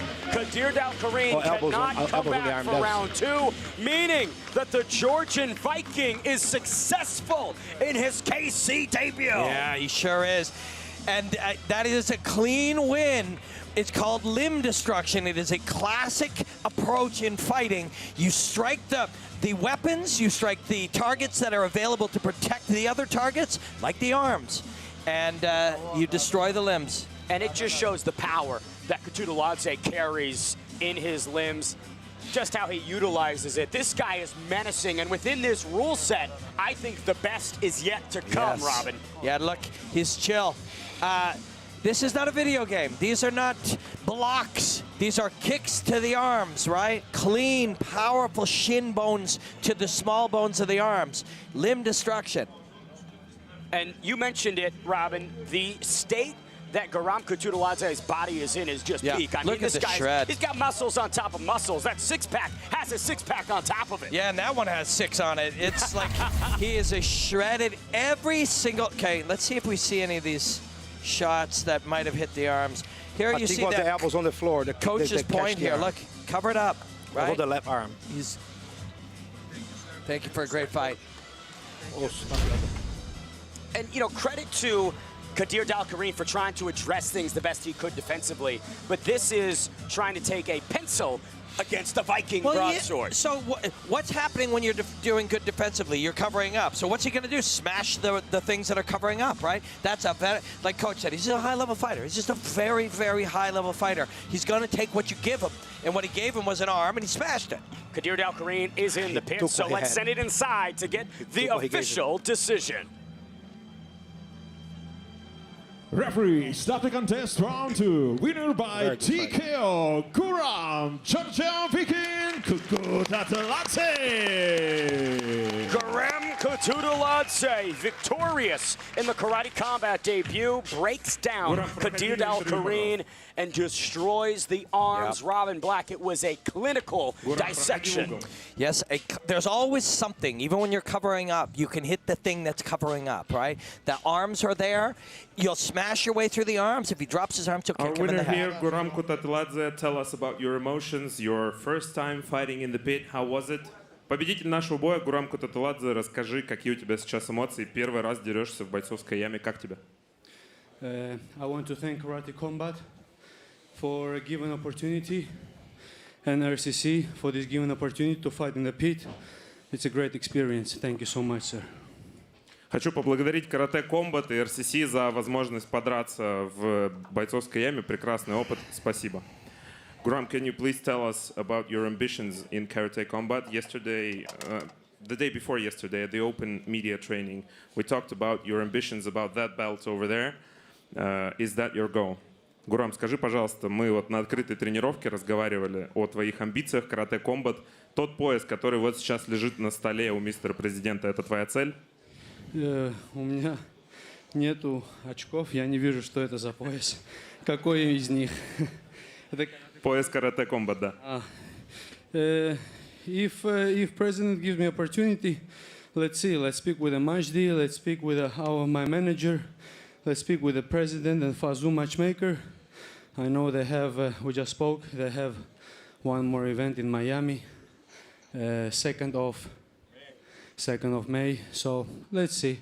It's fun. It's a great experience again, and yeah, I'm just trying to keep active and march towards my goals. So let's see how life gonna. What's the next steps? I don't know. Let's see. Посмотрим. Вот пояс карате комбат, конечно, может быть моей целью. Сейчас просто стараюсь оставаться активным. Спасибо еще раз за предоставленную возможность. Но знаю, что следующий турнир карате комбат 2 мая в Майами. Может быть, я подерусь там. Не буду забегать вперед. Посмотрим, как все сложится. Друзья, Гурам Кутателадзе. Еще раз громкие аплодисменты победителю. Guram Kutateladze promising that there is more in store for him here inside the pit. Some replays from this action. Kadir Dalkarin did have some moments very early in the fight, but boy, as it progressed, Guram quickly took over. Yes, he did. He was willing to take what was in front of him and smash it. See something beautiful and make it ugly. And he made that arm look ugly with the shin bone. The Viking lacerates his foe here. Cannot wait to see what's next for Guram. But what's next for us is the co-main event of the evening. The vacant featherweight throne will be filled by one of these two gentlemen, Adam Noy, the Frenchman, or the most decorated karate combat competitor in history, Luis Pitbull Rocha.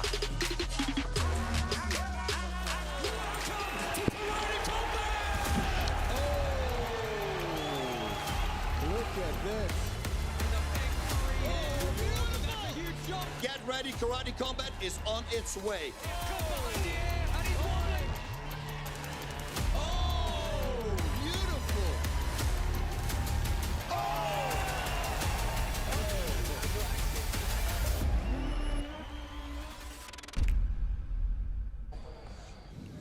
Folks, our co-main event is moments away. Adam Noy and Luis Pitbull Rocha duel to determine who will be the vacant featherweight champion of karate combat. Ben Davis, Robin Black, Plinio Cruz. Gentlemen, this one is going to be fireworks. It is going to be a killer fight. They're two very, very different individuals, but they come together with the same purpose, have the best performance possible against a dangerous person, and walk out with a belt. I cannot wait. They got the real top cream de la crop to fight for this belt right now. I'm excited. Let's do it. We've got a quick word, but we'll be right back here at KC60 for our co-main event of the evening. I have more than 70 fights in Muay Thai. I'm two-time world champion Muay Thai. Now 2 years I'm with the Karate Combat, 4-0 in this organization, and now I fight for the belt. I am the more active fighter in Karate Combat. I have a big history here. I lost my belt last year, and now I have this opportunity in this amazing country, Russia, and I'm so happy to be here. In Muay Thai, you know, since 15 years, we used to train and fight with elbow. I did become a world champion the first time by knockout by left hook. It's a very dangerous technique. Low kick or calf kick, and really is a technique that I love. My opponent to be ready for this, because if I catch him, it's making him a pain. He's older than me, 36. He got power. He's good, you know, he has a good career, but I'm younger, I'm faster, I'm more technical, so I'm very confident for this fight. So I have big respect for him, that's why I train very hard for him. Adam is a very good fighter, high technical level, and he's a nice guy. I don't have nothing but respect for him. But Friday night, inside of the pit, for violence, because is it that the Russian people want to see? Everyone behind his computer, behind his phone, I need your support, guys, because 27 I will be champion of Karate Combat. So Russia, maybe now I'm not your favorite fighter for you guys, but after this fight, you're gonna love me. After my fight, the Russian people will say, oh, the Brazilian guy is very dangerous. I like this guy.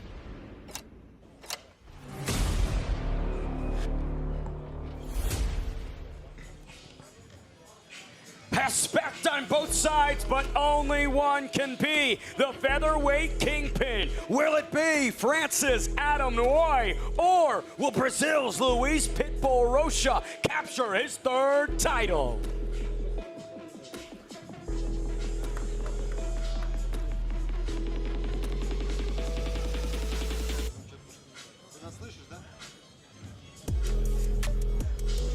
Please welcome in the blue corner, fighter from Brazil, синий угол, встречайте бойца из Бразилии, Luis Pitbull Rocha. He is the most decorated karateka here in karate combat. The first two-time KC champion ever can be the first three-time champion. Yeah. Robin Black, Luis Rocha has stamped his name on every era of karate combat. Yeah, from day one, this man has. You know, he can outthink Adam Noy here tonight, too. Out-strategize him. Learn in the first 3 rounds. Make it a little boring, for lack of another word to use, for the first 6 minutes or so, and then try to finish him. He's got a lot of different ways to win this fight. He got Lost 5 his rounds belt to figure this against out. Magomedov, unsuccessful in his effort to defeat Bizayv Rend, but he does promise here at 145 pounds is where we'll see the best of Luis Rocha, 36 years young, 11-3 in this promotion. Pitbulls are most dangerous when they're backed against the wall.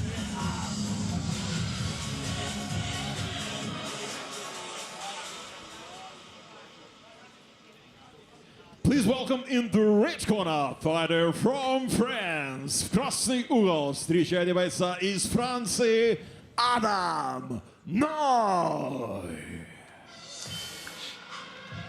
Adam Noy, the unbeaten Frenchman, looking for his first karate combat title, but that effort must come against the most decorated fighter in KC history. You know, thinking about how Rocha could come out and play it smart, slow it down for 2 rounds, and then win in the next 3. Noy, on the other hand, I think has to bring it to him, Coach. I think he has to get on him and pressure him early. 100%, I want to see the aggressiveness and that experience of being a world champ, 2-time world champ. I want to see what he brings to the pit today. A big disparity in ages here. Adam Noy, 10 years younger than Luis Rocha, immaculate here inside the pit, 61, 11, and 2 overall as a pro. This feels like Adam Noy's time. It does. But the young gun must bring his highest caliber shots to the fight capital of Russia. Yeah, it does feel like it's his time, but it's a tough one. There's a lot of young fighters out there in the world whose times come, but when they fight somebody too experienced and too cagey, they just can't break through. And so it's a big one for him. This is a big, big, big night. Took on UFC's Eric Perez, 1FC's Ali Mohamed. Huge KO elbow inside the clinch in his vicious detonation on Juan David Rios. He promises a better performance here in Yekaterinburg. The vacant featherweight throne will be filled by Adam Noy or Luis Pitbull Rocha. Fighters in the pit. Shake hands. Good luck. Step back. Ready? Ready? First round. Time. Hey! 5 3-minute rounds to determine the new champion in the featherweight division. Fight fans, you can now watch Karate Combat Live and Bet Live with our official crypto sportsbook partner, CloudBet. If you sign up tonight, you will receive double the welcome package, up to $5,000 in cash. Head to cloudbet.com/karate or use code karate to secure your welcome offer. Noy threw 2 low kicks and Rocha throws 1. With a hook, kick punch. The Pitbull brothers bleed answers to all problems inside the ring, pit, or cage, Robin. Yeah, they certainly do. It's just a intelligent, gritty, tough, intelligent game that the Pitbull brothers play. There's a lead hook, stepping lead hook from Rocha. You're gonna feel that early. Rocha has danced with the best of the best here in karate combat history. Up weight classes, down weight classes. You see how Rocha goes and sometimes he rushes a little bit. I would like to see him kind of stop halfway from where he's going, throw punches from there. Yeah, he's going all the way in from wide to zero. You want him to get halfway in. 100%. And you think with a 5 rounds instead of 3, right, so much more time on the clock with which to work. Rocha, this fast start could work against him as the fight continues. They have all the time in the world to bring the beautiful violence. Yes. Yeah, having a big round 3, 4, 5, you know, can be achieved by having a slow round 1 and 2.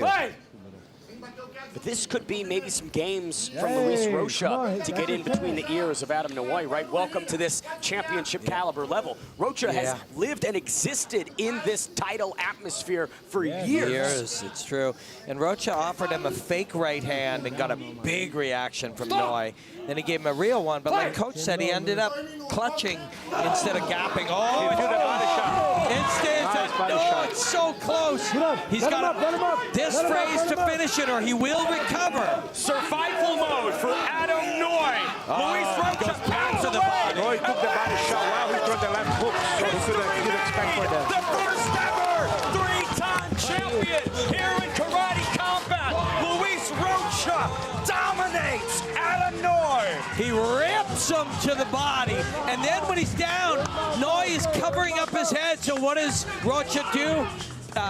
Number 2, 3, 4, 5 to the body. Rocha was very happy to find the body shot while Noy was throwing the left hook. Interrupted him, intercepted him. And that's the championship experience that Luis Rocha carries. He can find those shots in between sequences, pick your timing apart before you even throw it. That's high level, and high then, level. When he finished him, the opening was there. A young fighter might have got too wound up and kept hunting for the same thing and let him recover. Watch. Think. Oh, yeah, he ate the left hook on his way in. He ate the left hook high level on his way in. But watch the left hand up there. Well, that was a different shot. Okay, that was earlier. Watch the left hook by Noy. Look, now, see? And there, the left hook by Rocha to the body. And hey, you're gonna go tit for tat with Rocha. You're gonna be the one tits up. Rocha has gone in with the biggest and baddest up a weight class, the confidence in his own chin to say, look, if those guys couldn't really put me away easily, you're not gonna be able to do it. Look at the dig on him. And sometimes what happens when you take a body shot while you're throwing a punch, because you guys know, the main thing about sustained body shots is you'll be able to squeeze and flex your abdomen, your muscles, to be able to keep a little harder so you don't feel too much. But when you are performing a shot, you're not focused on that, so it's all Referee, soft. start the contest. 2 minutes, 14 seconds. Round 1, winner by TKO and new featherweight karate combat champion, Luis People Rocha. He has done it again, creating history. Fought at Karate Combat 1, the first ever event for this organization. Now 7 years later, the Pitbull, Luis Rocha, is still capturing titles at the highest level, Robin. Yeah, and he knows it. He knows what this means. He has built a career. He's paid for his house fighting in Karate Combat. He found the right place, and he's still at the top. The most fights in Karate Combat history, and boy, Luis Rocha looks like he is a fine wine, Plino, getting better with age. Hey, brother, the pedigree, man, People Brothers, Natal, Brazil, only built of fighters. It's not your first time holding a belt of Karate Combat. Is it still as good as the previous time? Друзья, поздравляем Луиса с очень яркой победой. Он уже не первый раз держит в руках пояс чемпиона Karate Combat. Так же ли это круто, как первый раз? Man, first out. Hey, Rocha! Spasiba! Was an amazing reception here. thank you, Karate Combat. Thank you, ICC. And it's not the first time that I am world champ, but it's the first time that I am world champ after becoming a father. And it's the first time that my daughter will receive like a gift, a belt. This belt is for my daughter. God bless the children. God bless the little Sarah, President. Привет, Россия! Спасибо вам большое за теплый прием. Спасибо Karate Combat, спасибо RCC. Да, это действительно не первый мой чемпионский бой, но первый с тех пор, как я стал отцом, поэтому этот титул чемпиона посвящаю своей дочке. Hey guys, a message for world. Please stop war. Please, everybody, stop, please. And second, if your life is hard, if you feel like a lost, only follow Jesus Christ. This is the way. If you don't know what do, listen Jesus Christ, listen His messenger, and follow your life. Is the way. Друзья, во-первых, давайте прекратим все конфликты, пожалуйста, давайте остановимся. И во-вторых, если вы не знаете, что делать в жизни, если вы чувствуете, что вы потеряны, найдите для себя Бога, и вы найдете ответ. Друзья, чемпион Karate Combat в полулегком весе Luis Pitbull Rocha. An ambassador of the divine calling, Luis Rocha, appeared at Karate Combat 1, now at KC60. He captures his third title in this promotion. His favorite technique is a left hook, and that's what led to this featherweight title. Watch how much he digs in. Watch, winds and bank. Full hip rotation. Full body, every ounce of his 145 pounds of shredded muscle ripped.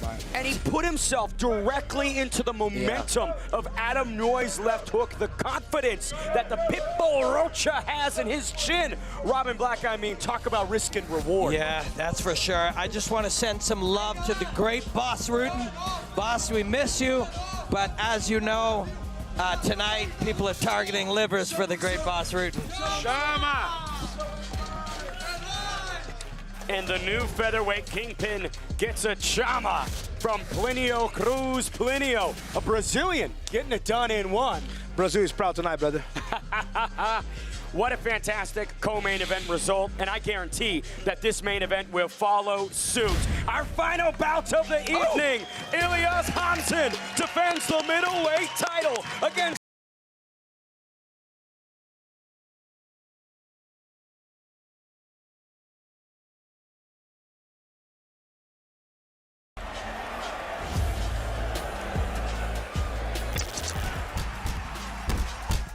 Up-only gaming is different. When a fight comes up, if you have karate tokens, you place him on a fighter. If he wins, you get additional tokens. If he loses, you don't lose anything. Web3 has allowed us to engage the fans and do things that we couldn't do with traditional tools. We're looking for 10, 20 million fans. Traditional blockchains don't support that kind of volume. We're enjoying the journey. We're really excited about the community's response within Web3 and traditional sports.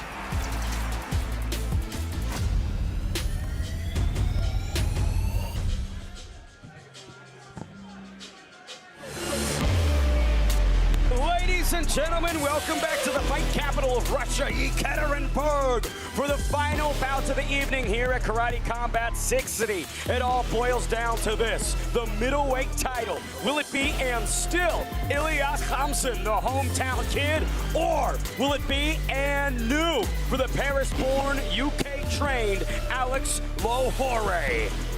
Ben Davis alongside Robin Black and Plinio Cruz and gang. This is the one we've all been waiting for. It has been a privilege to be here tonight. It has been a privilege to bear witness to what we've seen, and it will be an absolute pleasure to get to see this one. I can't wait, man. It's main event. I've been waiting for it. Everybody's waiting for it. I think it's just icing the cherry on the cake of such a beautiful night of fights. Lastly, gentlemen, quick predictions on this one. Will it be and still or and new in the middleweight division, Robin? I think it will be, if I'm forced to make a prediction, it will be and still, and it'll be inside of 3 rounds. Plinio Cruz, how do you see this final bout going? It's a great fight, but I think belt stays home right here with the hero from Yekaterinburg. And we would be delighted to be wrong, by the way. Love to both of these two combatants. I love it. Well, let's waste no more time. Enough talking from us here in the booth. Let's get to the walking. Your final bout of Karate Combat 60, Ilyas Hamsin and Alex Lohore. Let's do it.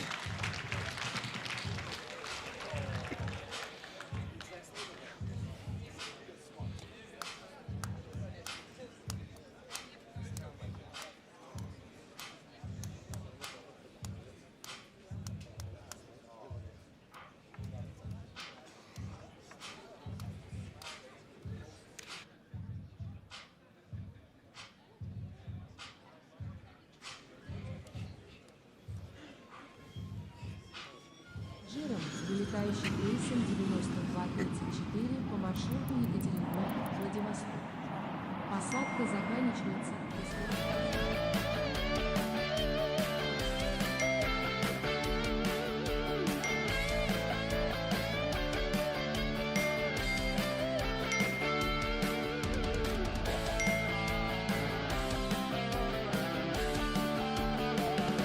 Asim, welcome to Russia. Where are you?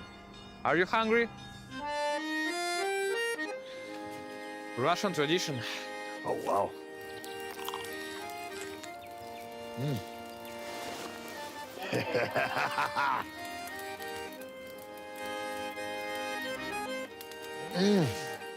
It's very good. Oh, wow. Amazing. The venue looks great. You know, but with the main event, it's going to be a real test. I don't worry about main event. It will be spectacular and fast.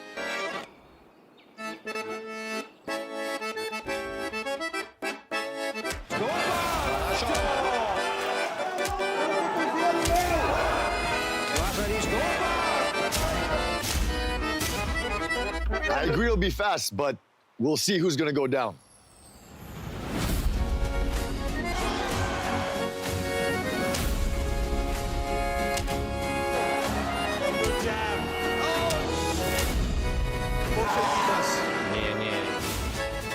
Bazu is a brilliant matchmaker.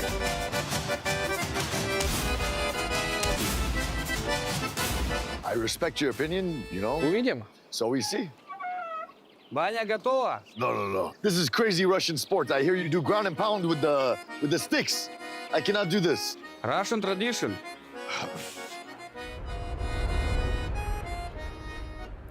Первый раз в России. Yes, but I didn't come for a souvenir. Отлично, именно это я и хотел у тебя услышать. The belt is mine. My belt.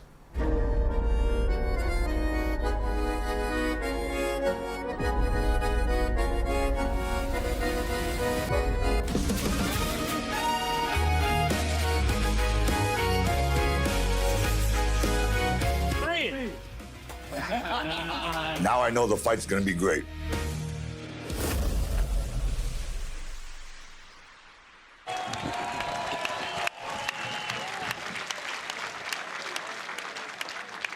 Уважаемые дамы и господа, итак, по результату турнира бонус за лучший бой в размере $10 000 получает Сергей Пономарев и Ванилто Antunes. Аплодисменты.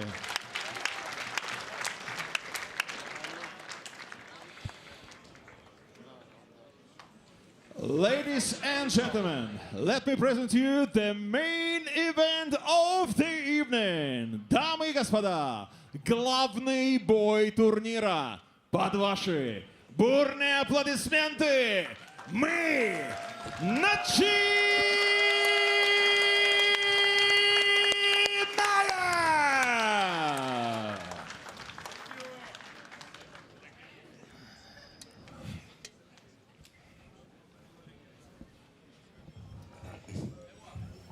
Our final bout of the evening, Ilyas Hamsin taking on Alex Lohore. Will it be and new or and still in the middleweight division?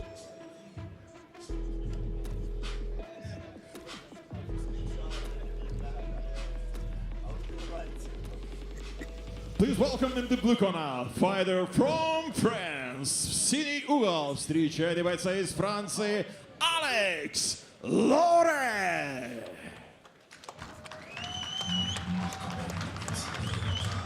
Born in Paris, but bred in the United Kingdom for violence, Alex Lahore, the six-time MMA champion, 21 finishes in 26 victories, 3 knockouts. In his last 3 wins, Robin Black, the one thing he told us all week long was put on earth to do, and those are the eyes of a guy who knows exactly what he came for.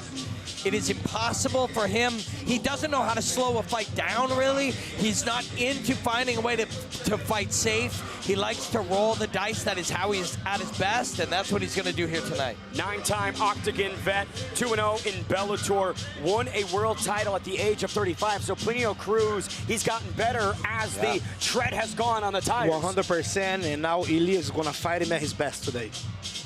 Alex Lahore has traveled all the way across the world into the fight capital of Russia, Yekaterinburg, not for silver, Robin Black, but for gold. Yeah, you know, in the end, you want to be free of that when the fight is happening. You want to go in and just express your skills. But in the lead-up, he came here to do what he has to do to walk out of here the champion of the world. The numbers on the challenger, Lahore, 36 years young, debuting here inside the pit, 27-11 as a pro, 77 inches of reach. His effort to be, and still, at the end of the evening, remains to be seen.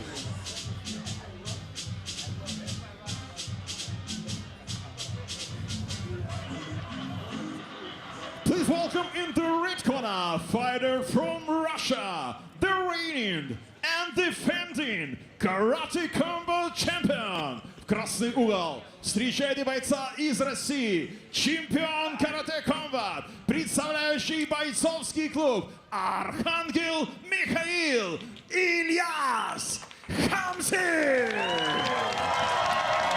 The final Archangel Michael Fight Club representative, Ilias Hamzin, has been linked to perfection since day one. Pyotr Yan's best friend, they began their careers together and have blossomed parallel to one another. Pyotr to the top of the UFC, and Ilias Hamzin to the top of Karate Combat. Oh, baby, this is an exciting one. You know, every fight is a unique experience, but he's taken this walk out of this room in front of these people in this environment many, many times, and that is an advantage, but it's also a pressure. He's got to come out here and perform, but he's got to be free of the pressure and just come out here and do what he was put on earth to do, which is fight men in rings, cages, platforms, or tonight, a pit. The tenured RCC prospect, fusing and blending the past and the present. 34 years young for the champion, 3-1 here inside the pit, lost the debut, and has been perfect since. 2 inches in reach for Hamzin, the champion, trying to remain the top of the throne, Robin. Yeah, oh man, tonight is a big night to live up to. If you've been in the back watching these fights, these two guys have a lot of pressure on them to have the biggest, most exciting, best performance they've ever had in their life, and Ilias has to do it and come out of here still the champion. 10 knockouts in 14 of his mixed martial arts victories, 18-5 overall, from humble beginnings to now the top of the world. In his backyard, where he was born and bred, Ilias Hamzin dares to defend the throne for the very first time. They say a man cannot step into the same river twice because it is not the same river and he is not the same man, right? And he's a different man than the guy who has fought in this room many times, and this pit is a very different river.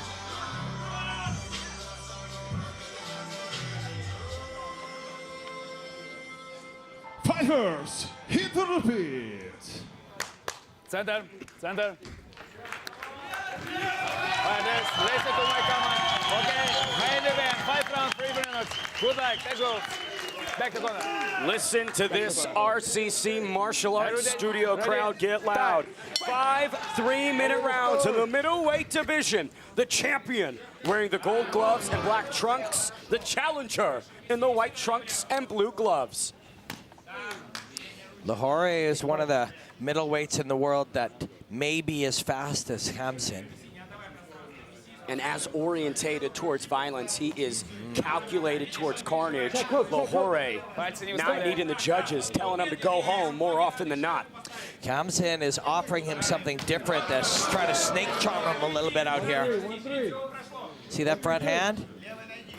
And then punching through with it. Glancing right hand off the top of Lahore's head. Nice kick downstairs for the challenger. Plinio Cruz, this one likely going to be our best yet of the evening. 100% great, two high-level fighters.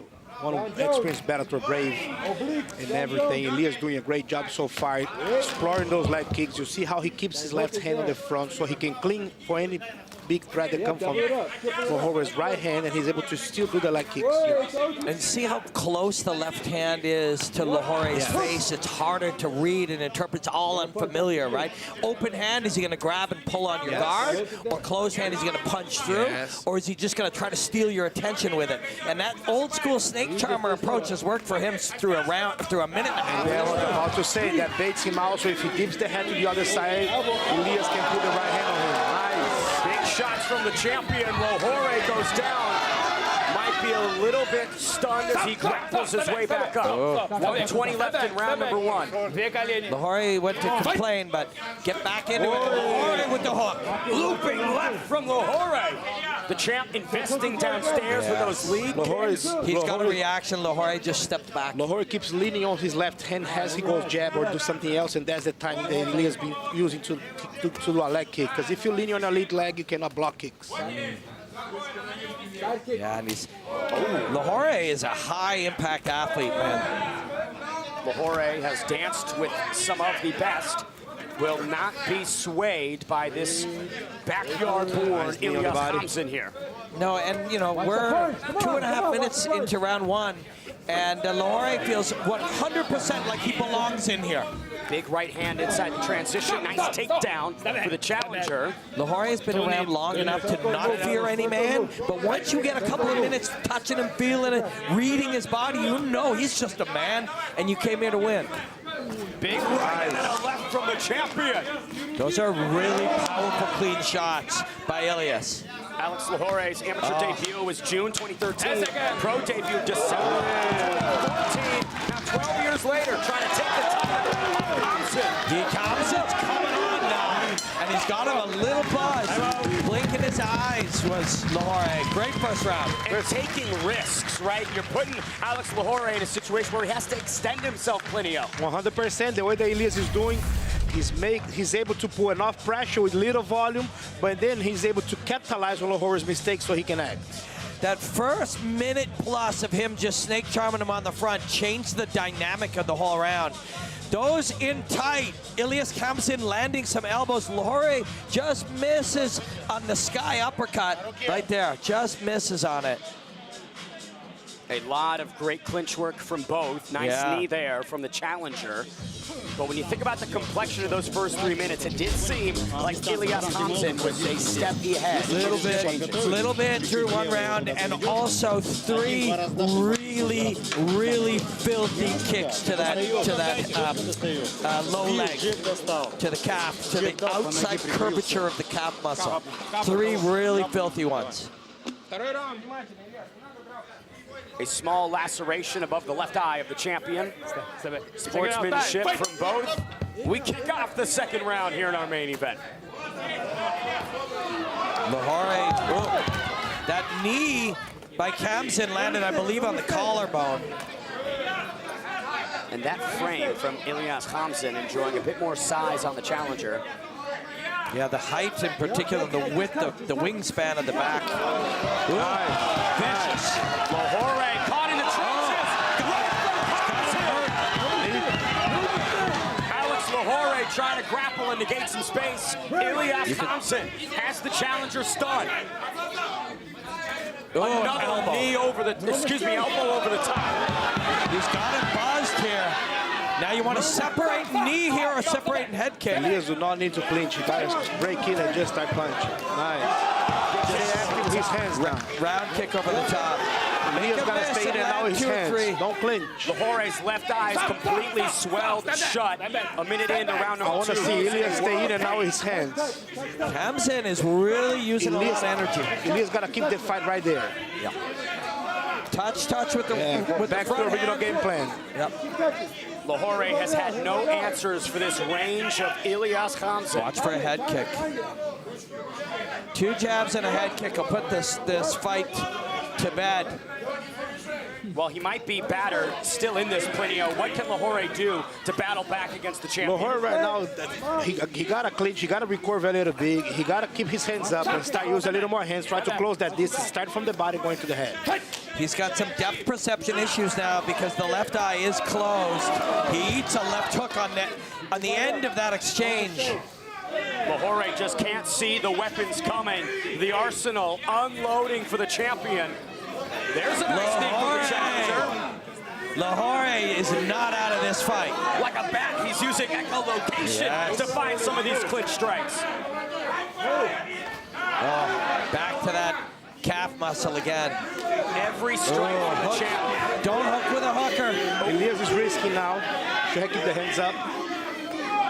Kazimba retreating briefly, stings Lahore there. Kazimba's burned a lot of fuel trying to get this man out of there. Watch his body. Look, mouth is open. Kazimba has tried everything to get him out. He's going to need a break between rounds if this goes to this round continues. Lahore eating a 3-punch combo there. A lot of lazy looping shots from him, Robin. Both guys wasting a lot of gas. Lahore is still dangerous. You do not want to make a mistake here with him, even with one eye. Another right over the top. And then a combo onto the challenger. Lahore, man, I'm a fan. This guy came to fight. He's not selling it cheap. Wow. Alex Lahore intent on not going away easy. If I'm Elias Kazimba has his work cut out for him, Robin. If I'm Elias' coach right now, tell him to just recover a little bit first. Bro, come back to the original game plan. You go home with whoever brought you to the dance. Stay there, keep the arms to the front. Keep using those hands, but Elias gotta keep him at the end of his punches. And if he keeps him at the end of his punches, he can also kick that calf 2 or 3 more times. Everything opens from there. Because he has more reach, he gotta stay putting feints and putting long punches so Lahore can miss. And look at the damage accumulated on that left eye of the challenger. Completely shut. I think this corner's having a hard time opening that up, combating the swelling, Robin. It may open, he may start the round with the eye open, but it's going to swell as soon as that end swell stops being applied. And no, it's not even going to start open. He's going to go one-eyed the whole time. These guys are fighting a 5-round fight like it was a 2-round fight. Yeah. Well, we might not even go 3. Our main event of the evening, this third frame, Elias Kazimba defending the throne. Alex Lahore trying to take it from him. So right back like Coach Plinio said, that's the way to go. Yes. Pressure with no volume. High pressure, low volume. Nice. See, that's the way to go. Especially at the beginnings of these rounds 100%. when Lahore has some more pep in the step. You gotta keep him on the end of his jab. Do his side leg kick so he can also lose balance, lose his stance, and just start catching from there. No need to clinch. A lot of strikes after the referee intervention. Timeout called. And that happened in round 1 as well. He got away with it. You ready? Another warning issued to the champion. Yeah. Saying, listen to my commands. Now's the time to start throwing body kicks with the left leg. Elias goes upstairs. Lahore addresses it with the guard.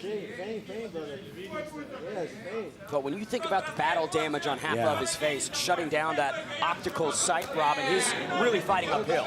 Yeah, you almost don't have to throw a finishing punch in the next couple of minutes. Just let time do the heavy lifting in this fight.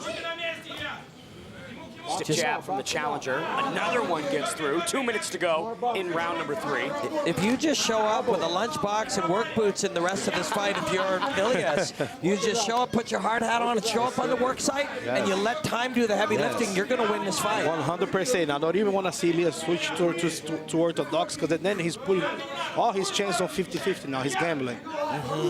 Does seem the tempo has slowed from the champion, who is really pouring it on Lahore in the first 2 frames. Lahore is a dog. He's a durable fighter.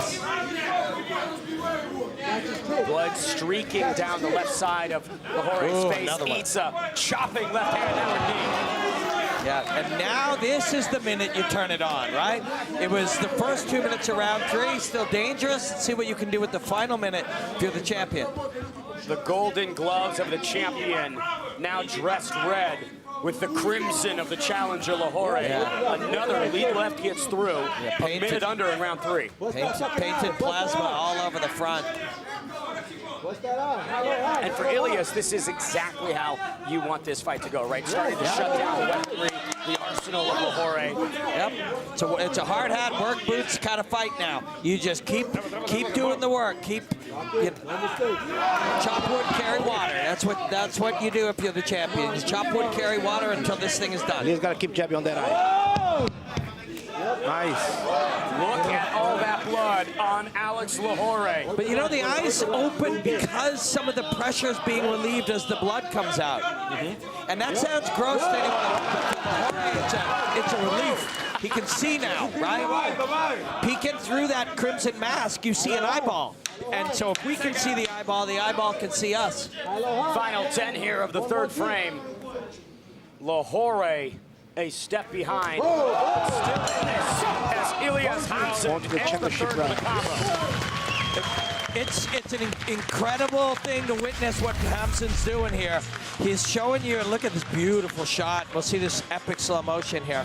Goes down and rips the outside curvature of the calf. Gorgeous work by our team here, the RCC team, and Adam, our producer. I feel that when Ilias come back to orthodox stance, he just doing nothing but give him a chance to Lahore. At southpaw, he's doing a good job kicking the legs on the outside. He stay active with his jab.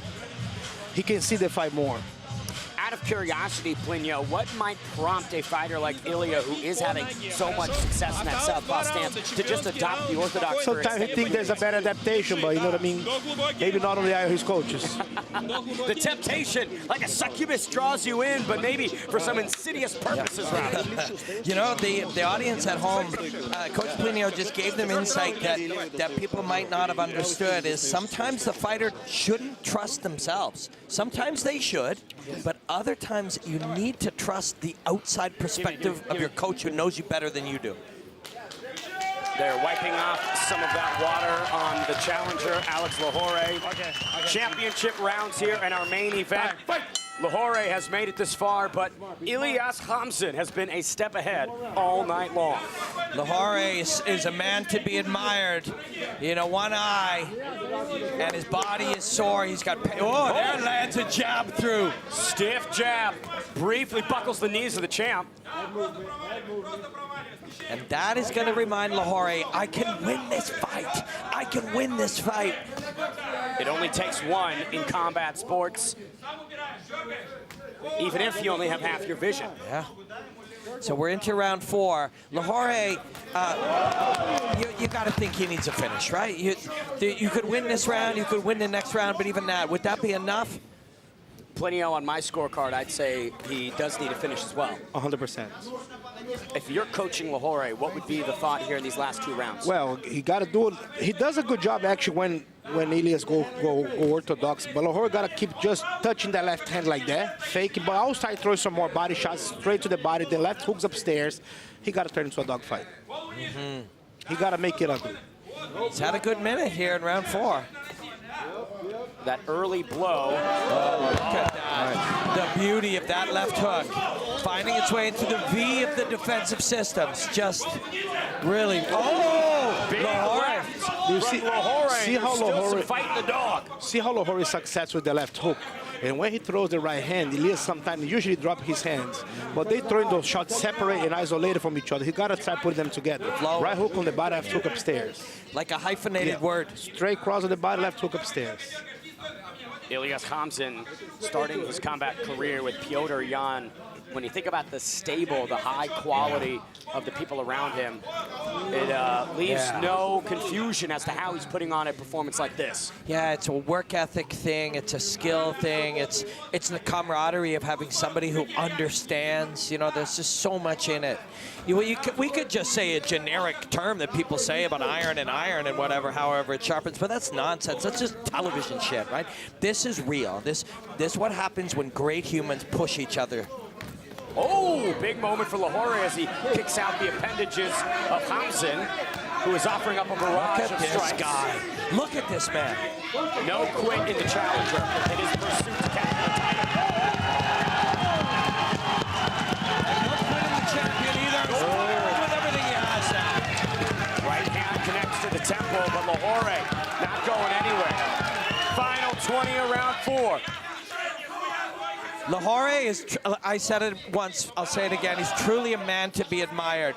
He has been beaten, and he's having his best minutes here in round 4 of a fight in which he has taken a lot of abuse, and he takes some more right there. Right hand from Khamzin gets through on that damaged eye of the challenger, Alex Lahore. 5th and final round in front of us. Our main event extends to the final 3 minutes, Robin.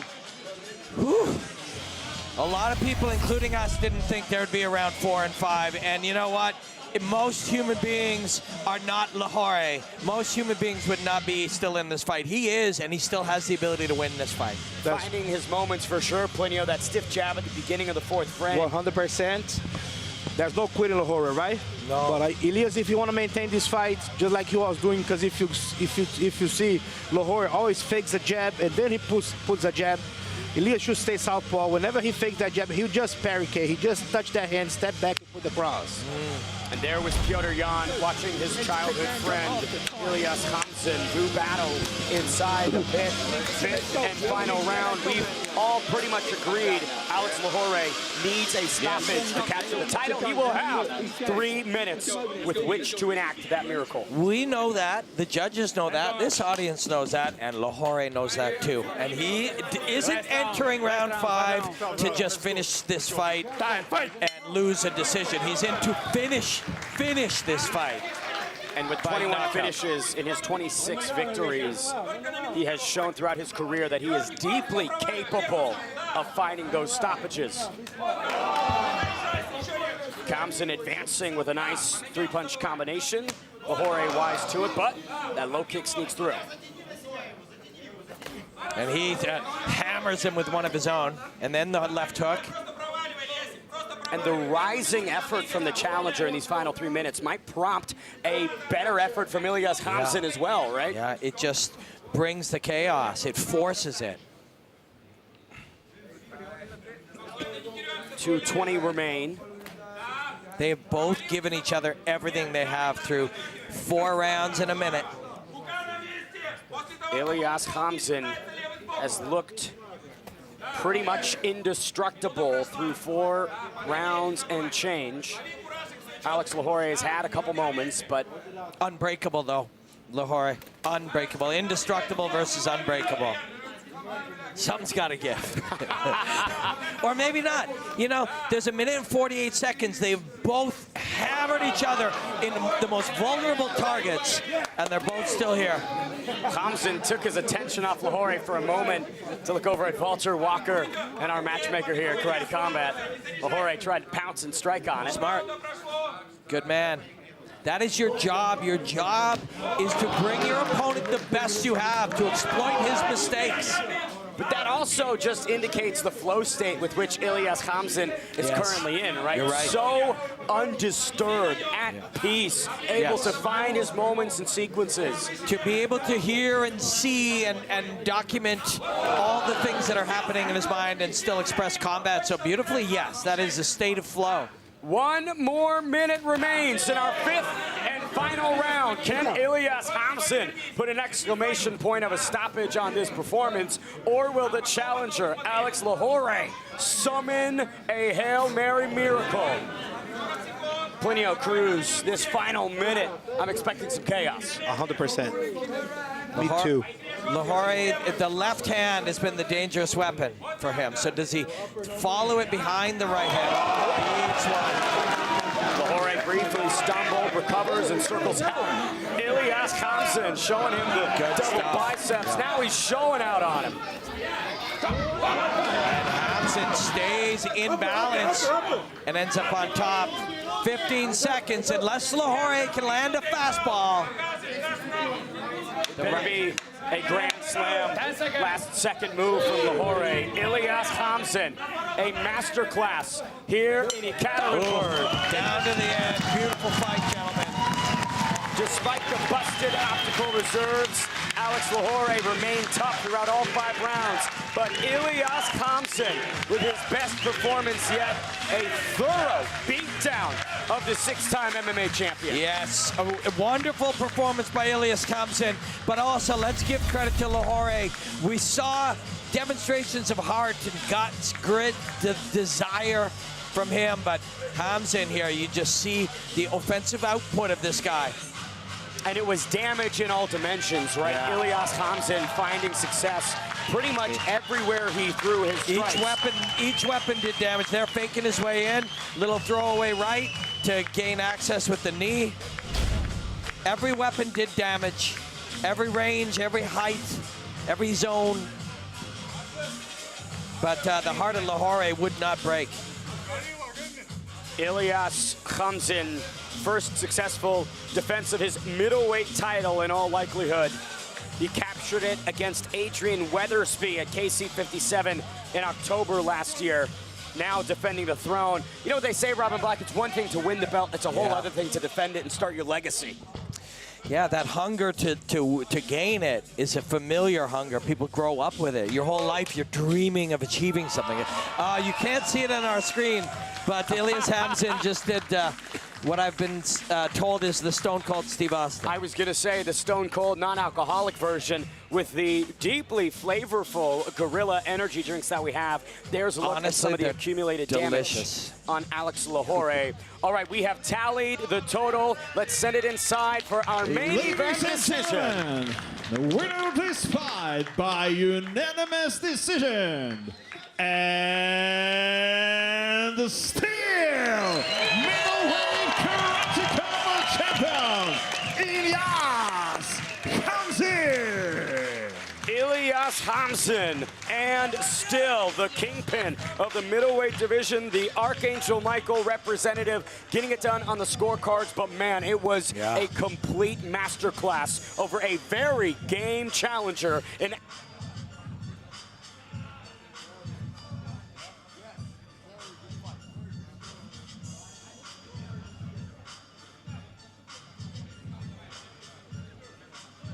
Ильяс, поздравляем тебя с этой трудовой победой. Давайте Ильяса в аплодисментах искупаем, а, Россия? Вот так, вот так. Ильяс, расскажи, пожалуйста, ты так же хорошо Кайрата слышал, как мы все по всему миру? Или чуть похуже? Ильяс, tell us, have you heard your trainer as good as the whole entire world through the TVs? Всем здравствуйте! Повоевали хорошо. Я слышал все команды. Вот. Ну, мой соперник опытный воин. Крепкая голова. Где-то в моменте. Ну, после второго раунда рука начала подводить, если честно. Может быть, сломал, не знаю. Но я старался. Надеюсь, вам все понравилось. Хочу поблагодарить каждого, кто сегодня пришел разделить такое историческое событие. Но хочу сказать огромное спасибо Алтушкину Игорю Алексеевичу. Без него бы ничего здесь не было. Игорь Алексеевич, ценю, уважаю. За все вам спасибо. А также я знаю, Игорь Евгеньевич Ким сейчас смотрит, наблюдает. Он всегда за меня переживает. Большое вам спасибо, Игорь Евгеньевич. Мы победили. Вот, спасибо всем, кто пришел сегодня. Спасибо моей команде, моему наставнику, брату Кайрату. Николаю Николаевичу спасибо. Спасибо брату Петровичу. Вот. Без него бы я вообще в этом спорте меня бы не было. Вот, спасибо моей команде, капитану, всему руководству. Пацаны, победа за нами, газ. Вот, вам спасибо, что пришли. Надеюсь, вам все понравилось и увидимся на следующем большом турнире. Асим, Team, Karate Combat, Фазу, everyone. Всем спасибо. Вот. Николай Николаевич, без тебя бы тоже ничего бы не было. Первое интро. И мы дошли до мирового титула. Спасибо, что однажды поверил в меня. Вот. Я знаю, ты много приложил усилий, чтобы привести это карате сюда. Вот. Показать всем. Спасибо также команде RCC, кто создал это все, эту яму с нуля. Это большая работа на самом деле. Вот. Спасибо всем фанатам, телезрителям, фанатам с Казахстана. Всегда болеют, пишут. Спасибо вам, Рахмет. Вот. И всем. Спасибо моим спонсорам. ТСТК Company, Spartax Company. Ребята, я надеюсь, я заслужил бонус. Хочу оставаться скромным, но моей семье нужна квартира, поэтому в этом году я должен выполнить эту миссию. Вот. Спасибо за все всем, кто сегодня пришел. И спасибо моему сопернику. It was a great fight, obviously. I had a tough, experienced opponent. Thank you to everyone, to the RCC team, to my team, Archangel Michael, to all the people, to Nikolai, to Mr. President. ATT Army, Mr. Richie, Dan Lambert, thank you very much. Woo! And obviously a big hello to the American guys who helped him prepare. Ilyas says that we will meet next time at the big Karate Combat event in Russia. And obviously, our champion asks for a bonus, as he should. Nikolai, вам слово.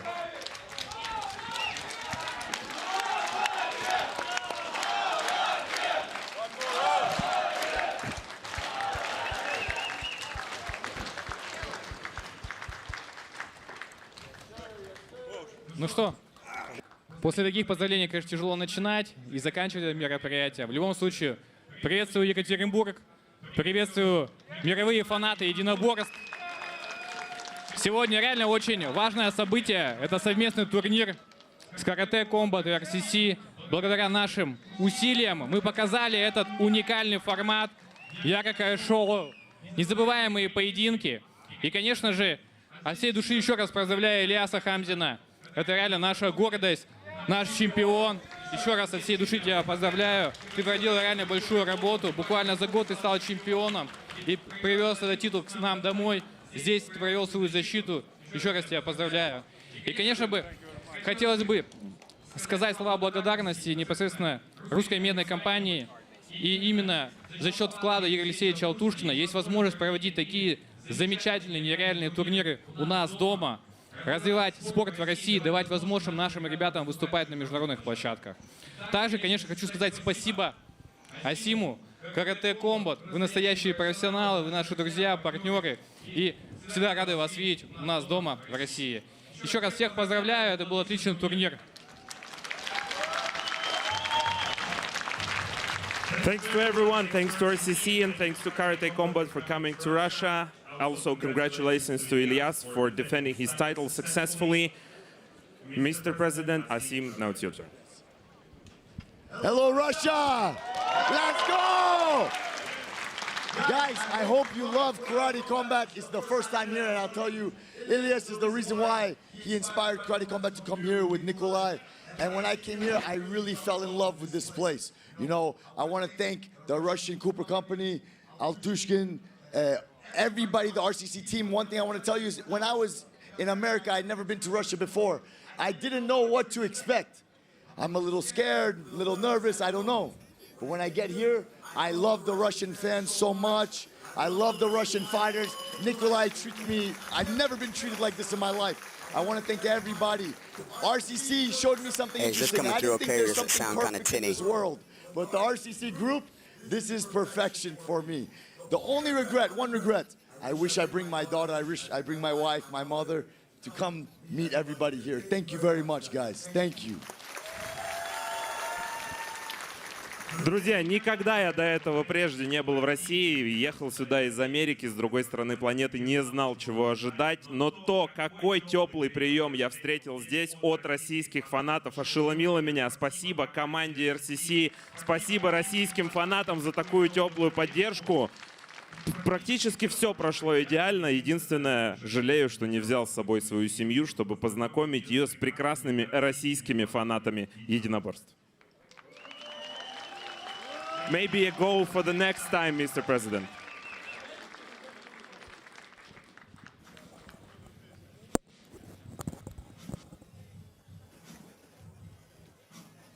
What a great night of action that we had here in fight capital of Russia, Ekaterinburg for KZ60. Ben Davis here alongside Robin Black and Plinio Cruz. Been a wonderful shoot, gentlemen. Your last thoughts on tonight's action? Yeah, it just showed the fighting.